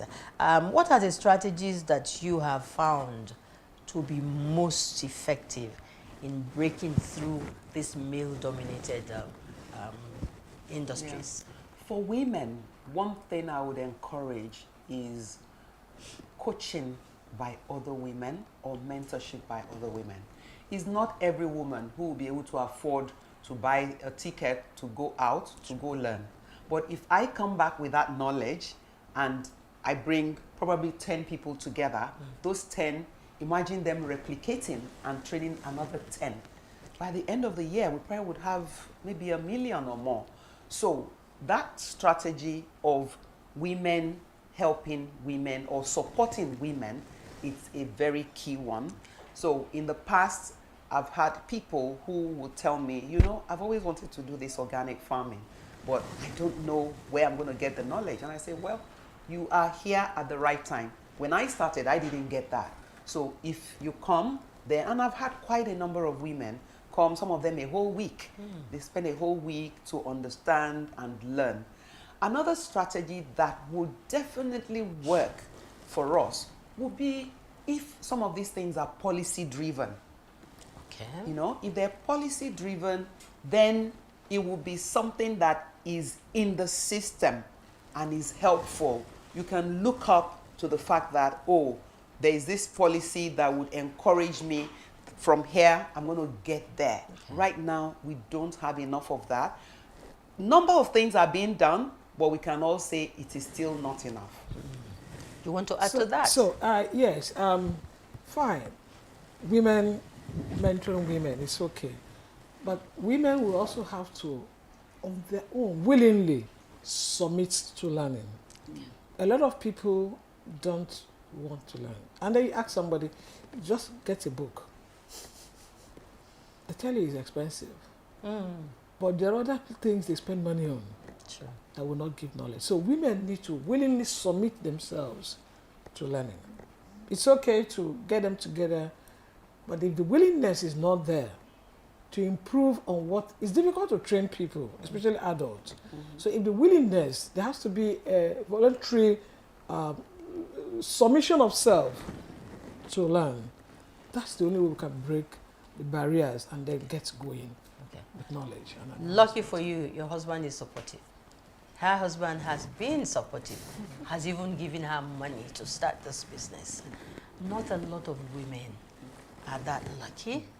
They're having challenges with their spouses. They're also having challenges with the children. How do you think that the women can forge through and push through this immediate family challenge? Let me start from you. You know, one of the things because I farm in a community of about 40 communities, and I go out of my way to relate with quite a number of the women, because it's at the grassroots that we can actually do a lot more. So when I engage them in conversations, like the ones around me, they make Gary is every 5 days, and all they think of is because their children might come back from school to ask for the odd 500 naira, 200 naira.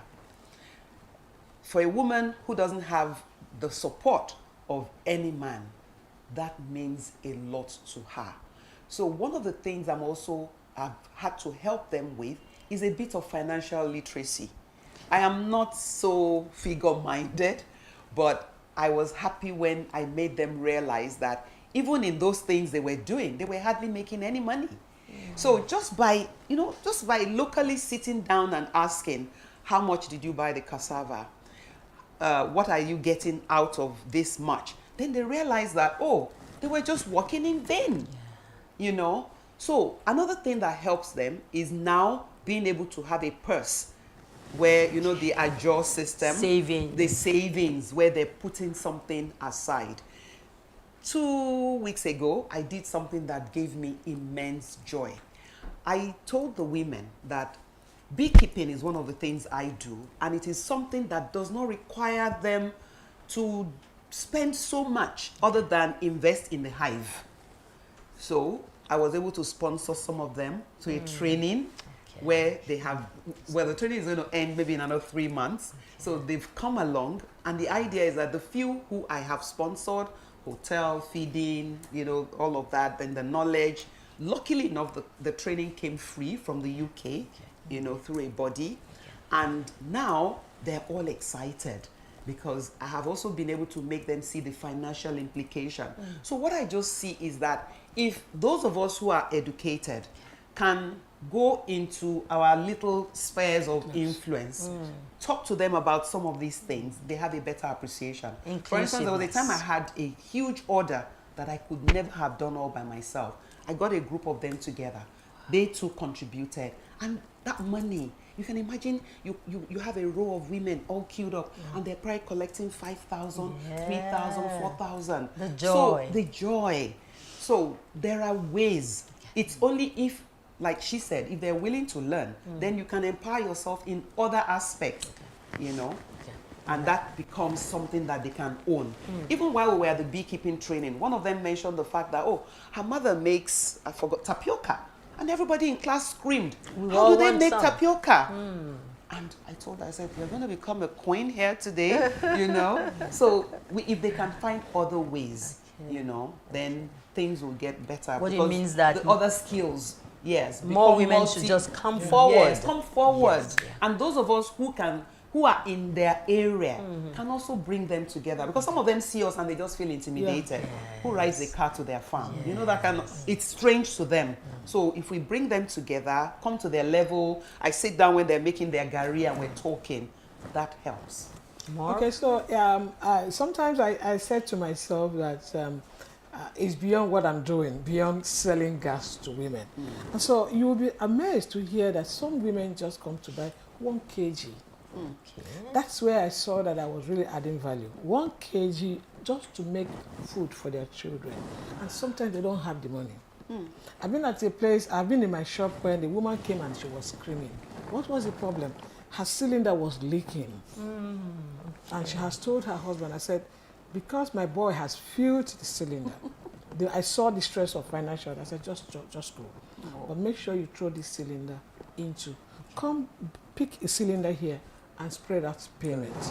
And so they find, when I travel, they were trying to call me, and because I see the stress. Okay.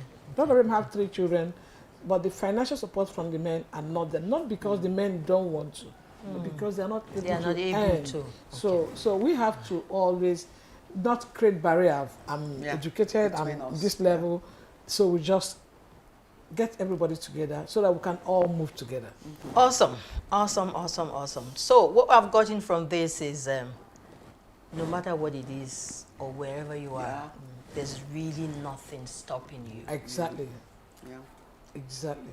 You must find that niche somewhere to contribute to the development of society and also elevate your own status and others. Exactly. Thank you so much, my sisters. This has been so rewarding, and I'm looking forward to another round of conversation with you, just like this. Thank you again. Thank you. For us here at the School of Eloquence, our primary focus is on the art of public speaking, because it's a major problem.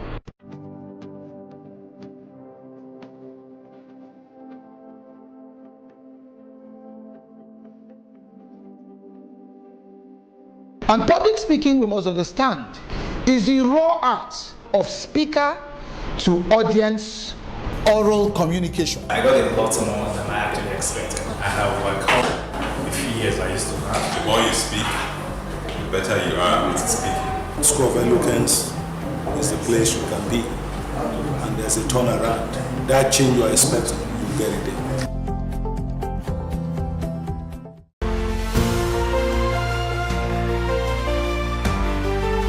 All right, and thank you for joining us on Inspire Her today. I'm Ongma Helen Odele, and I'm so grateful for the inspiring conversations that we have shared with our incredible sisters and guests today. Remember that women's empowerment is a journey that we're all on, and it's together. As Angela Merkel said, I am not a feminist, I'm a realist. And I believe that the world would be a better place if more women were in leadership positions. I beg your pardon, guys. Let's continue to support and celebrate each other's successes. Join us again, same time, for more inspiring conversations on Inspire Her, right here on the Achievement Channel. Bye for now. Thanks for your time.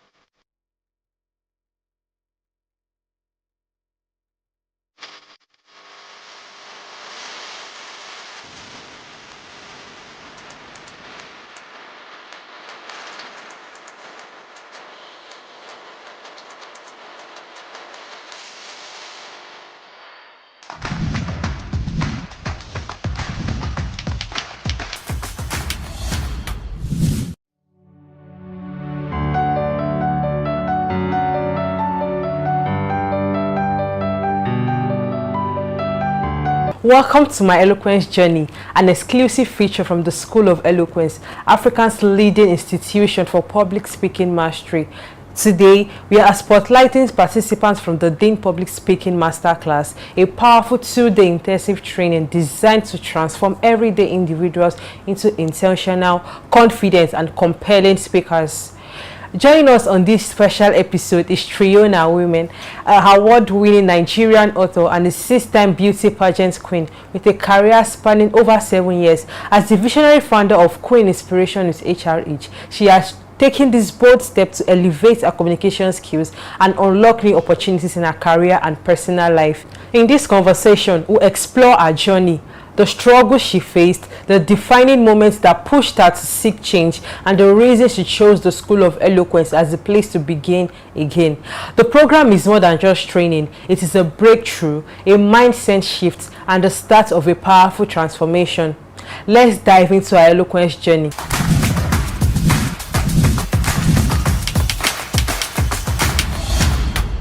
Hello, Triona. Hello. Welcome to the School of Eloquence. Thank you.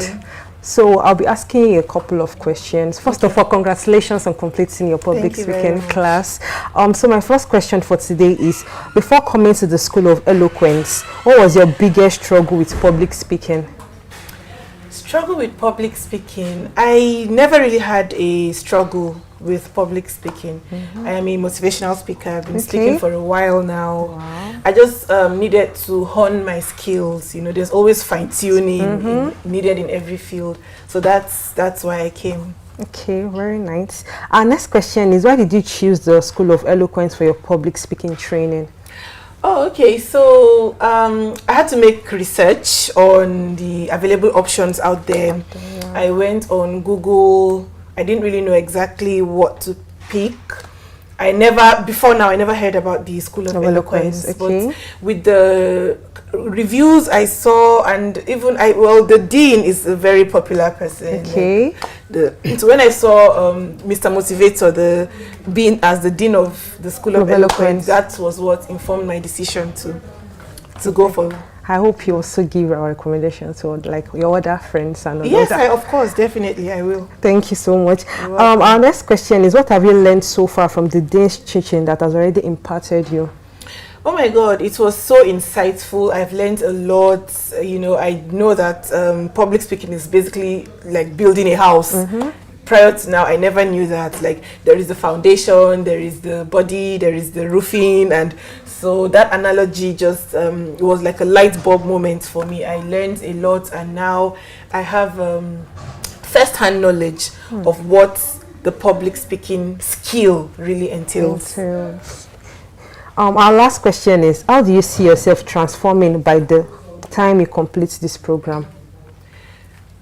The sky is the limit, or maybe the starting point, because there is no limit, as a matter of fact. So I see myself going very far with this skill. I see doors opened. You know, when you have knowledge is everything.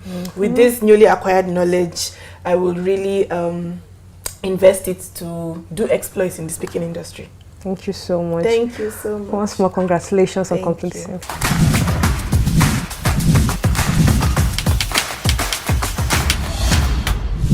I am Triona OM. Speak with power.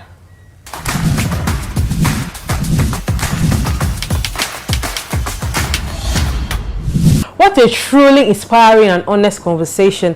Listening to Trioma share our challenges, breakthrough and expectations remind us of public speaking is not just a professional skill. It is a gateway to confidence, influence and countless opportunities. Here at the School of Eloquence, we believe that every voice matters, every story deserves to be heard, and with the right guidance, anyone can learn to speak with clarity, courage and impact. A heartfelt thank you to our guests for sharing their experience and for taking this important step toward becoming a more effective communicator. Your transformation has already begun, and we look forward to seeing the remarkable progress you'll make by the end of this program. And to everyone watching, if fear or self-doubt has held you back, remember, your eloquence journey can begin today. I'm Abigail Lemafridon, and this has been my eloquence journey on the School of Eloquence. Until next time, keep learning, keep speaking, and keep becoming the best version of yourself. Thank you.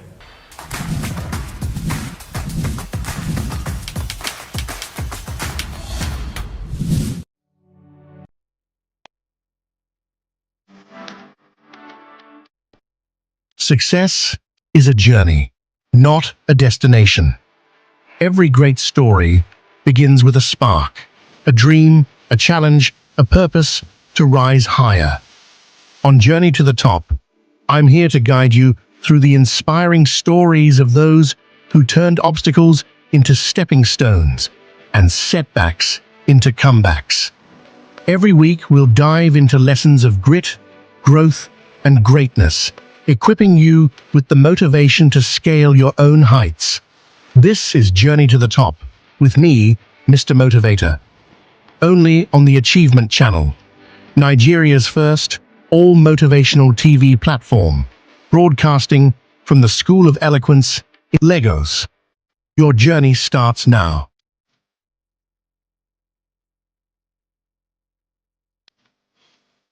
Hello and welcome to the inaugural episode of Journey to the Top on the Achievement Channel.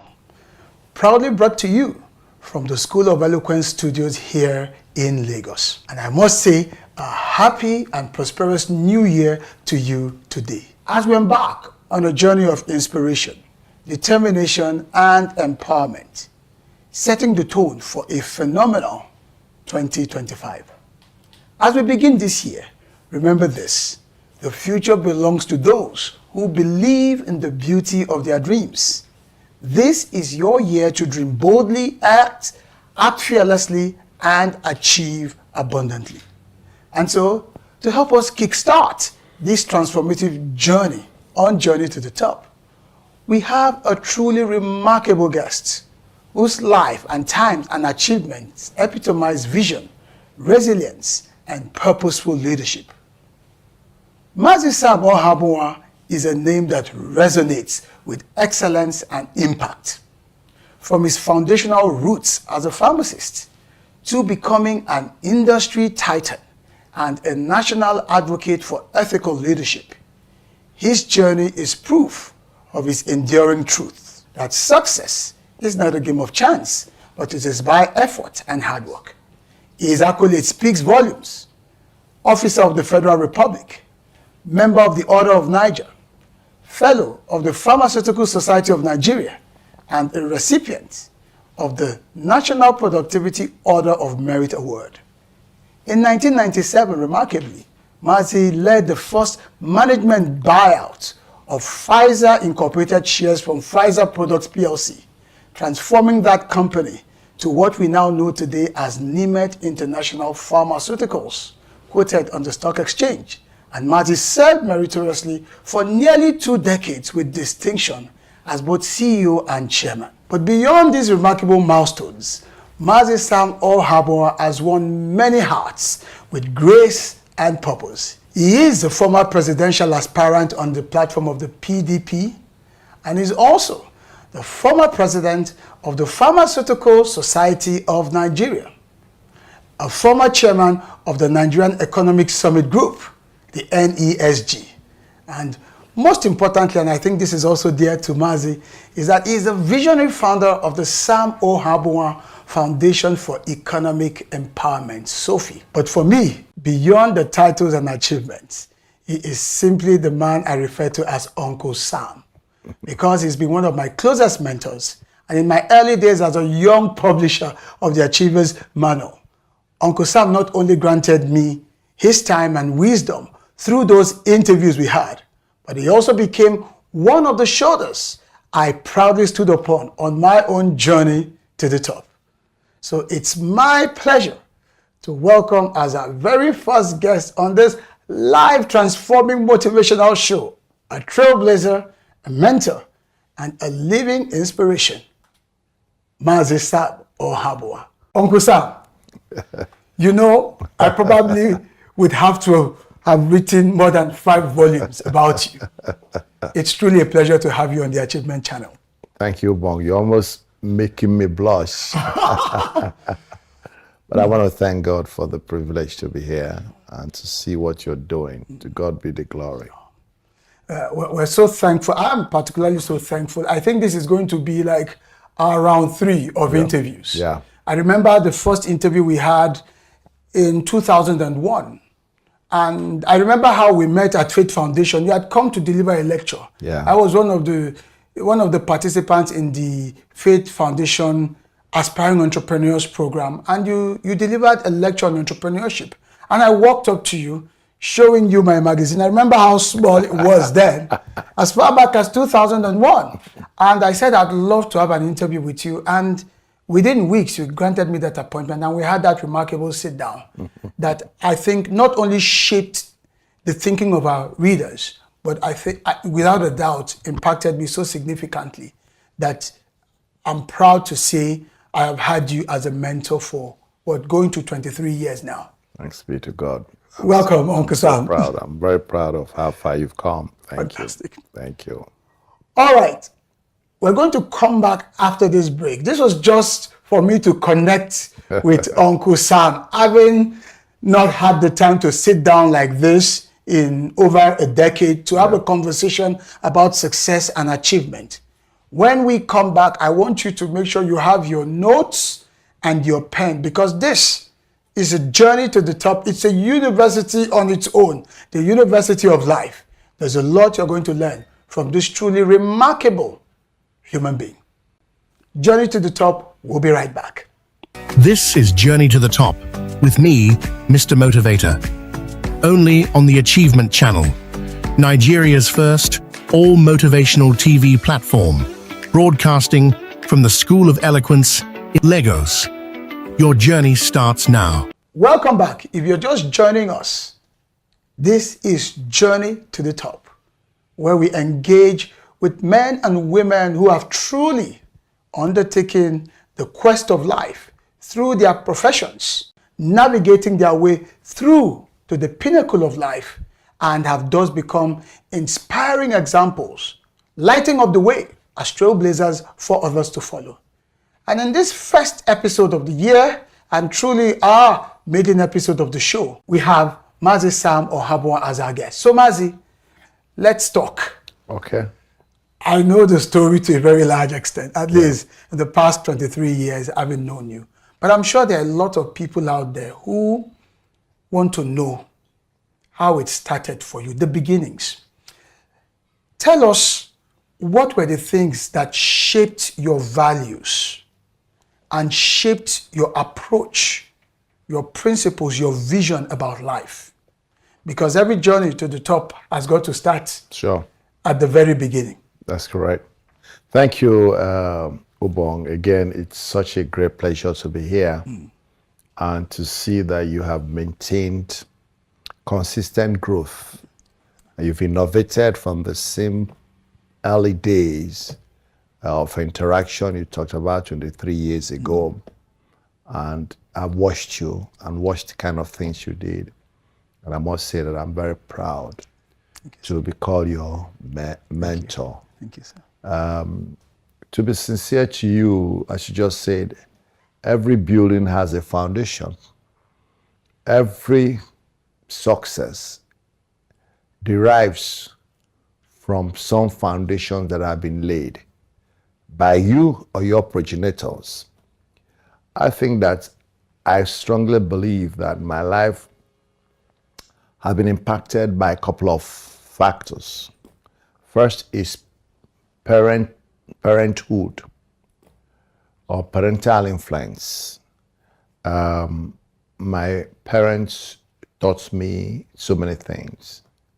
My father was a businessman, and my mother was a super businessman. Actually, it was my mother. Because way back in primary school, my mother had chain of restaurants, and I was joining her in servicing those restaurants, in preparing the food, taking them to the points, and going to the markets to prepare for the next day.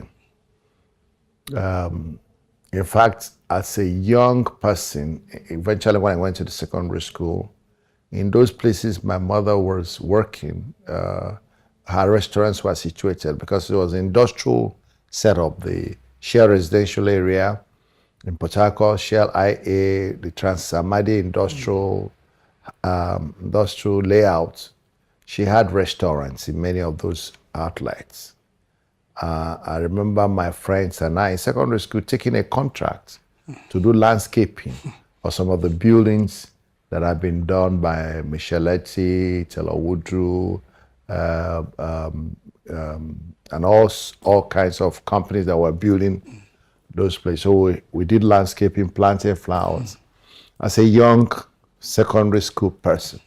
So I learned industry, I learned business from my parents, in addition to the other fundamental principles of life and responsibility. I was the first of 12 children, so I learned to be responsible for my younger ones. They were mostly boys, and so I learned a lot from my parents. The other area that impacted my life was, of course, school. I went to two wonderful secondary schools, Okere Grammar School, where my faith in God was built and where those Christian virtues were established. And I went to Government Secondary School, Owerri, where also I learned discipline, I learned respect, I learned, the finesse of presenting yourself and building confidence. When I was climbing here, I saw that you said one of the quotes there by somebody that one of the things that helps you to lose fear of the public or speaking, those kind of was first to know what you're going to talk about, to be confident in, have the knowledge on the subject. So I think that's what's something that I learned in the secondary schools, those two secondary schools. Those sets me on the path. And so when I got to start life, I already had these foundations that had been established, foundation of hard work, industry, diligence, honesty, truthfulness, and preparations. I'm preparing for taking on responsibility, sacrifice, putting others before yourself. These were the things, the leadership as a young person, leadership in the secondary school. I was prefect, I was president of societies, land organization. I remember when I was the president of the junior debating dancing in my school drama, my junior class, the junior society was having more activities than the senior. So the president of the senior debating and dancing called me and said, "Why are you able to do this?" And I began to tell him my secret of how I'm able to organize more activities. So by the time I was ready to go to work, I was already set with these principles and now ready to apply them in a different format. So would you say all of these influenced your choice of pharmacy? Because I know that at the core of your professional path, you started out as a pharmacist. Yeah. Why? Well, what particularly inspired you? To be sincere to you, I didn't originally want to, I didn't set out to be a pharmacist. I belong to this group of people who were not sure what they wanted to be, in that I was doing well in everything you asked me to do. I was an all-rounder, did well in the sciences, did well in the arts and extracurricular activities. So it was difficult for me to know what I wanted to do.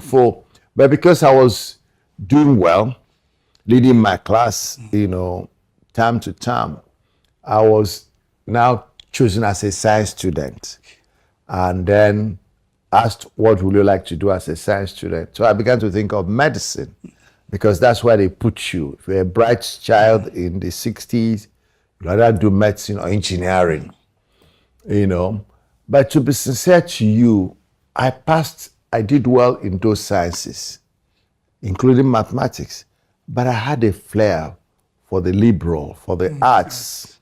I did well in English language, English literature, Latin. Those ones, I didn't read for them, but I had to read, and I still did well. But I've been railroaded. There wasn't, as you find today, career counseling. They didn't exist at that time. I would just say, this is a science student. So I agreed. But my heart was somewhere. My heart was in journalism, in history, in geography, in law. That's where my mind was. But I was asked to be so I decided I was going to read medicine. But the war intervened, and And I spent 3 years fighting. I was a soldier in the Biafran army. So when the war ended in 1970, I told myself I wasn't going to read medicine again. I've lost 3-4 years. Go and do 7 years in medicine. I'll become a grandfather before. So I said I was not going to. So I was pushed back to that, my love for more liberal. So I chose business administration. When I read all the, prospectus of universities, because you need to apply to individual universities in those days, I decided I was going to do business administration because I was in tune when I read what it involves. And luckily also I read economics in my final year, which was exciting to me. But as God will have it, I met my uncle. I went to visit my uncle who was a civil servant. So he asked me, are you preparing for university? I said, yes. In fact, I have my form with me. He said, what are you planning to read? I said, I want to read business administration. He looked at me and said, whose business do you want to administer? Whose business do you want to administer? He said, look, I advise you. Today I'm a civil servant and I'm not enjoying this work. You should go and do a professional course. If you still want to do business, use your professional course to do business. So I said, okay, what do we do? This is medicine where I want. So we began to look what was close to medicine that I would not spend so many years. That's how pharmacy came. But as I tell people, yes, I'm a pharmacist by training, but I'm not practicing pharmacy. I'm actually practicing business administration, business management. That original thought, original thing I went to, I'm using pharmacy as a profession. But my practice, I mean, when I left school, I joined Pfizer. I wasn't in any pharmacy shop. I wasn't in the hospital. I didn't do anything really pharmaceutical. Pharmaceutical sales and marketing could have been done also by other people in biological science or health. So, but it has accelerated, it made it easy for me to have a stepping stone in Pfizer, and then the rest of the values and talents and that I had now helped me to accelerate in my business. So you're saying that you enjoy the benefit of a convergence between what your heart really wanted that represented who you thought yourself to be, your real self, and what we could call a special purpose vehicle, in this case being pharmacy. A pharmacy. That convergence, and both could actually coexist to still enable an individual thrive and succeed. That is it. That is it. I mean, and that's what has accelerated, what has accelerated my performance. Because when I joined Pfizer, it was 15 years between being a first level entry manager and being chairman and CEO. And people say it's a record for a multinational. In fact, when I became area manager, I was under 2 years old. And I had to manage people that were 6-7 years in the company, pharmacists and other professionals. So the liberal communicative side of me, I talked about journalism because I was editor of the secondary school magazine. Even when I went into university, I became editor of. I became a Cobra chief. There was a newspaper in Ife. If you ask anybody, it was one of the most feared newspapers, Cobra. I became a Cobra editor-in-chief of Cobra. I was called Cobra chief. And that was journalism. When I even joined pharmacy, I became editor-in-chief of Nigerian Journal of Pharmacy. I was the first editor who was non-academic. So it's a reflection of those my innate, but I now built on the foundation of pharmacy, and I was able to express that that talent, and understanding of where your flair is. If it was today, I wouldn't even go to pharmacy. I would have gone straight to other more liberal arts and more liberal social sciences. Yeah, but I've met, like you say, I've merged both. I've met both, and it has caused a leverage. Because if I had done just mere liberal or natural or social science, I probably wouldn't have the opportunity to climb through a pharmaceutical company. So clearly, from this convergence, Yeah. you call it merging, Yeah. something can be said about your being strategic, strategy being a skill. Yeah. Because there's no way you would have achieved this Yeah. convergence. Many there are many that probably had both, Yeah. but could not see the linkage possibilities. Yeah.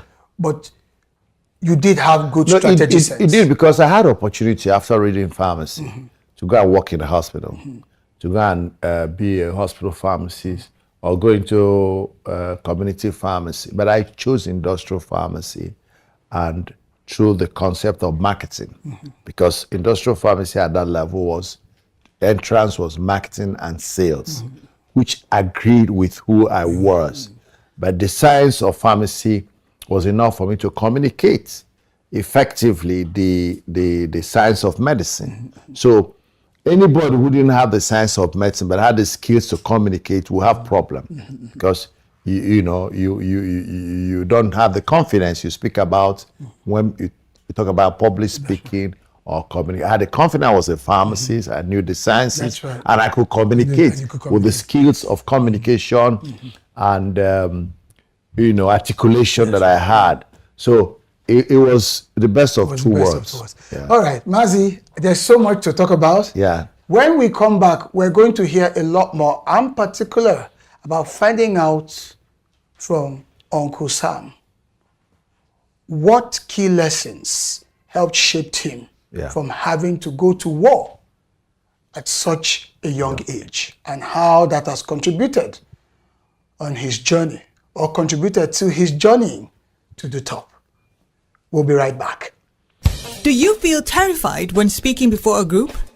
Are you stressed when asked to present? Do you forget your points? Are you shy and need confidence? How do you give a speech with polish? Learn how at the School of Eloquence, the home of public speaking. Welcome back. In case you're just joining us, this is Journey to the Top, and I've been carrying on a very important and inspirational conversation with Mazi Sam Ohabua. He's told us about his sense of strategy and how he was able to ensure a convergence between his love for the social sciences and liberal arts and his actual course of study. And I think this is very instructive for a lot of young people struggling out there, feeling at a loss as to what do I do? I'm saddled with having studied this particular subject matter, and there is no place for me out there in the marketplace. Perhaps there's something you're missing, and you need to take a more strategic view of your skill set, your passion, your interest, and create your own convergence. And Mazi, I believe that's the point that you made in your last remarks. Correct. So still talking about strategy. Yeah. I can imagine how challenging and how harrowing it must have been for a young Sam Ohabua to be shortlisted into the Biafran army. Yeah. That was 1967, I believe. That's when the war started. When the war started. But I got into the army in 69. In 69. So I've been conscripted at such I a young wasn't conscripted. Okay. I volunteered. Okay, you volunteered. I actually volunteered in 68. 68, okay. Should I take it from there? Yes. Yeah, when the war started in 67, I was in Form 4. Yeah, so. And how old were you then? Form 4, I was just 16 years. 16? Yes. 66. The war started in 67, July. I was still 16. I became 17 in August. So we were hoping that it would be a short. That's what they told us in school. Just go home. Your teachers are involved in war affairs. You'll come back. So we sat down, started reading. It wasn't working. We started all manner of things. I had a conviction on the righteousness of the Biafran situation. So I volunteered to support the effort. In fact, when I went for my first selection at Bonimo Wharf to enter the Navy in 1967, September or October. That's in Rivers State. Yeah, Rivers State. I lived in Port Harcourt. Okay. So the guys asked me how old I was. I said I was 17. I said 17. I want to join the Navy. Please go and wait after the war. If you want to join Navy, you join. I left. But you know, later on in the Biafra, even if we were 14, we were being conscripted or 13. So in 68, there was an opportunity to volunteer, what they call volunteers, to go and do some work in Enugu. I volunteered. That was where now from there I went to the army fully. So I was not conscripted. I joined the army by my own volition. So were you not afraid? In terms of the possible dire consequences and risk to your life? I was not. That's something about conviction. When I saw the beheaded head of people from this southeastern Nigeria that were being shipped from the north, coming with our heads, so with our breasts. And I had watched all the efforts made to reconcile Nigeria. After the July 1967 second coup, it was supposed to be a revenge coup because the January 66 was regarded as pro-Igbo coup. So this was a pro-Northern coup. And they killed all the soldiers, killed Ironsi, killed everybody. If it ended there, there would have been no war. But the battle was taken outside the barracks. Civilians were now being killed in Kano, in many parts of the north. And that's what started the trouble. Effort was made to reconcile. Ojukwu asked everybody to go back. People ran away. September, they went back, and a second program happened. People who survived the first one, Ojukwu assured them that all was well. They went back to, the people from the south is like to travel. They are the most strongest believers in Nigeria. So they moved back. Then there was a second program. And what was when I now was in Enugu, and I saw at the stations people coming back. So when somebody fights you in his territory, you run to your own territory. He follows you. What are you supposed to do? You either accept me as part of and give me peace, or allow me go to my own way. It's as simple. That was my logic, and that logic still remains today. If we want a country like a country that is mutually acceptable to everybody, where we want to be happy, that's the basis of my New Nigeria group. Let's make a new Nigeria where everybody will be treated equally. So it's the same thing. When it wasn't happening and they needed us to go and fight to defend ourselves, especially when the federal forces came to say, we want to force you back to Nigeria, yet even Aburi Accord you will not accept anything that would make us have peace. So we went to war with that. I didn't care. I wasn't worried about my own safety. My conviction was that we would not allow ourselves to be beaten outside, driven away. You come back to your own enclave, and you also self-defense. What else am I supposed to do?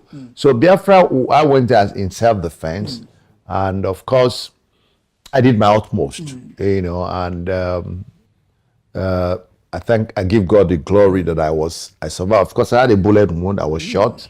I still carried a scar, but God saved me. But war was a great learning. Yes, that's.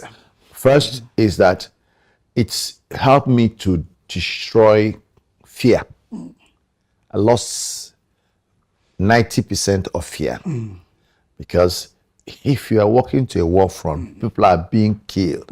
In fact, the first day I went to the war front, boy, I was trained as an officer, and I didn't finish my training. We were harvested prematurely and then brought to the war front, commissioned, and then was said as a second lieutenant. The first person I met was the commanding officer then, Achuzia. He gave me something. He said, look, in this war, there are two enemies. There's one enemy in the front, there's one enemy behind. The enemy in front, you can kill him or he kills you. But the enemy behind will kill you. There's no opportunity to kill the enemy behind. So choose where you want to stay. You want to stay in front and face the enemy in front, or come back and face the enemy behind. Who was the enemy behind? Himself. So it means go. Don't run back. You know, I mean, the first. So clearly, like your bridges have been burned. No, there's nowhere. There's no retreat, no surrender. You More know, or less. even I told the guy he sold my mind. I say you're crazy. I don't have anything to do with any enemy behind. I'm going to go and come back. So that was indoctrination that took me. So I was determined to succeed, defend myself, achieve the objectives. In fact, it was irreversible. I remember one particular occasion where we had to retreat because of very difficult terrain and the strength of the opposing soldiers. We retreated. Our commander met us there and said, "On your marks, go." We should go back to that place we came back with, whether anything. So we are running. We even waded through water because he was going to fire you if he met you. So we ran back and into our. So I lost fear. Number two, I learned perseverance and adaptability. You know, during the war, at a particular time, even talking about that time I started the war in Uzuakoli, it was early in the year. They've just finished planting the yams and all that and creating mounds. It was open field. Our only protection was lying below the mound. And then there'll be rain. So the water from the mound will soak on your body while you're lying down and firing. You know, for weeks you won't have food because in fact, I was the ones, it took 2 weeks to bring us food. And when they brought the food, boiled yam, if you open the yam, it became so gummy that you couldn't break it. The gums will hold the yam. Still, we ate 2 weeks old gummy yam. Where did we get water to drink? Water that gathered on the ground, you know, in between two mounds. You collect the water and drink. When you go through that, you don't see any obstacles. You don't see any real serious inhibition to achieving your targets and goals. Wow, that's so amazing. Yeah. And transferring all of that into corporate life. Yeah. Would you say that was one of the bases upon which you were so daring? Yeah. So daring as to tell a old fighter that, look, we're going to buy you out. Yes. We're going to buy you out. A bunch of management executives who didn't even have $1 the money. In the very heart of the June 12th scenario, the very heart of the June 12th crisis back then, with all of the economic problems, and you stuck your neck out. Tell us a bit about that. How you became the first Nigerian company. It was the first of its kind. Yeah, first management buyer. Yes, management buyer. How did that happen? Well, first is, like I said, the courage to do that. Combine the lessons from my parental and school to the war. The war, if the war wasn't that people can die, I will recommend it for everybody. Because the preparation of the war, you can't get it anywhere. You know, it's practice. First, accomplishing. You know, achieving. Yes, you have targets. Objectives, you have to get that territory. You have to get it. You have to strategy, because you have to plan. The strategy, for example, which I used in one of my most successful battles, was two successful battles.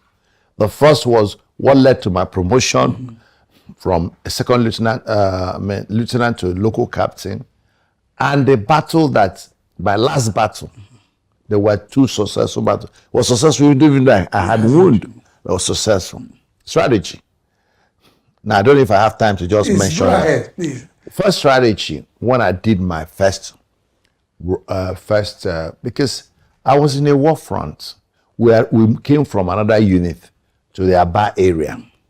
The CEO of our battalion was from that area. So he was bent on showing capacity to liberate his area. We started to fight. He died. He was killed. So then later on, my company commander was killed in the battle.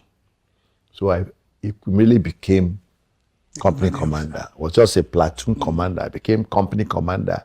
My battalion commander has died. My company commander had died. So I was now come to command. And Brigade Headquarters say continue the fight to liberate. There was one market they call a Kapara market on the way to Aba. Want to go launch into Aba. You know, I said, okay, this want everybody to die. You know, anyone that takes the commander of battalion, you can imagine the number of other non-commissioned and commissioned officers that will have died before the commanding officer would die. Then the battalion commander died. So I told my boys, what I told, I said, everybody sit in. They say, want us to die, we can't die, all of us. So we sat on our trenches. I say, everybody raise your gun and be shooting. So that they'll be hearing us shoot, but nobody is going to kill anybody. However, after I did that for a while, I told myself this won't go anywhere. So I began to strategize. And I discovered that the enemy in front of us was tough. We were confronting him. What did I do? We've been fighting for, in a battle that we came and started fighting for days and weeks. So everybody was getting weary. We were suffering casualties. They were also suffering casualties.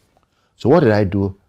I got a strategy. I selected a crack team of 12 soldiers, no, 14, to go and harass them.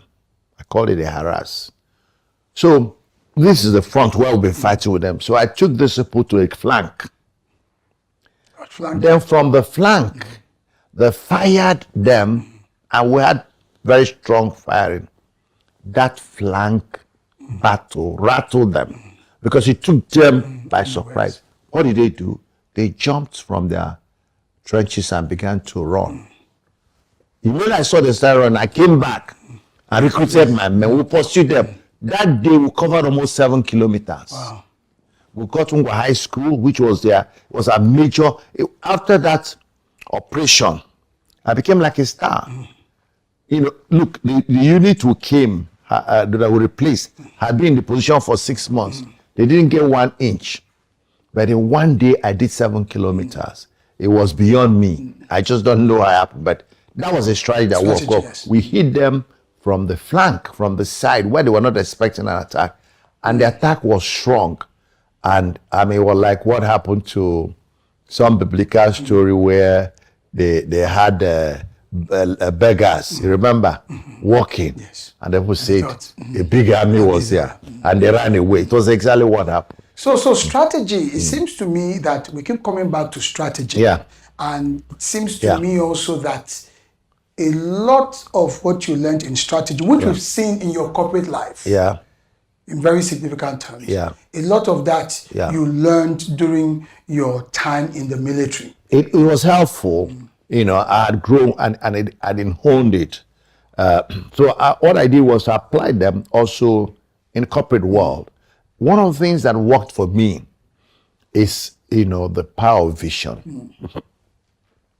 When I joined Pfizer, I did not plan to make a full career. I planned to spend 5 years and understand how Pfizer operates so I can go set up my own business with my uncle who had already brought money. He wanted me. I said, no, let me go and get experience. So he said, how much time do you want? I said 3 to 5 years. He said 3. But by the 5th year, I had become a senior manager. I couldn't leave anymore. And I had to change my strategy. The next thing I did was to now aspire to become chairman and CEO of Pfizer. Pfizer. Uncle Sam, we're going to, I want you to hold that thought. Yes. Let's go for a quick break. All right.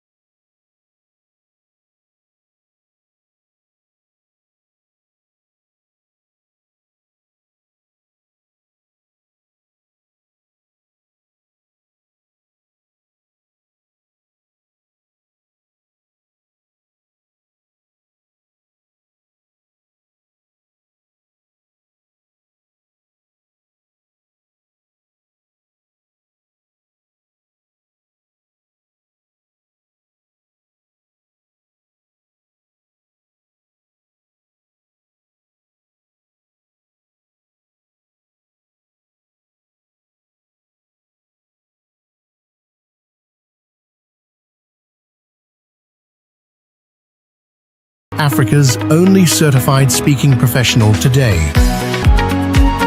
Speak with power. Lead with influence. The gold standard awaits you. To register, call 0802 303 2066 0706 160 6078 or visit www.schoolofeloquence.org. School of Eloquence, teaching the world to speak. Welcome back. If you're just joining us, the program is Journey to the Top, right here on the Achievement Channel.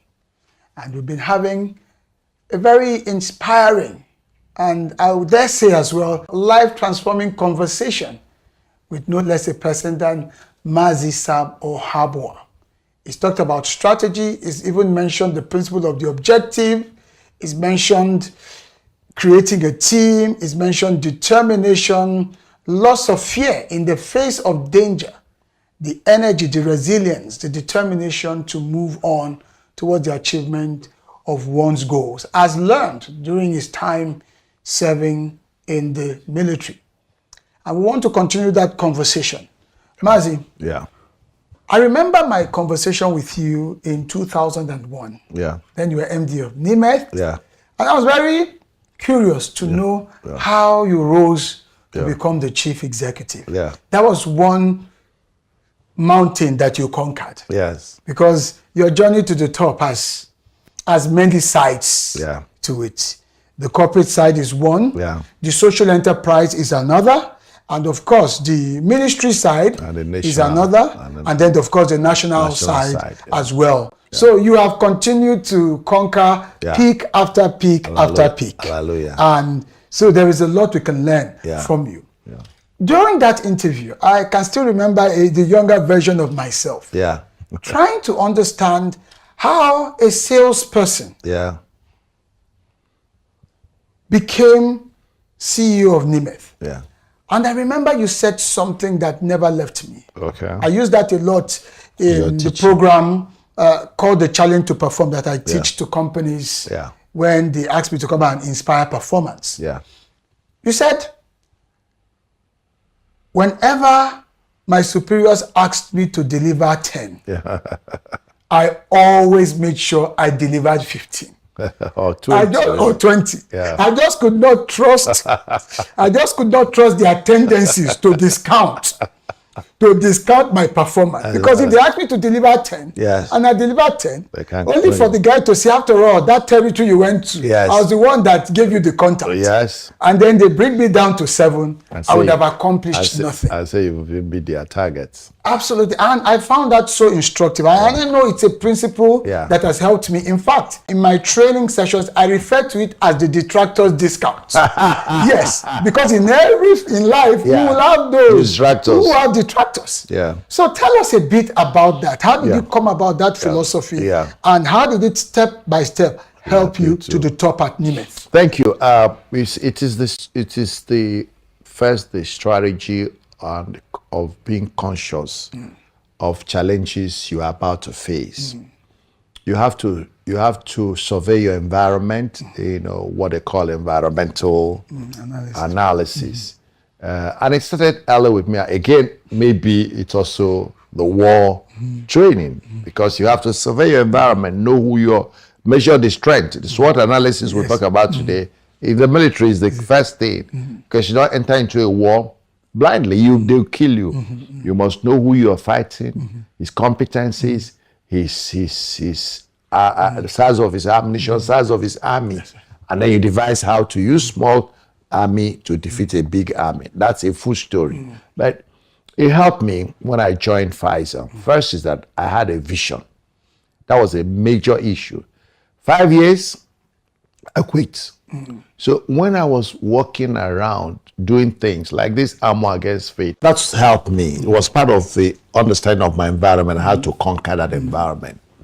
I came to a place I knew there was plenty of hostility.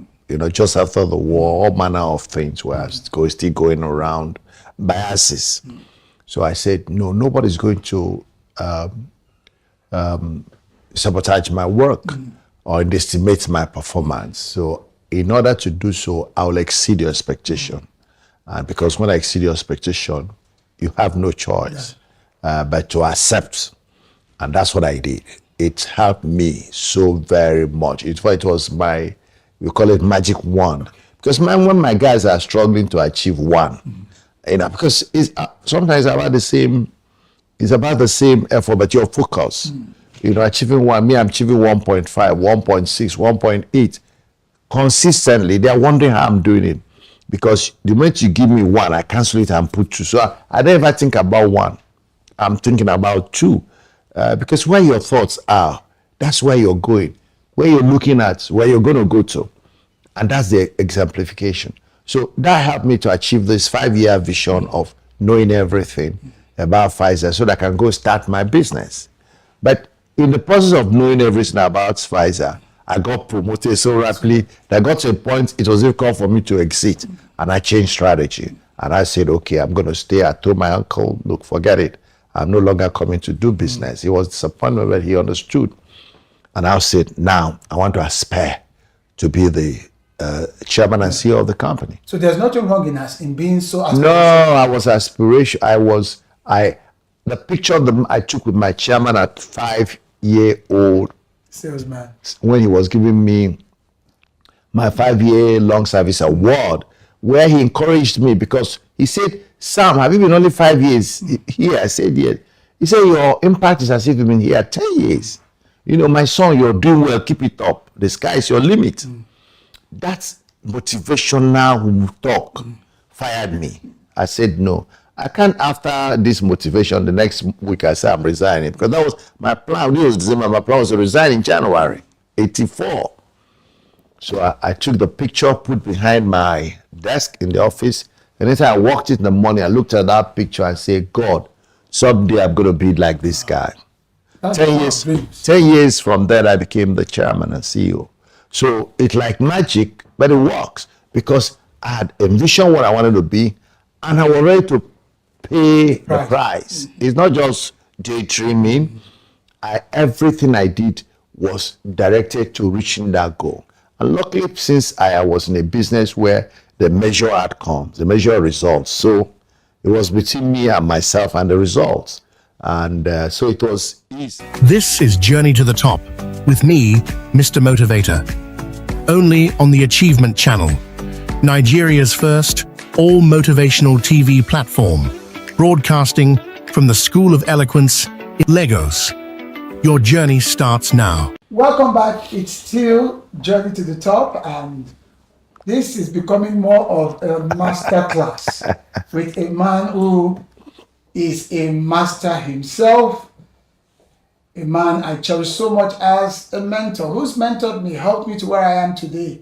I'm talking about no less a person than Mazi Sab Ohabua. Mazi, we've just been continuing and continuing. I think a day will come when we'll just have it for an entire day and we'll live stream. Yeah, that's just fine. A master class, modules upon modules upon modules. Yeah, sure.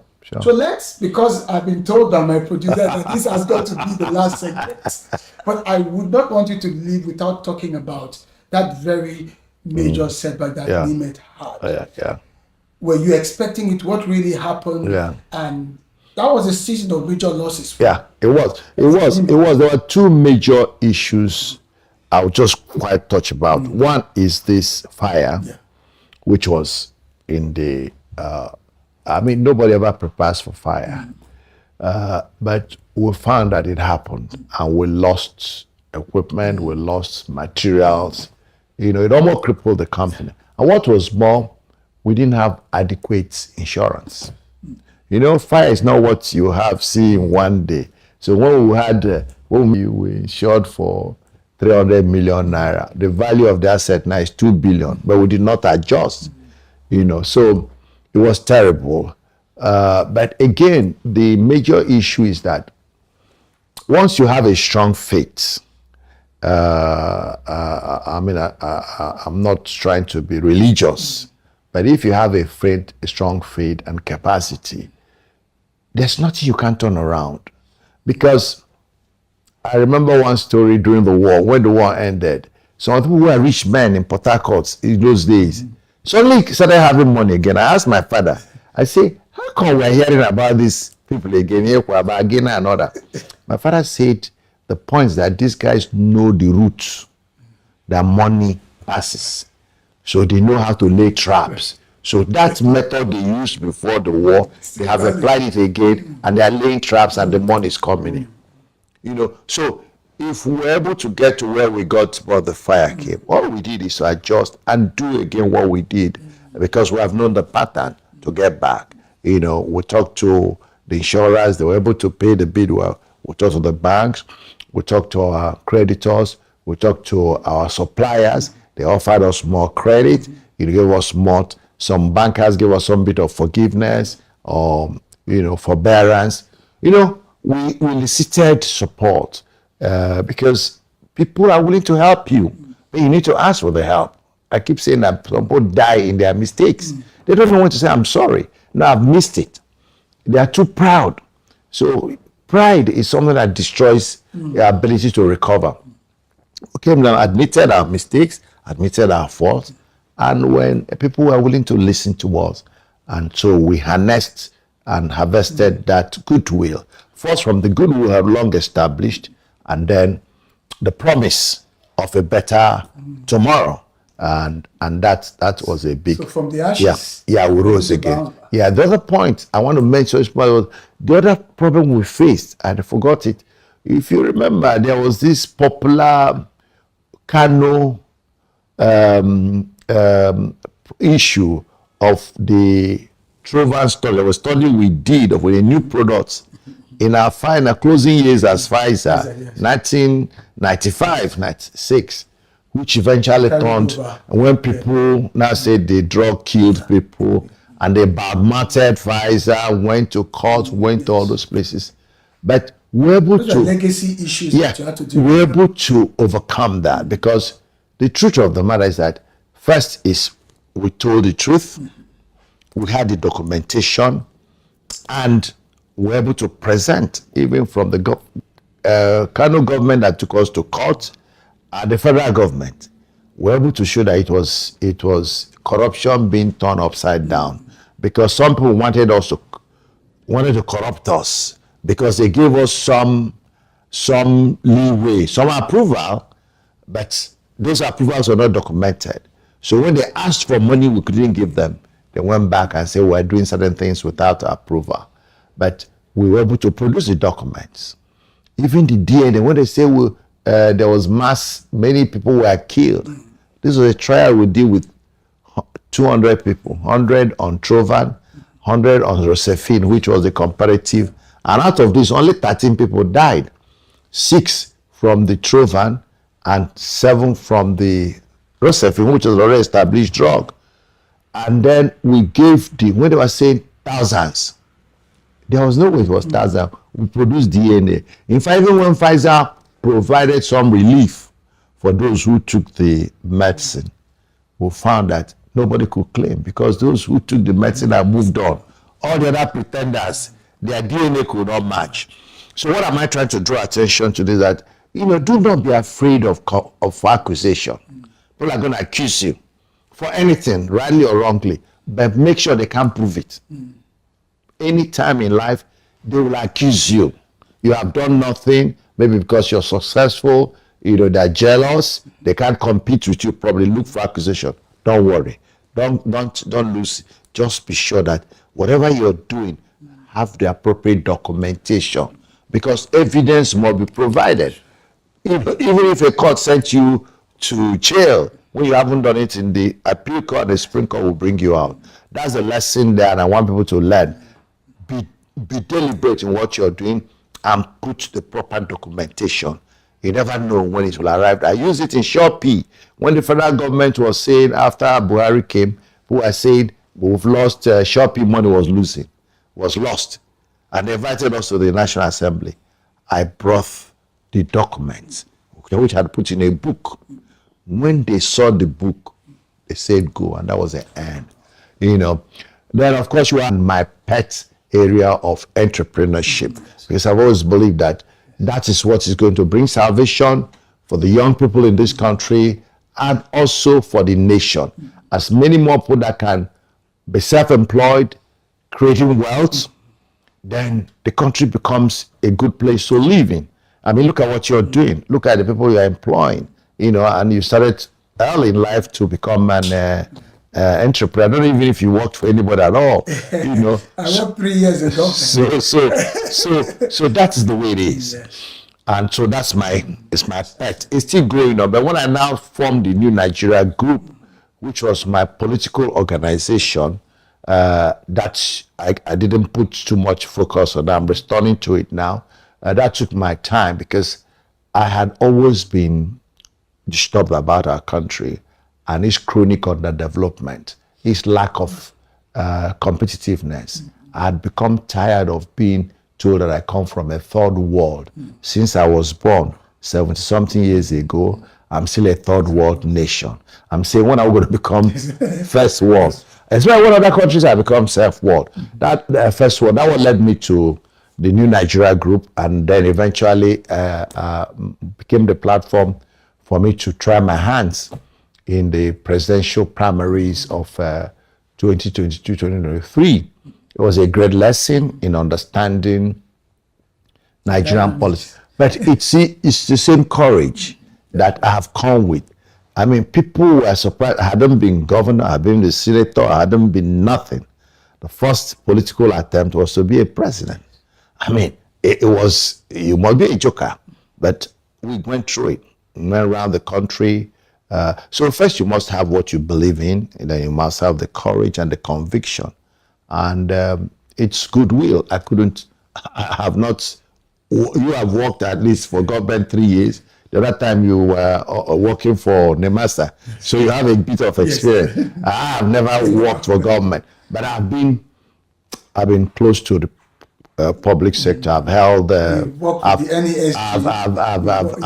been a board chairman of teaching hospitals, of polytechnics. And then the shop here. I've served, even before the shop here, I've been in the National Health Insurance, National Manpower Board, you know. I've served in several boards of the government, so I'm familiar. Then, of course, the ESG interaction, the public-private sector interaction, also gave me an opening to really understand and know what the issues are in the country. So I'm still committed to doing what I can to help our country become a better country, because we have no other country. Right. But I'm doing so from where I stand, because I believe that I may not be president, I may not be governor, but where I stand, I am the governor. Right. I am the president, starting from my house to the concentric circles where I influence. So I try to model that Nigeria of our dream. And that is why I spend a lot of time with young people who I believe will continue the battle. You talked about succession. I'm a man with always a view that we're going to be here just for a while. So what are you taking away and what are you leaving behind? And one of the greatest things I have said, and I keep saying, the greatest buildings, the greatest legacies in human beings. What you have said about me today, I don't know how much I'm going to pay to a publicist to say that, or to give this unsolicited. And that is what life is all about. If I was there today and you were at my graveyard or a tribute, what you say today will be what you say, perhaps with more embellishment. For me, that is legacy now. You know, so I'm investing my time and energy, making sure I'm impacting lives, impacting institutions, and helping this nation to become a better place. No one man can solve all the problem. No one man can change the situation, but make sure you're making a contribution. And that's why I think I want to encourage you and people like you, you know, never underrate yourself, never underestimate your contribution, but you must build a foundation. You should not come to this world and act as if you were a passenger or an observer. You must come into this world determined to fulfill your destiny. You have a destiny. You have a purpose. But it's in you to plan how that destiny, how that purpose will be fulfilled. You have to be intentional. You have to be methodical and trusting, and then learn from other people. It helps you to reach that goal and be what God has made you to be. Wow, Mazi, what a finale. Because I was going to ask you a question.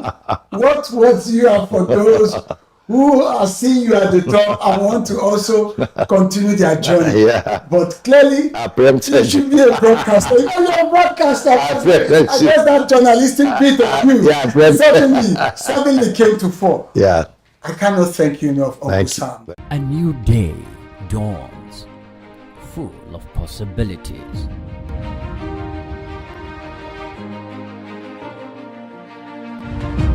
Take the first step towards your dreams.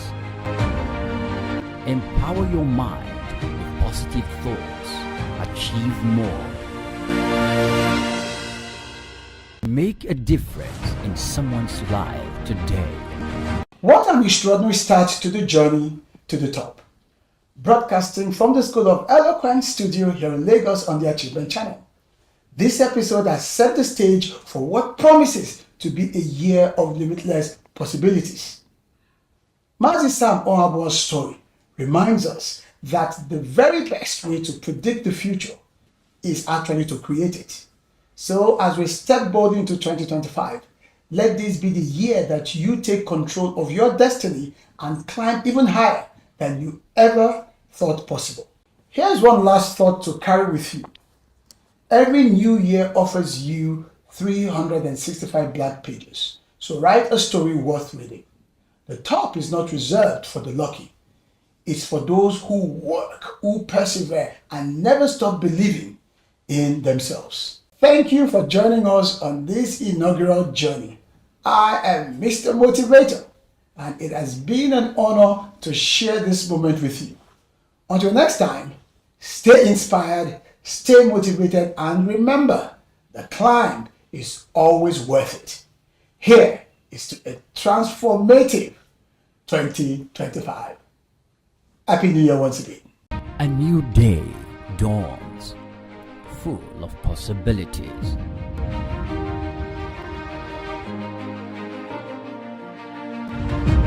Take the first step towards your dreams.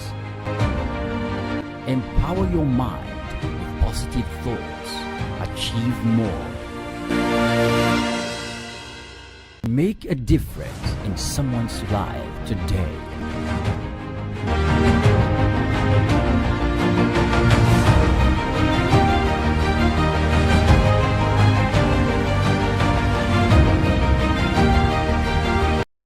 Imagine a world transformed by the power of giving, where every act of kindness sparks another. These are the champions who dedicate their lives to change.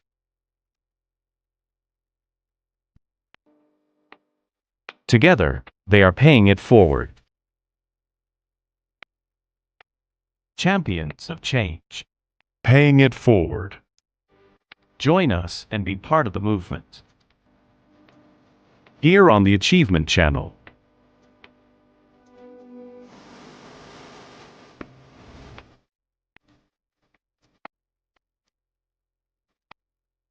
Hello and welcome to Champions of Change on the Achievement Channel, the show that celebrates innovators and game changers making a difference in their communities. Today, we're shining the spotlight on the culinary world. Our champion of change is Alex Oke, a talented binational Nigerian-Russian chef, entrepreneur, and culinary instructor. As a chef owner of Exo Boutique Bakery in Lagos, Alex is fusing traditional French techniques with modern African flavors, inspiring a whole new generation of chefs. I am Pamela Egbo, and I'm excited to be with you today, live from our studios at the School of Eloquence in Lagos. Let's hear his inspiring story. Hi, Alex. Welcome to Champions of Change. It's really great to have you here. Hi, Pamela. It's fantastic to be here. So, tell us about your story. You know, you're an extraordinary chef, the founder of Exo Bakery, Boutique Bakery, and you are passionate about CSR, and that's why you're here. Indeed. So tell us a little bit first about the story of Exo Bakery. Okay, great. Well, before I start with Exo Bakery, I'll tell you a little bit about myself. My name is Alex Oke. I'm Nigerian dad, Russian mom, but more or less raised in Nigeria. Trained as a chef abroad in Canada, and came back in 2016 to establish a neighborhood bakery, which I called XO Boutique Bakery. Since then, the bakery has sort of evolved from a small neighborhood bakery into more like a cafe, and we have further plans to take that model even further and to expand into a members club, a co-working space, and a lot more restaurants. We want to create a sort of a lifestyle around the XO brand. So that's currently what I'm working towards right now. Fantastic. So I know that you're very passionate about giving back yes, to the community. Absolutely. And I know that in at the XO Bakery, you do a lot of internships. Indeed. So tell us about how that works and how that idea for you came about. Sure. Well, great, absolutely. So we if anyone who's been to XO Bakery will see that we have a few younger, generally as compared to most Nigerian businesses, especially hospitality businesses, a lot of my staff are much younger, certainly much younger, and I've actually gone through the route of vocational education. Okay. Right. So we don't always go directly to universities or to hiring companies, talent agencies. Sometimes you go directly to vocational like institutions like Wave Academies, Lagoon, for example, and even the culinary schools themselves. What I've done is I've created a 3 to 6 month internship program where anybody who has either gone through culinary education and it's time to do what we call the IT, the practical training aspect of their course, then we liaise with those vocational academies. Then we take on young and very green individuals where we train them in how things are done in a what I call a boutique kitchen, where everything is done by hand. It's not a commercial kitchen. Right. It's more of a sort of a very individualized offering, which means that they have to learn the intricacies of the baking and pastry arts as well as the culinary arts, but to a degree that I would say would be higher than say if they went to work in a commercial bread baking bakery, for example. So generally how it works is they come in, and after 3 months we do a review. And then I usually offer them to stay on. I don't think I've ever had one intern who, after the 3 or 6 months, we asked to leave. Generally, we prepare a package for them, an employment package, where we hope to keep them employed and in the industry, and then want to keep them learning as they go, because I don't think 3 to 6 months is enough time to learn the practical aspects of any arts, So for us, it's very important that we keep them working. And along those lines, it's also important that we remunerate they do. Now, I know it's very commonplace in Lagos to have interns where maybe the intern even pays you. I've seen a lot of, oh my goodness. When I moved here in 2016, I've seen situations where the interns were paying for training, or they were just doing it for free. We actually pay interns in order to ensure that they can get to and from work, they can get home, they can get back to work, and we also usually include some kind of a meal package as well, too. Such that if a young person wants to learn the practical aspects of the baking and pastry arts or the culinary arts, they don't have to do it at a loss to themselves. Right, exactly. And they are fed, they are comfortable enough to take on that new information and then kind of run with it. So, and supposedly doing that the way you do it, it makes them take ownership. Absolutely. And responsibility. Indeed. That's great. And we also don't have a program where we're lurking behind, where I'm like the chef who's, looking for the mistakes they make, and trying to kind of beat them down. What we do is we allow people to make mistakes. Right. I believe that in order to learn, especially in the practical aspects of the baking arts, you have to you have to mess up a few cakes. That's right. A few loaves of bread need to burn. Please bring those ones to me. You know, you must make your mistakes, because when you make your mistakes, I feel like that's the best. Experience generally is the best teacher when it comes to stuff like that. So I'm very, very much in the group of people who allow young people to make mistakes so that they can learn. And that's also when interns come in, I usually tell them, don't be scared, don't be worried. I know you will burn a few things. Sure. I know you will mess up a few recipes. I know maybe you're not going to put the yeast in there and we'll be wondering why the bread didn't rise, even though we've waited for 3-4 hours, you know. But I believe that it is important that people make those mistakes, because when you've done it, you've made the mistake, I feel, with your own hands, you generally remember. That's right. You generally remember how to do things the right way after that. That's and you amazing. Remind yourself, well, I'm not going to make that mistake again. So, that's great. And to give people the grace to make those mistakes without penalizing them, I think, is another thing too. That's amazing. A lot of employers in Nigeria would, when their staff, you know, make a mistake or maybe ruin a big batch or something, they might penalize them and duck their pay or stuff like that. Yes. I don't believe in that. So I think we need to give everyone a bit of grace, you know. Love it. Nigeria's Love had that. enough already. Absolutely, love that. So love yeah, that. so let's be nurturing to our young people. Absolutely, amazing. Especially since, you know, the youth unemployment is so high right now. So it's important that we keep as many youth employed as possible. Absolutely, absolutely. Indeed. That's great. So tell me, I know that, you know, like I said, paying it back is very important to you. Yeah. You recently contributed or got involved in an initiative called Paying It Back to the Streets? So back to the streets. Yes, That's exactly. it. So it's giving back to the streets. So what's that about? Thank you for bringing that up. This is the second year running. So it's actually started in Port Harcourt, actually, okay. The initiative, the person we work with. But this is the second year running that we've actually done a charitable contribution to this initiative.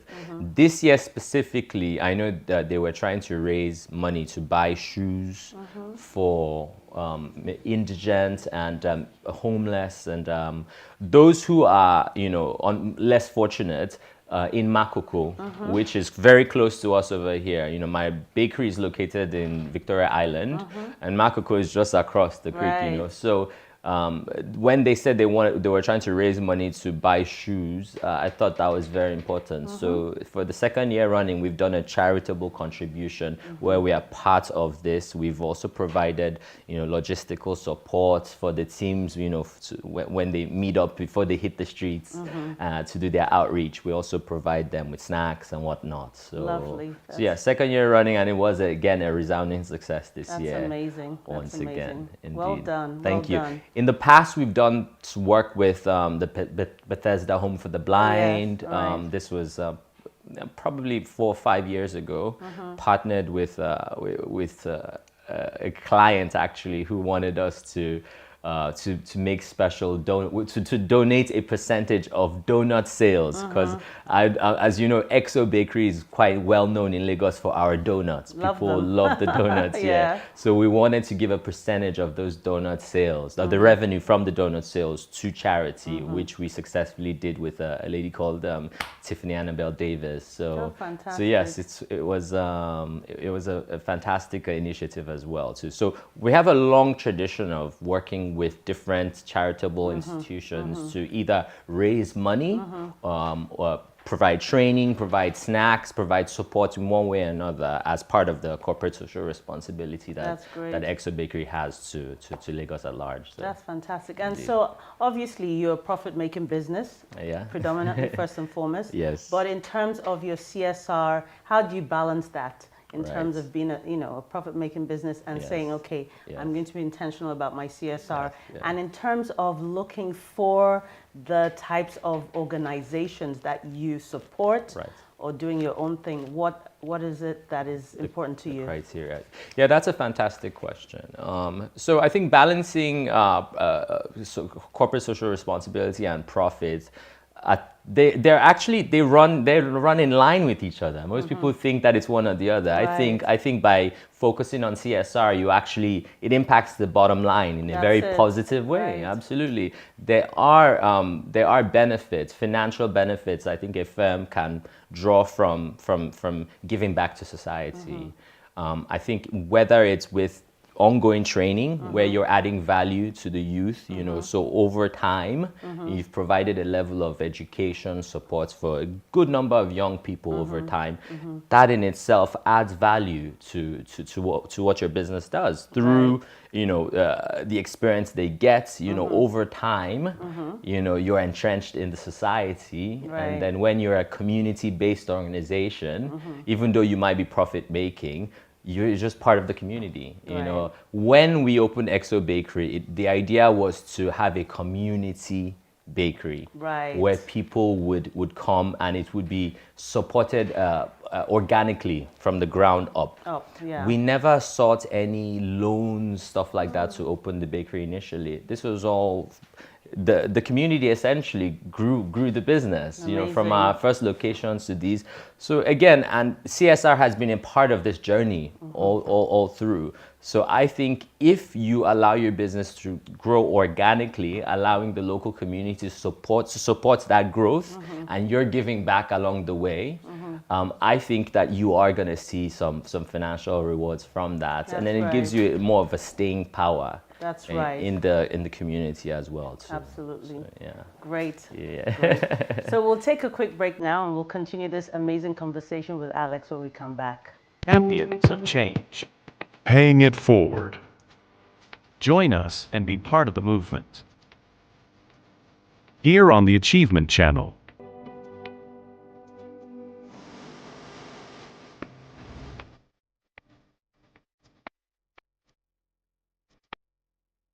Do you feel terrified when speaking before a group?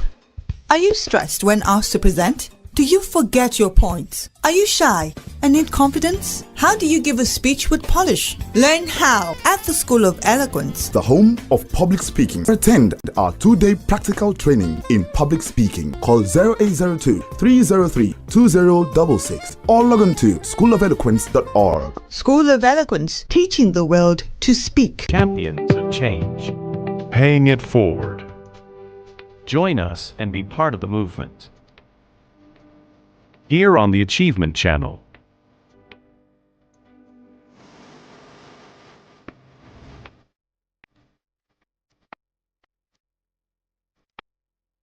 Welcome back, and we still have Alex here continuing our amazing conversation. So Alex, tell me, I know you mentioned about youth unemployment earlier. Yes. And I know it's an intentional strategy of yours because the level of youth unemployment in Nigeria is at an all-time high. Around the whole world, actually. Around the whole world, but especially in Nigeria. Right. And so tell me how you have mentioned, but could you expand on that a little bit? But also, what advice would you give businesses to take a chance on these young people? Because one of the things that you said that struck me was you go through the vocational route. Yes. Because I know that a lot of places in Nigeria, they want to see the CV, they want to see the your what they call it, your qualifications, and it can put people off and scare people off from applying for these roles. So what advice would you give, and how has it benefited your business? Great questions. Yeah. So yes, as you mentioned, youth unemployment is shockingly high around the world. It doesn't matter where you go, you see young people just on the streets. And it's particularly tragic, I would say, in Nigeria. I remember when I moved back to Nigeria after training in Canada, I remember just the number of young people on the streets, versus today, the number of young people on those very streets. Right. It's probably grown, I would say, 5-fold, 10-fold. And that's just an indication as to how many young people are falling between the gaps. Yes, it's actually 35%. Right. Unemployment rate. Shocking numbers. So yes, so that means out of every 3 young people, 1 is going to be unemployed, which is quite sad. And how does that bode well for the development of our economy, for young people developing and honing those skills that they have or they are to, you know, to get. For us, what we've tried to do is intentionally focus on hiring young people. Just intentionally focus on that. Whether it's from the front of house staff, waitresses, the barman, floor supervisors, to the kitchen staff, chefs, kitchen assistants, bakers. We deliberately try to go for younger people, again, and through the vocational route. So when I get you know, an intern from one of these institutions, what they'll usually do is say, oh, I have 2 people who are in the class after me, you know, younger people from my school. They would love, I spoke to them about EXO, they would love to come and intern here. So it's almost like what I call a pipeline. It's a pipeline of people, of talent, of skill. And also I would like them to feel welcome. I would like them to feel like, okay, if they go to that to that vocational institution, there's a good chance that they can come to a well-known and established bakery, cafe, restaurant like EXO, where we are pushing pushing the limit and doing things that you wouldn't necessarily just find anywhere, with a focus on quality, craftsmanship, and delivering a differentiated customer experience every single time. Yes. So yeah, for us, it's a no-brainer. If you invest in the youth,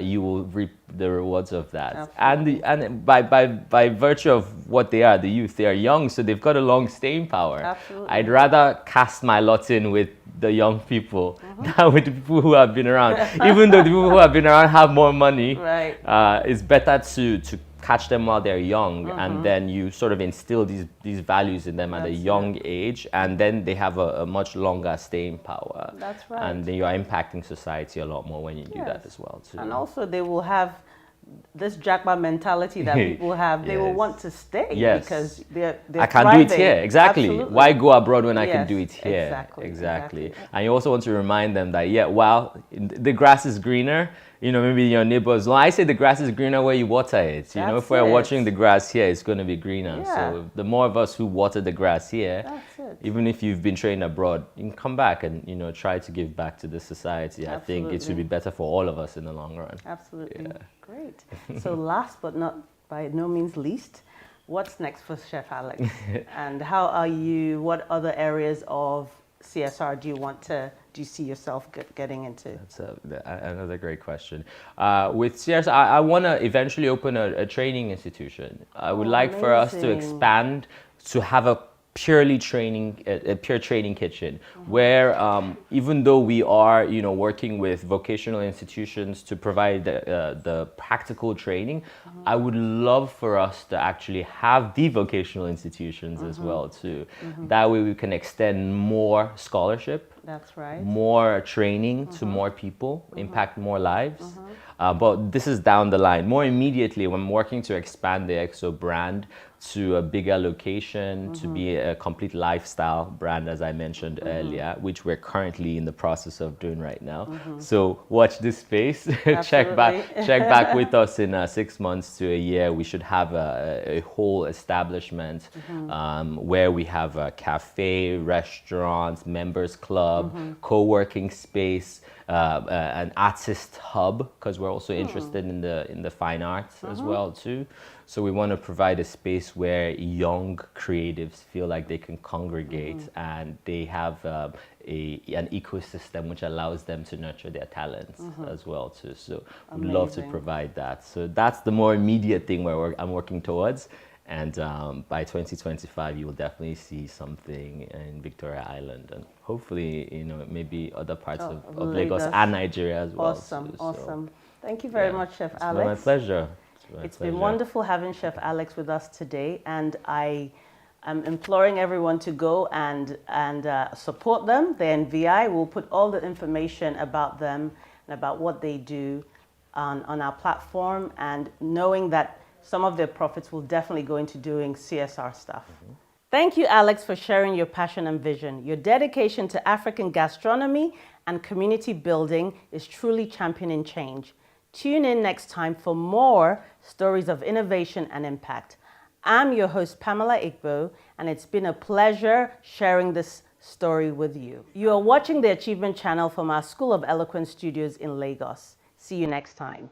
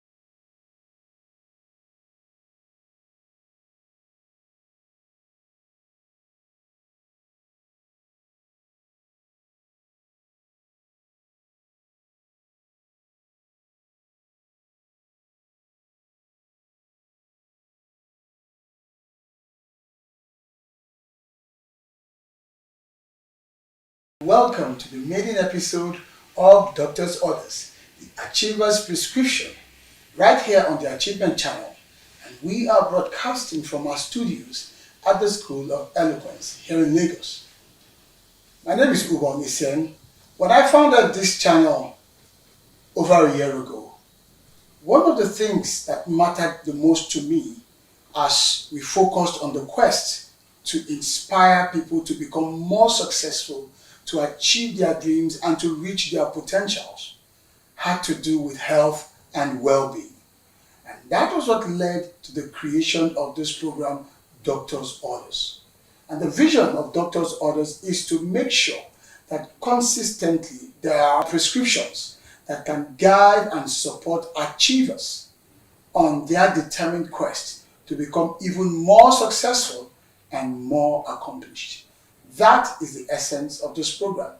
It is very likely that after this episode, you might not be finding me on this seat anchoring the show, because on the Achievement Channel, we believe in experts leading the conversation, experts serving as anchors.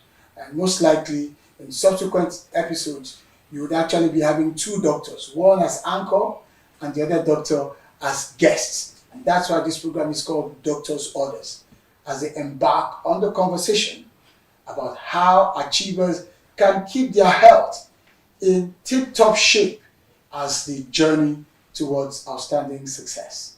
Because remember, in your body presently, that is the body you will be spending the rest of your life in. And your quest for success will also be determined by how well you take care of that body. When we come back after this break, I will take you further into what this program epitomizes or what this program represents, and of course, introduce our first guest. More to come. Welcome to Doctor's Orders, brought to you from Achievement Channel. Welcome back, Achievers. It's still Doctor's Orders, the Achiever's Prescription, and you are still watching the Achievement Channel. Now, this show is dedicated to helping high achievers like you.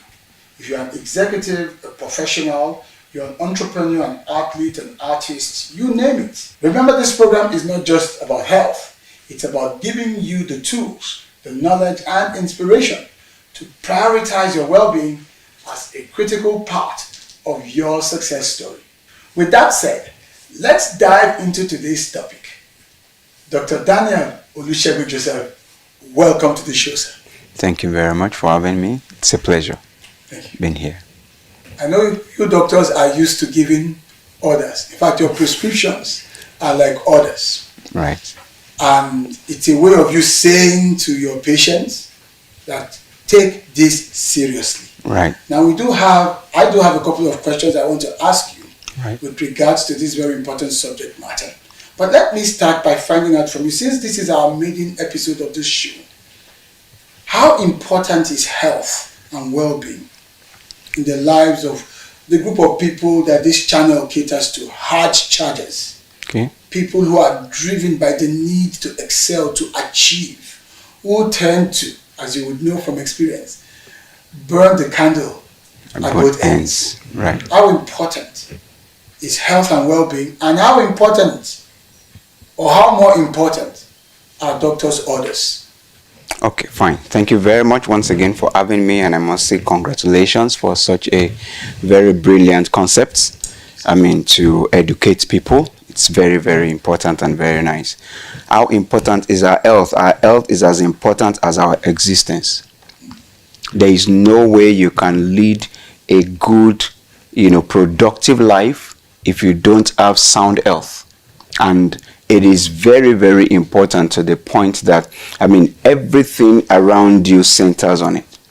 You are here today because your health is up to par. If you are, nursing one ailment or the other, if you were in the hospital, you won't be here, I won't be here. So our health is a major driver, is a currency, really, for, our well-being. Number one, is a currency for our achievements. It's a currency for everything we do, really. And without a good health, without sound health, productivity will be reduced. Not only that, the chances of having, very high burden of, illnesses, high burden of costs in terms of trying to treat one thing or the other increases. And these are major things in our world. So how important is our health is as important as our existence if we want to make anything meaningful out of life.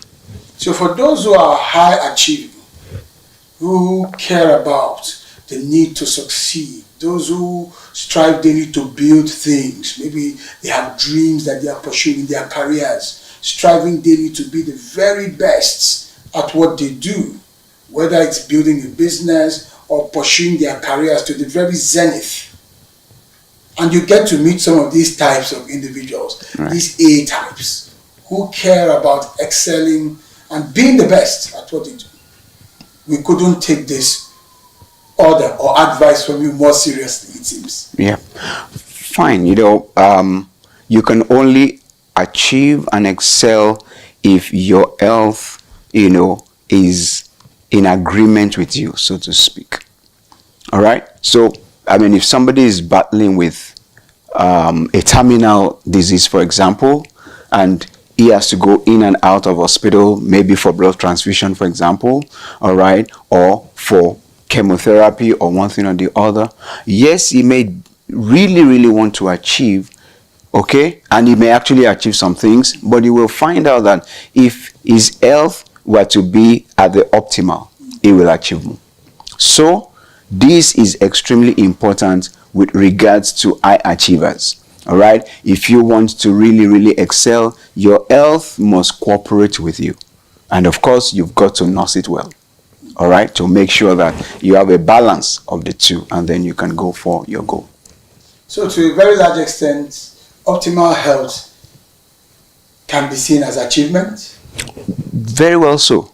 If you're nursing something that keeps cutting you down, keeps making you to cancel appointments and things like that, you want to go for example, you want to go for, a speaking engagement, and you wake up in the morning and your body says, oh, come on, I can't go anywhere. Or you start vomiting. You don't want to get there while presenting, you start vomiting. You've got to take care of that. You've got to call the people, call your doctor, and then call the people that you have appointment with. I'm sorry, I can't make this and this and this is happening to me. So, but if your health is, up to par, then you can go. You can deliver your speech, you can do whatever you need to do. So your health is extremely important. To shortchange it is to shortchange ourselves and shortchange our achievements, really. So from your experience, do you find that a lot of very highly driven individuals shortchange themselves on health matters? Well, I'll say that before it used to be, but with the increase in information, increase in knowledge and things like that, people are now beginning to find out that, look, I need to take care of my health. I'm sure that you have heard of cases of executives, high performers get to a place and slumps. I mean, you're in a board meeting and then you see this man that came in with, a whole of, health, so to speak, of life, and then before you know it, the person slumps. It's not only that the person slumps and dies, the shock, the horrors that it will send round the people that were there. I mean, it can only be imagined. The fact is this, I see, a lot of, executives and people like that, when they come, sometimes they call you and they say, please, I need to see you immediately. And you're like, what's going on?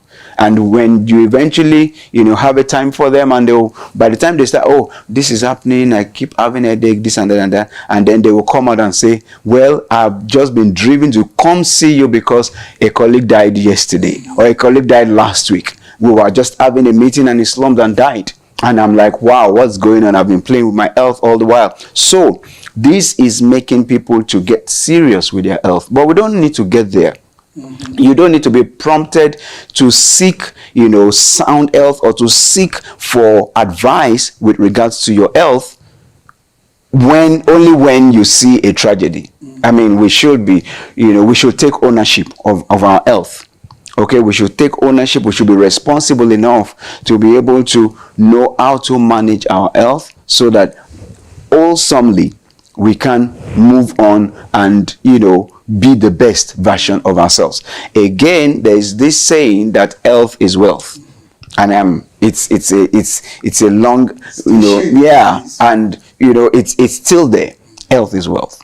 I mean, if you look at the rising cost of, healthcare services, rising cost of drugs in our society, then you will know that health is really wealth.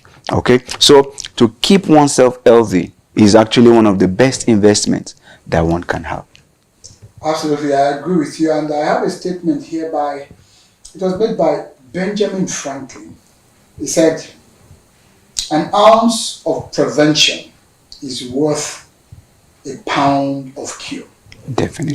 He was an advocate for healthy habits and proactive wellness. Definitely. An ounce of prevention is worth a pound of cure. Definitely. Meaning that it's far cheaper to prevent than to cure. Yeah, I mean, the adage is there for everyone. It's cheaper. Prevention is better. It's not only better, it's cheaper than cure. Right. So, I mean, it just laid it the way it should be. Right. I mean, it may be speaking to intellectuals, because I mean, an ounce and this and that for the very may not be able to catch it, but prevention is better than cure. That's just what they have said. And it is not only better, it's cheaper and it's more rewarding. It's more rewarding. Yeah.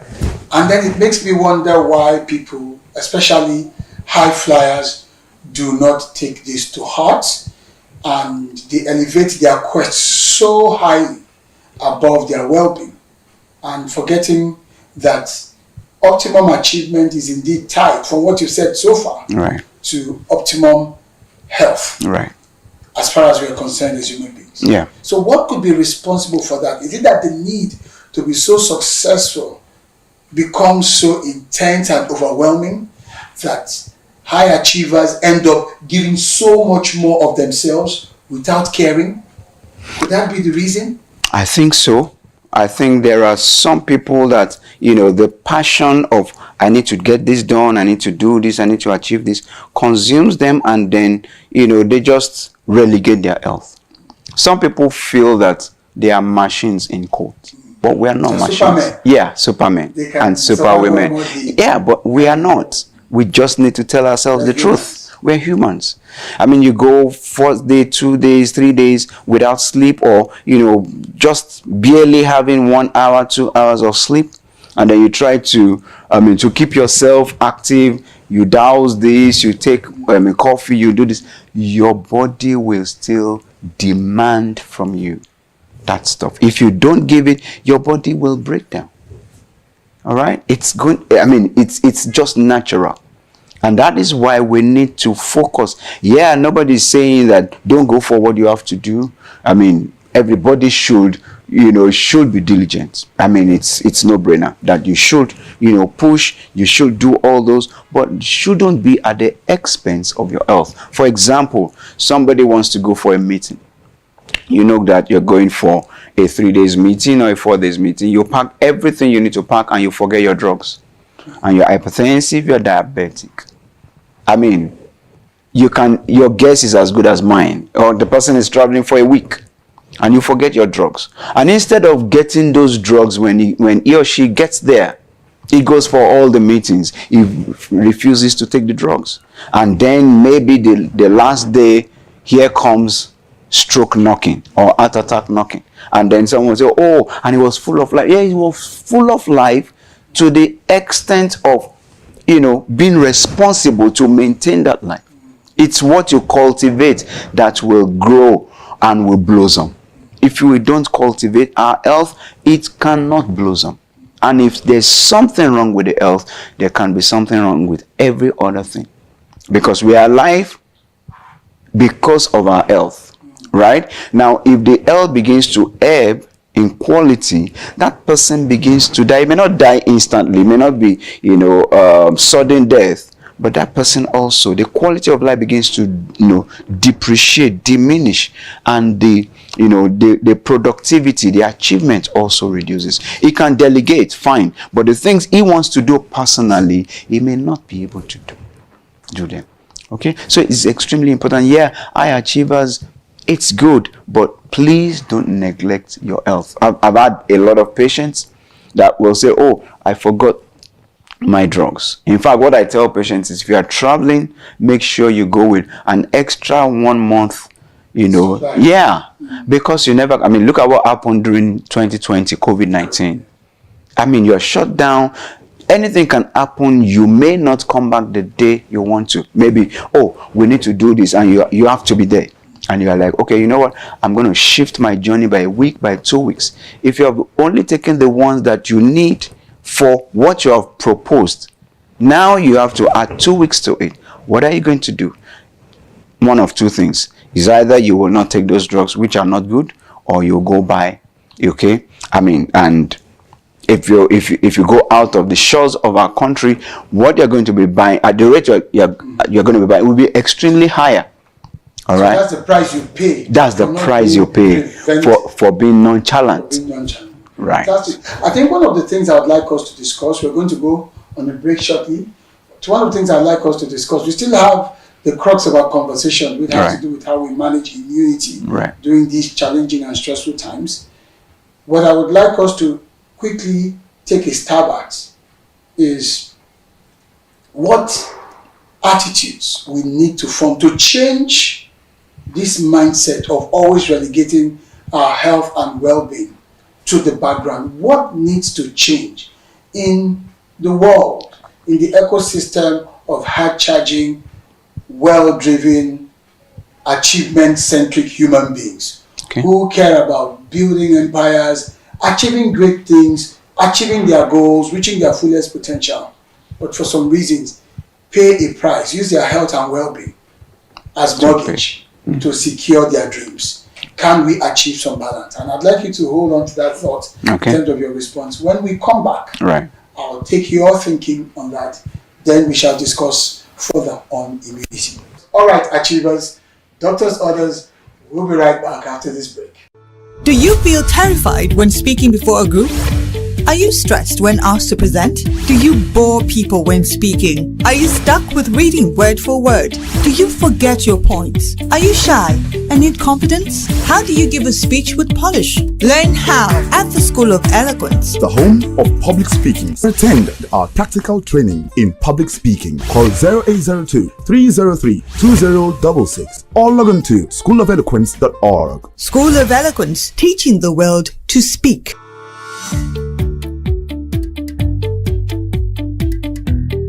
Welcome back. It's still Doctor's Orders here on the Achievement Channel. And I've been having this very meaningful, insightful, and impactful conversation with Dr. Akinsoya Olusegun Joseph from the Lagos University Teaching Hospital. Welcome back, Doctor. Thank you very much. And I was trying to find out from you, what is responsible for this disconnect between the overwhelming quest for dreams and goals and achievements at the expense of health and well-being, and what needs to change? Because this is going to be your doctor's orders to high-achieving people who seem to be so consumed by wanting to build their empires, by wanting, like Alexander the Great, to think that how do I put it down? To think that a whole, let me borrow the Nigerian expression, a whole Alexander the Great, from what we've read, historical accounts, died as a result of malaria. If I'm correct, Doctor. Think about it. A young man that had achieved so much, conquered the whole world, and wept for more worlds to conquer. And it took malaria to send him to his grave. And yet, he had so much potential to do more. That should be warning bells to high achievers. How do you speak to such individuals to never mortgage well-being for accomplishment, to strike that balance? Fine. So the first thing I will say is prioritize your health. It is extremely important. You are drawing from it to do whatever you have to do. It's like, your account, you're drawing from it. All right. So, if you don't have an holistic view of it, an holistic grasp of it, you can allow it to slip by. So we need to prioritize our health.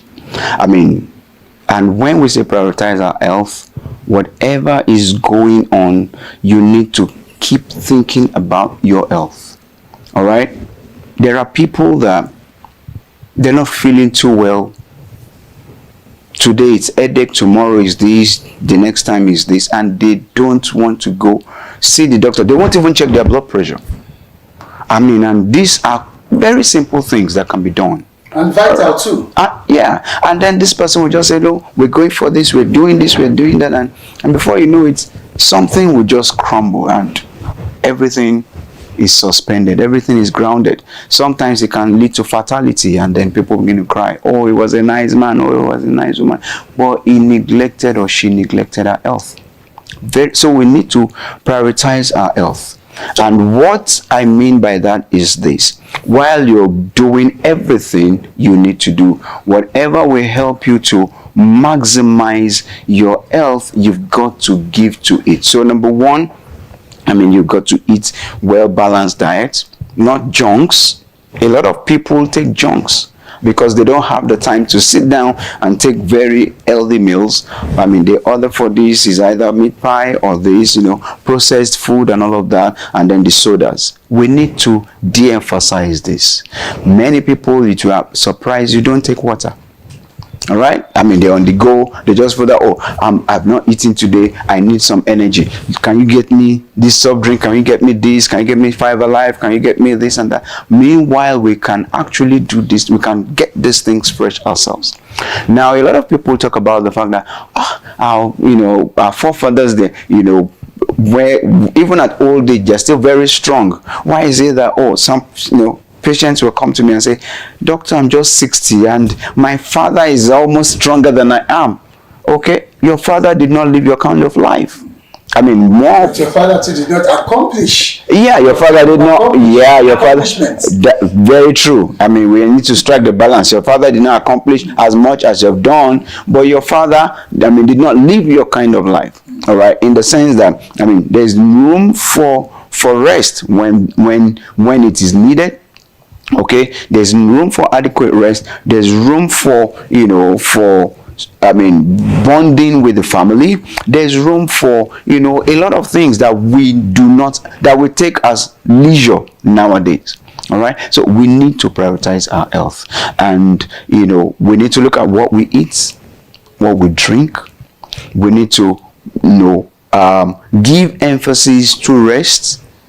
Not that, you should, those kind of people won't lazy around anyway, but you should still give time for rest. Sleep is extremely important. It resets our body. Some people don't have time for it. We need to do that.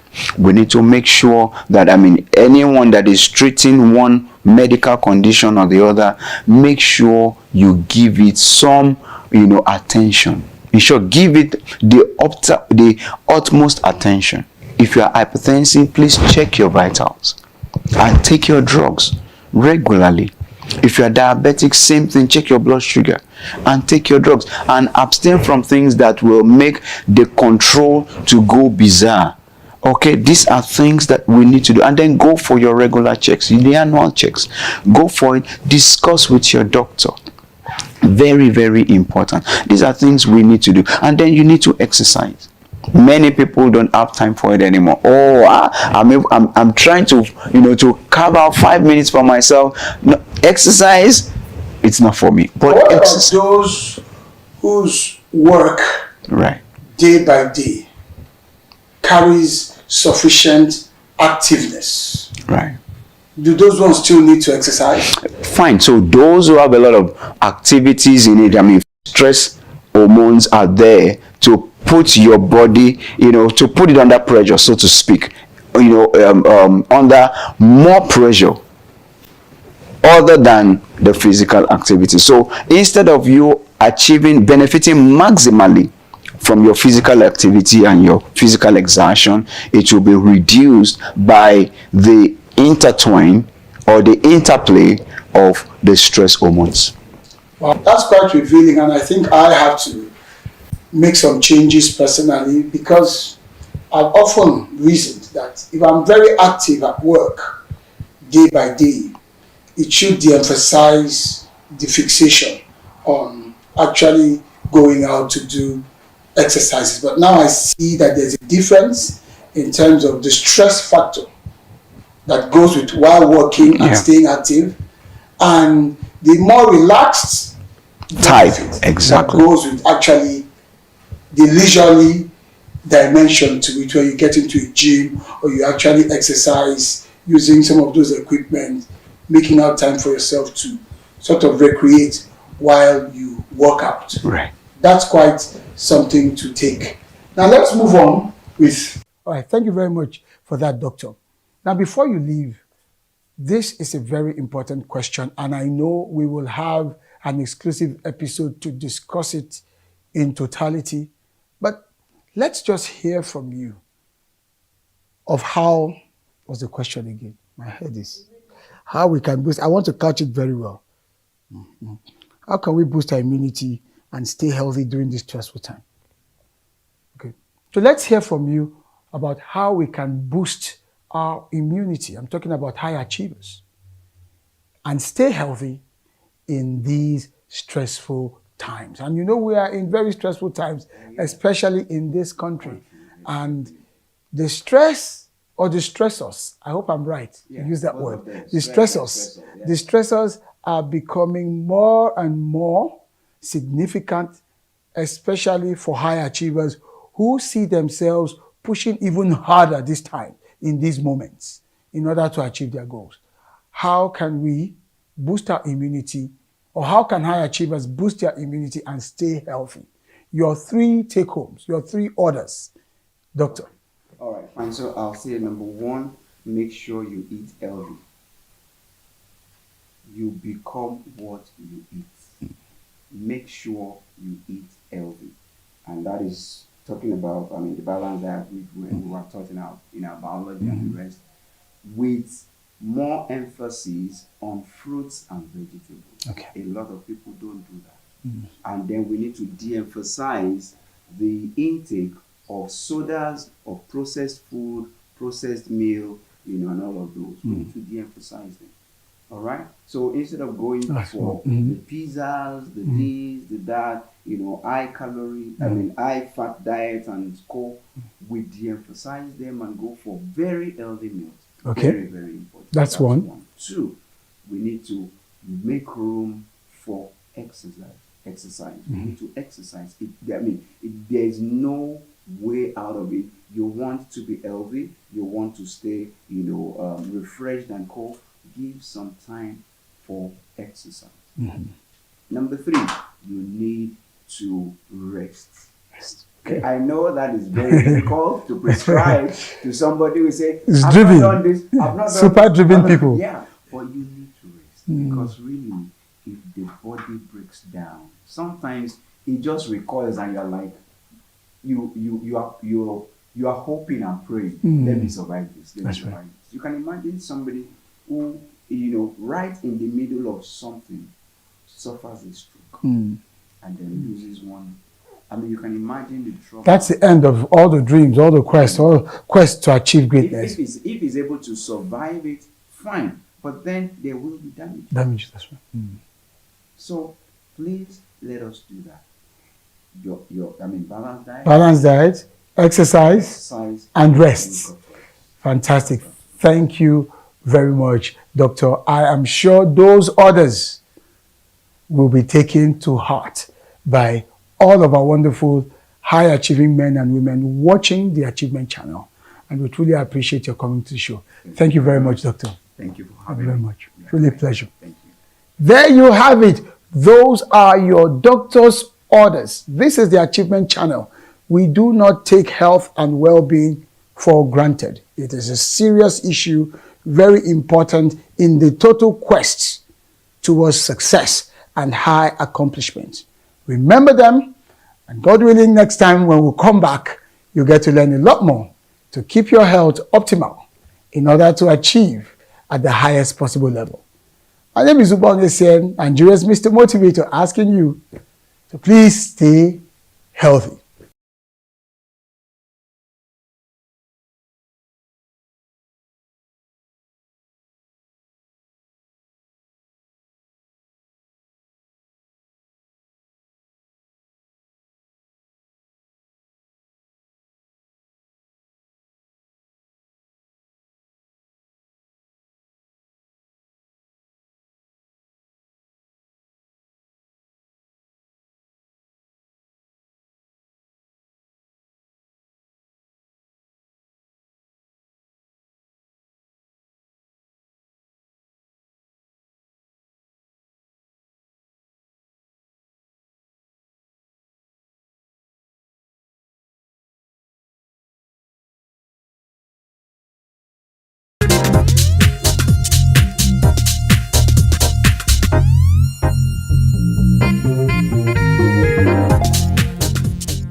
Hello, Lagos. I am Oyin Priye Krumale, and this is Achievement Channel.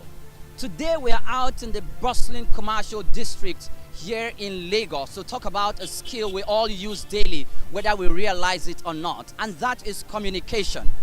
From the boardroom to the busy marketplace, public speaking shapes how we interact with one another, how we carry out business transactions, and how we connect between one person to the other, whether we realize it or not. I am out here in the bustling city of Lagos to field questions from everyday Lagosians on how they utilize the instruments of public speaking to get their jobs done on a daily basis.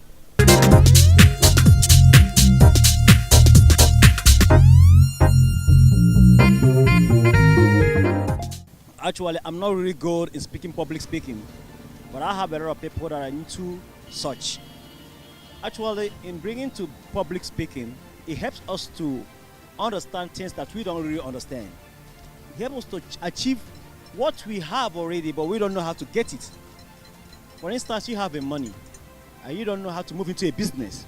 In public speaking, it helps you to give you an opinion, an idea on how to invest, how to sort out issues, how to get an opinion, or how to be counsel on, especially on marriage issues, on business, and also in other lifestyles or something. That was some time ago. I could remember at Ozumbadiwe, there was somebody that walked up to me, you know.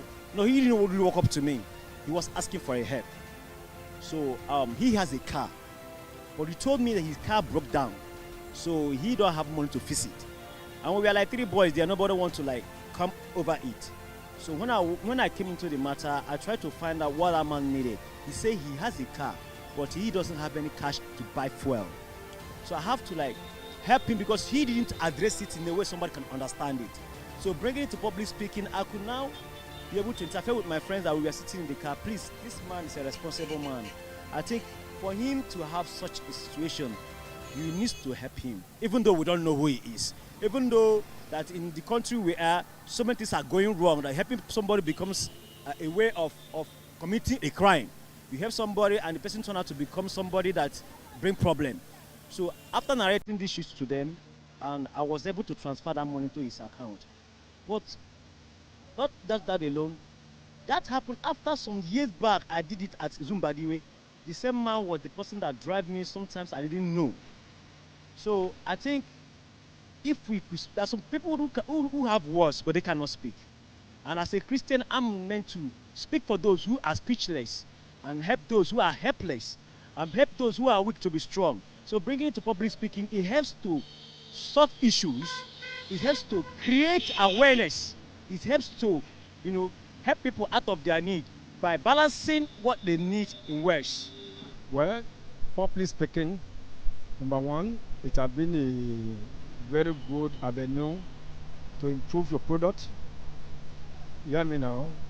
To have a very strong background of your business. Because by hearing from the public, you need to know your weak point, your area of success, and the next thing to do, so that you can be able to aspire high in your business, your daily activities on your business. Well, on my own part, I have a very small distance. I remember by the time I want to start, I had to invite a lot of people to come and look at the environment so that I can be able to know what tests I can be able to display in that very place. And that it has been of great help to me and of useful to my business, my own personal business. So did you achieve your aim using that public speaking? Yes, I'm able to achieve my aim. What was the outcome? Well, the outcome is, I think it's yielding profit. Yeah, it's yielding profit. Like in the area of farming, yielding profit. Like the area of the shops I have, it's yielding profit. And things are moving on fine. The importance of the public speaking is very, very, very, very crucial. Very, very, if you know how to handle your speech in the public, my dear brothers and sisters, who are looking at me at this moment, you don't have any problem. You need to be polite to everybody with humility. So it's very, very important. In fact, in my congregation, in my area of work, I normally, because the way I address people made them to like me, made them, even though there is a problem, they will ask, hey, Baba, come, this is what is going on. And by the grace of God, when I get there, the matter will be settled. So tell me one of those instances. Thank you very much. That was last year. There are some boys in my area. They want to foment trouble. Is that me? With the elder of the area. But immediately, I come out of my car. Excuse me, what is happening here? What is happening here? Say, Baba, come and tell this what is going on. All this that are doing. Excuse me, people. Like, wait. When I speak to them, the young one, they all A-laws, at the end of the day, they were very cold. If there's any problem at all, they would call on me. Baba, come, see what is going on. Immediately I talk to them, the matter will be set. How important is public speaking to you?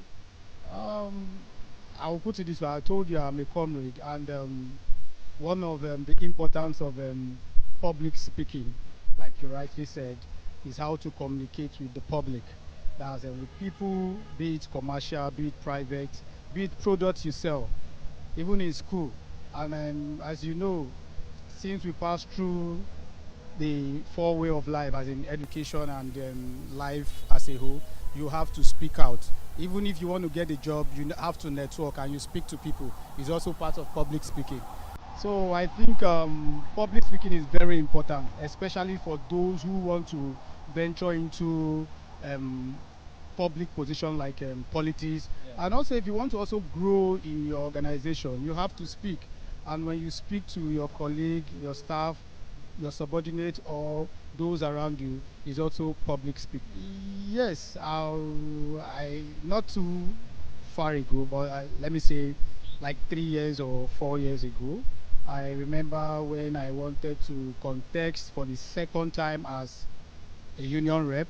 I won because of my public speaking, because I have to address the house, they have to ask me questions, and because of the confidence I have in speaking, they have to re-elect me as a second time out to be their rep.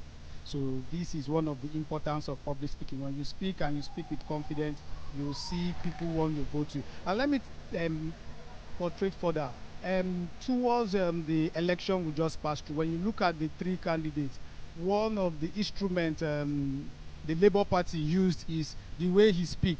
When he speak with confidence, he gives you some data which could clarify the public, and with that, the people entrust him with the leadership position. It's so unfortunate that the Nigerian play him and he couldn't get there, but these are some of the importance of public speaking. To me, what I understand by public speaking is an act of informing people, letting people know about a particular thing, attending a program, and then maybe you are asked to give a presentation or you are asked to make a speech. You go out there and you present your speech or you make your statements based on the topic, maybe, or any area or any subject that has been given to you to talk on or speak on. So that's what I understand by public speaking. My personal experience is that it has helped me. It has made me more courageous. That made me bold, because when you stand to speak in the midst of people that you don't know, that came from different backgrounds, from different places, they have different orientation, and then you being able to rise to speak before them or with them, it helps in giving you self-esteem. So. Okay, public speaking basically is something that we cannot do without. Very important, and the importance of public speaking can never be stated, because without it, you cannot actually influence people to do certain things. Okay, for example, you need that attribute, to actually command people's obedience to what you actually want them to do per time, and so you cannot actually do without it. It's very important. Very well, a lot of them, but I think I'm going to go with this one. When I was in my 100 level year one in the university, there was this issue we had. We had actually paid for a particular thing, our ID card, and at a certain point, the cost rep came again and said we are asked to pay again, and then I told them, no, we cannot pay twice. But then all along, they were able to, they got to pay this money, and after 1, 2, 3 months, the ID cards were not forthcoming. The university ID card came, and the one that we paid for didn't come for. So I have to use this skill for public speaking to actually influence my fellow students, to make them see that, okay, they have been duped by the faculty officer and the course rep in connivance, to deprive them of their money. And so, but then we can take up this matter, we can get this money back, and actually maybe get both of them punished. And so I start, by getting some of them to understand that, okay, this is actually not good. We are fresh law students, and by that, we should protest our rights. So I stood up, get a handful of them on my side, and called a meeting in the classroom. They stood up and spoke to them at length. And at the end of the day, all of them bought the idea, and we went to the dean of the faculty, presented the matter before him, and he was shocked. And he backed us up, and before you know it, the faculty officer was removed because of that. So public speaking is very, very key. In fact, if you are able to fight the straight things like stage frights and all of that, you'll be confident. You will be able to make up your sentences in a manner that is very persuasive. That's one attribute of a good public speaker. You must be persuasive. You must be straight to the point. You must be short and concise as well. Well, in the courtroom, all we do is talk, and you must be able to persuade the judge, to convince him that your case is believable. Otherwise, you'll not be able to win any case at all.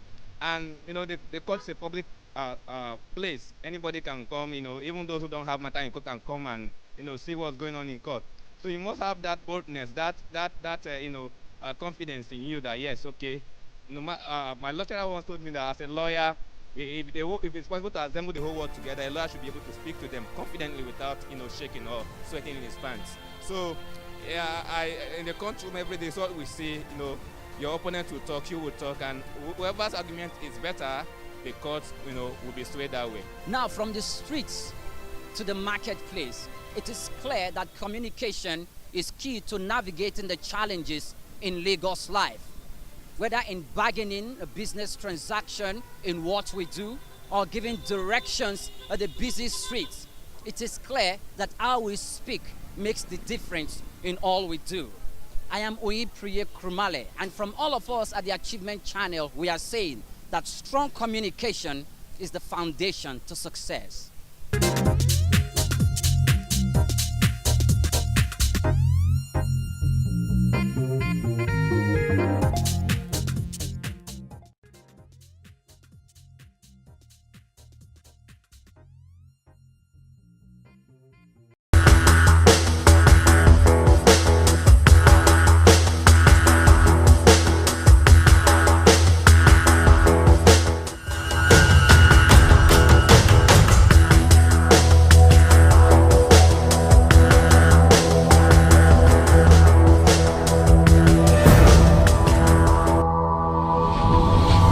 Speak with Power. Hello and welcome to the maiden episode of Speak with Power, the program that teaches you everything you need to know about public speaking. Speak with Power is brought to you by the School of Eloquence, Nigeria's home of public speaking, where we teach people how to speak well in public. This program is designed to educate you, to inspire you, and to challenge you with reference to the art of public speaking. Many people from various walks of life grapple with this all too important skill.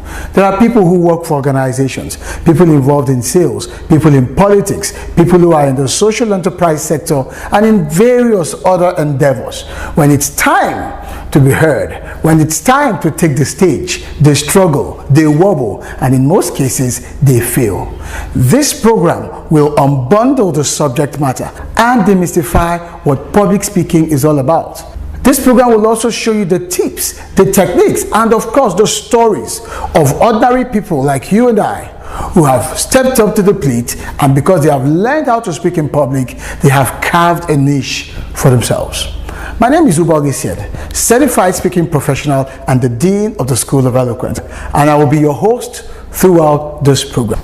Let's take a break, and when we come back, we'll begin the eloquence journey. For us here at the School of Eloquence, our primary focus is on the art of public speaking, because it's a major problem.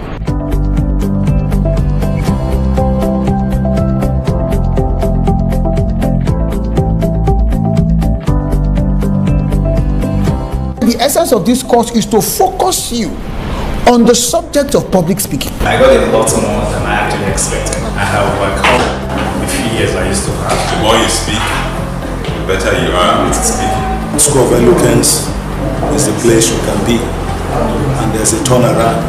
That change you are expecting, you get it there. Welcome back. The program is still Speak with Power, where we teach you everything public speaking.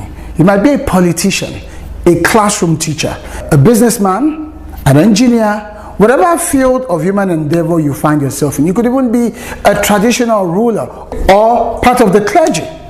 The truth is, sooner or later, you will be asked to get up in front of people and speak in public. On the program today, we've got a drama skit for you titled The Bland Ambassador. You'll be amazed when this skit comes up, what happens to celebrities when they fail to speak well in public. From the drama skit, we'll hit the road to hear from Nigerians why they fear public speaking. Next will be Inside Masterclass. In the masterclass, you'll find me teaching professionals how they can master this all too important subject matter. And then our guest today on the Eloquence Journey segment tells us how she became a chief executive and how public speaking helped her to rise from nothingness to a position of prominence. So sit tight and let's enjoy the show. Ladies and gentlemen,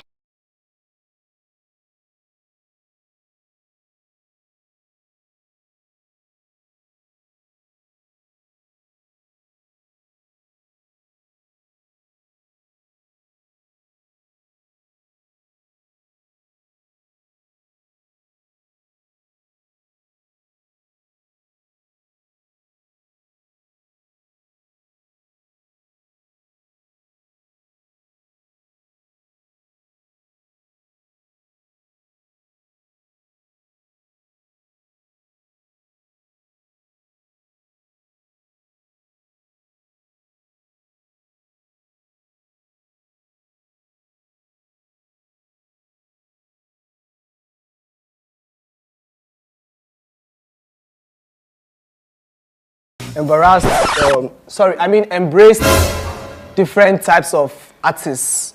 Artists. Come on for there, you know even sabi English. Nah, your speech. Anyways, Oasis is the first of its kind to wanting to take entertainment to the next level. Big shout out to Oasis.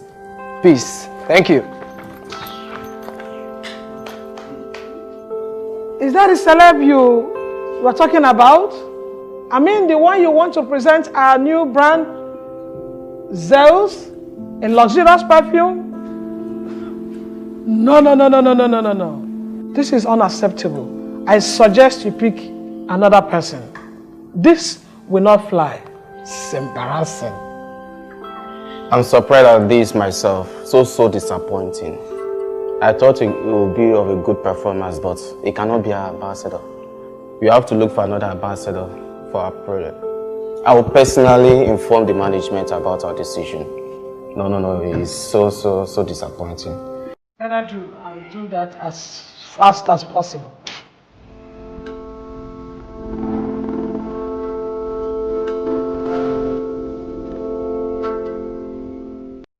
Do you feel terrified when speaking before a group?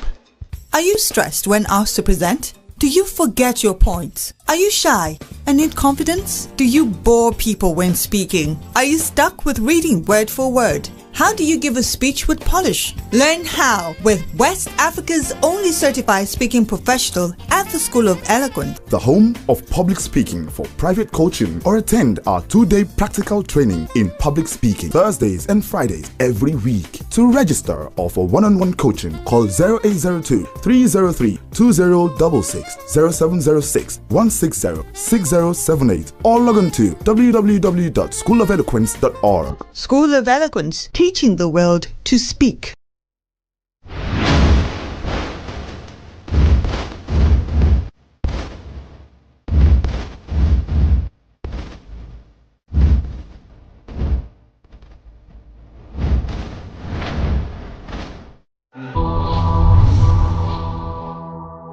If you look at how Wikipedia describes public speaking, it says it is a process of speaking to a group of people in a structured, deliberate manner intended to either inform, influence, or persuade or entertain. Because when you're influencing people, you're persuading them. It goes further to say that the purpose of public speaking can range from simply transmitting information to motivating people to act, to simply telling a story. But here is the catch. He says good orators, good speakers, that is, should be able to change the emotions of their listeners and not just inform them. I started out by saying that all of the contexts, all of the various scenarios in public speaking can be surmised as just simply creating a human experience, because people can recollect what you said, how you said it, and then they can connect with it in some ways that gives you credit. However, whether we are speaking to inform or speaking to influence, which is also speaking to persuade or speaking to entertain, one key principle underlines all of speaking. If that speaking is going to be result oriented, and that principle is the eloquence principle. If your speaking is going to be result oriented, you must be eloquent. How will we know that you are eloquent? Eloquence rests on two legs. The two key ingredients that you must know, you must be able to clearly delineate, and which if you do, you can categorically say that you are eloquent. Now the first of the two legs is effectiveness. To be effective. To be effective simply means that the people you're speaking to get what it is that you're speaking about. They understand it, they have a very good appreciation of what you are speaking about. They get it. You might see that in their nodding. It's dawning on them. The facts, the gravity, the intent, the seriousness, the ramifications of what you're saying. It's clear in their mind's eyes. It's not ambiguous. It's not mixed up in any way. It's definite. And so they get it. And that makes you, the speaker, effective. That is the first leg. A lot of people, when they speak, you find it difficult to even understand what is it or what it is they are talking about. You're asking yourself, so what is he saying? What is she saying? They've been speaking for the past 30 minutes, and those 30 minutes seem like an eternity. That's why I tell you, so what are you trying to say? Have you ever found yourself in that situation? Someone goes on rambling, and then you cut it and say, okay, so what is the gist? What are you trying to say? And they keep going, all I'm simply trying to say, they ramble.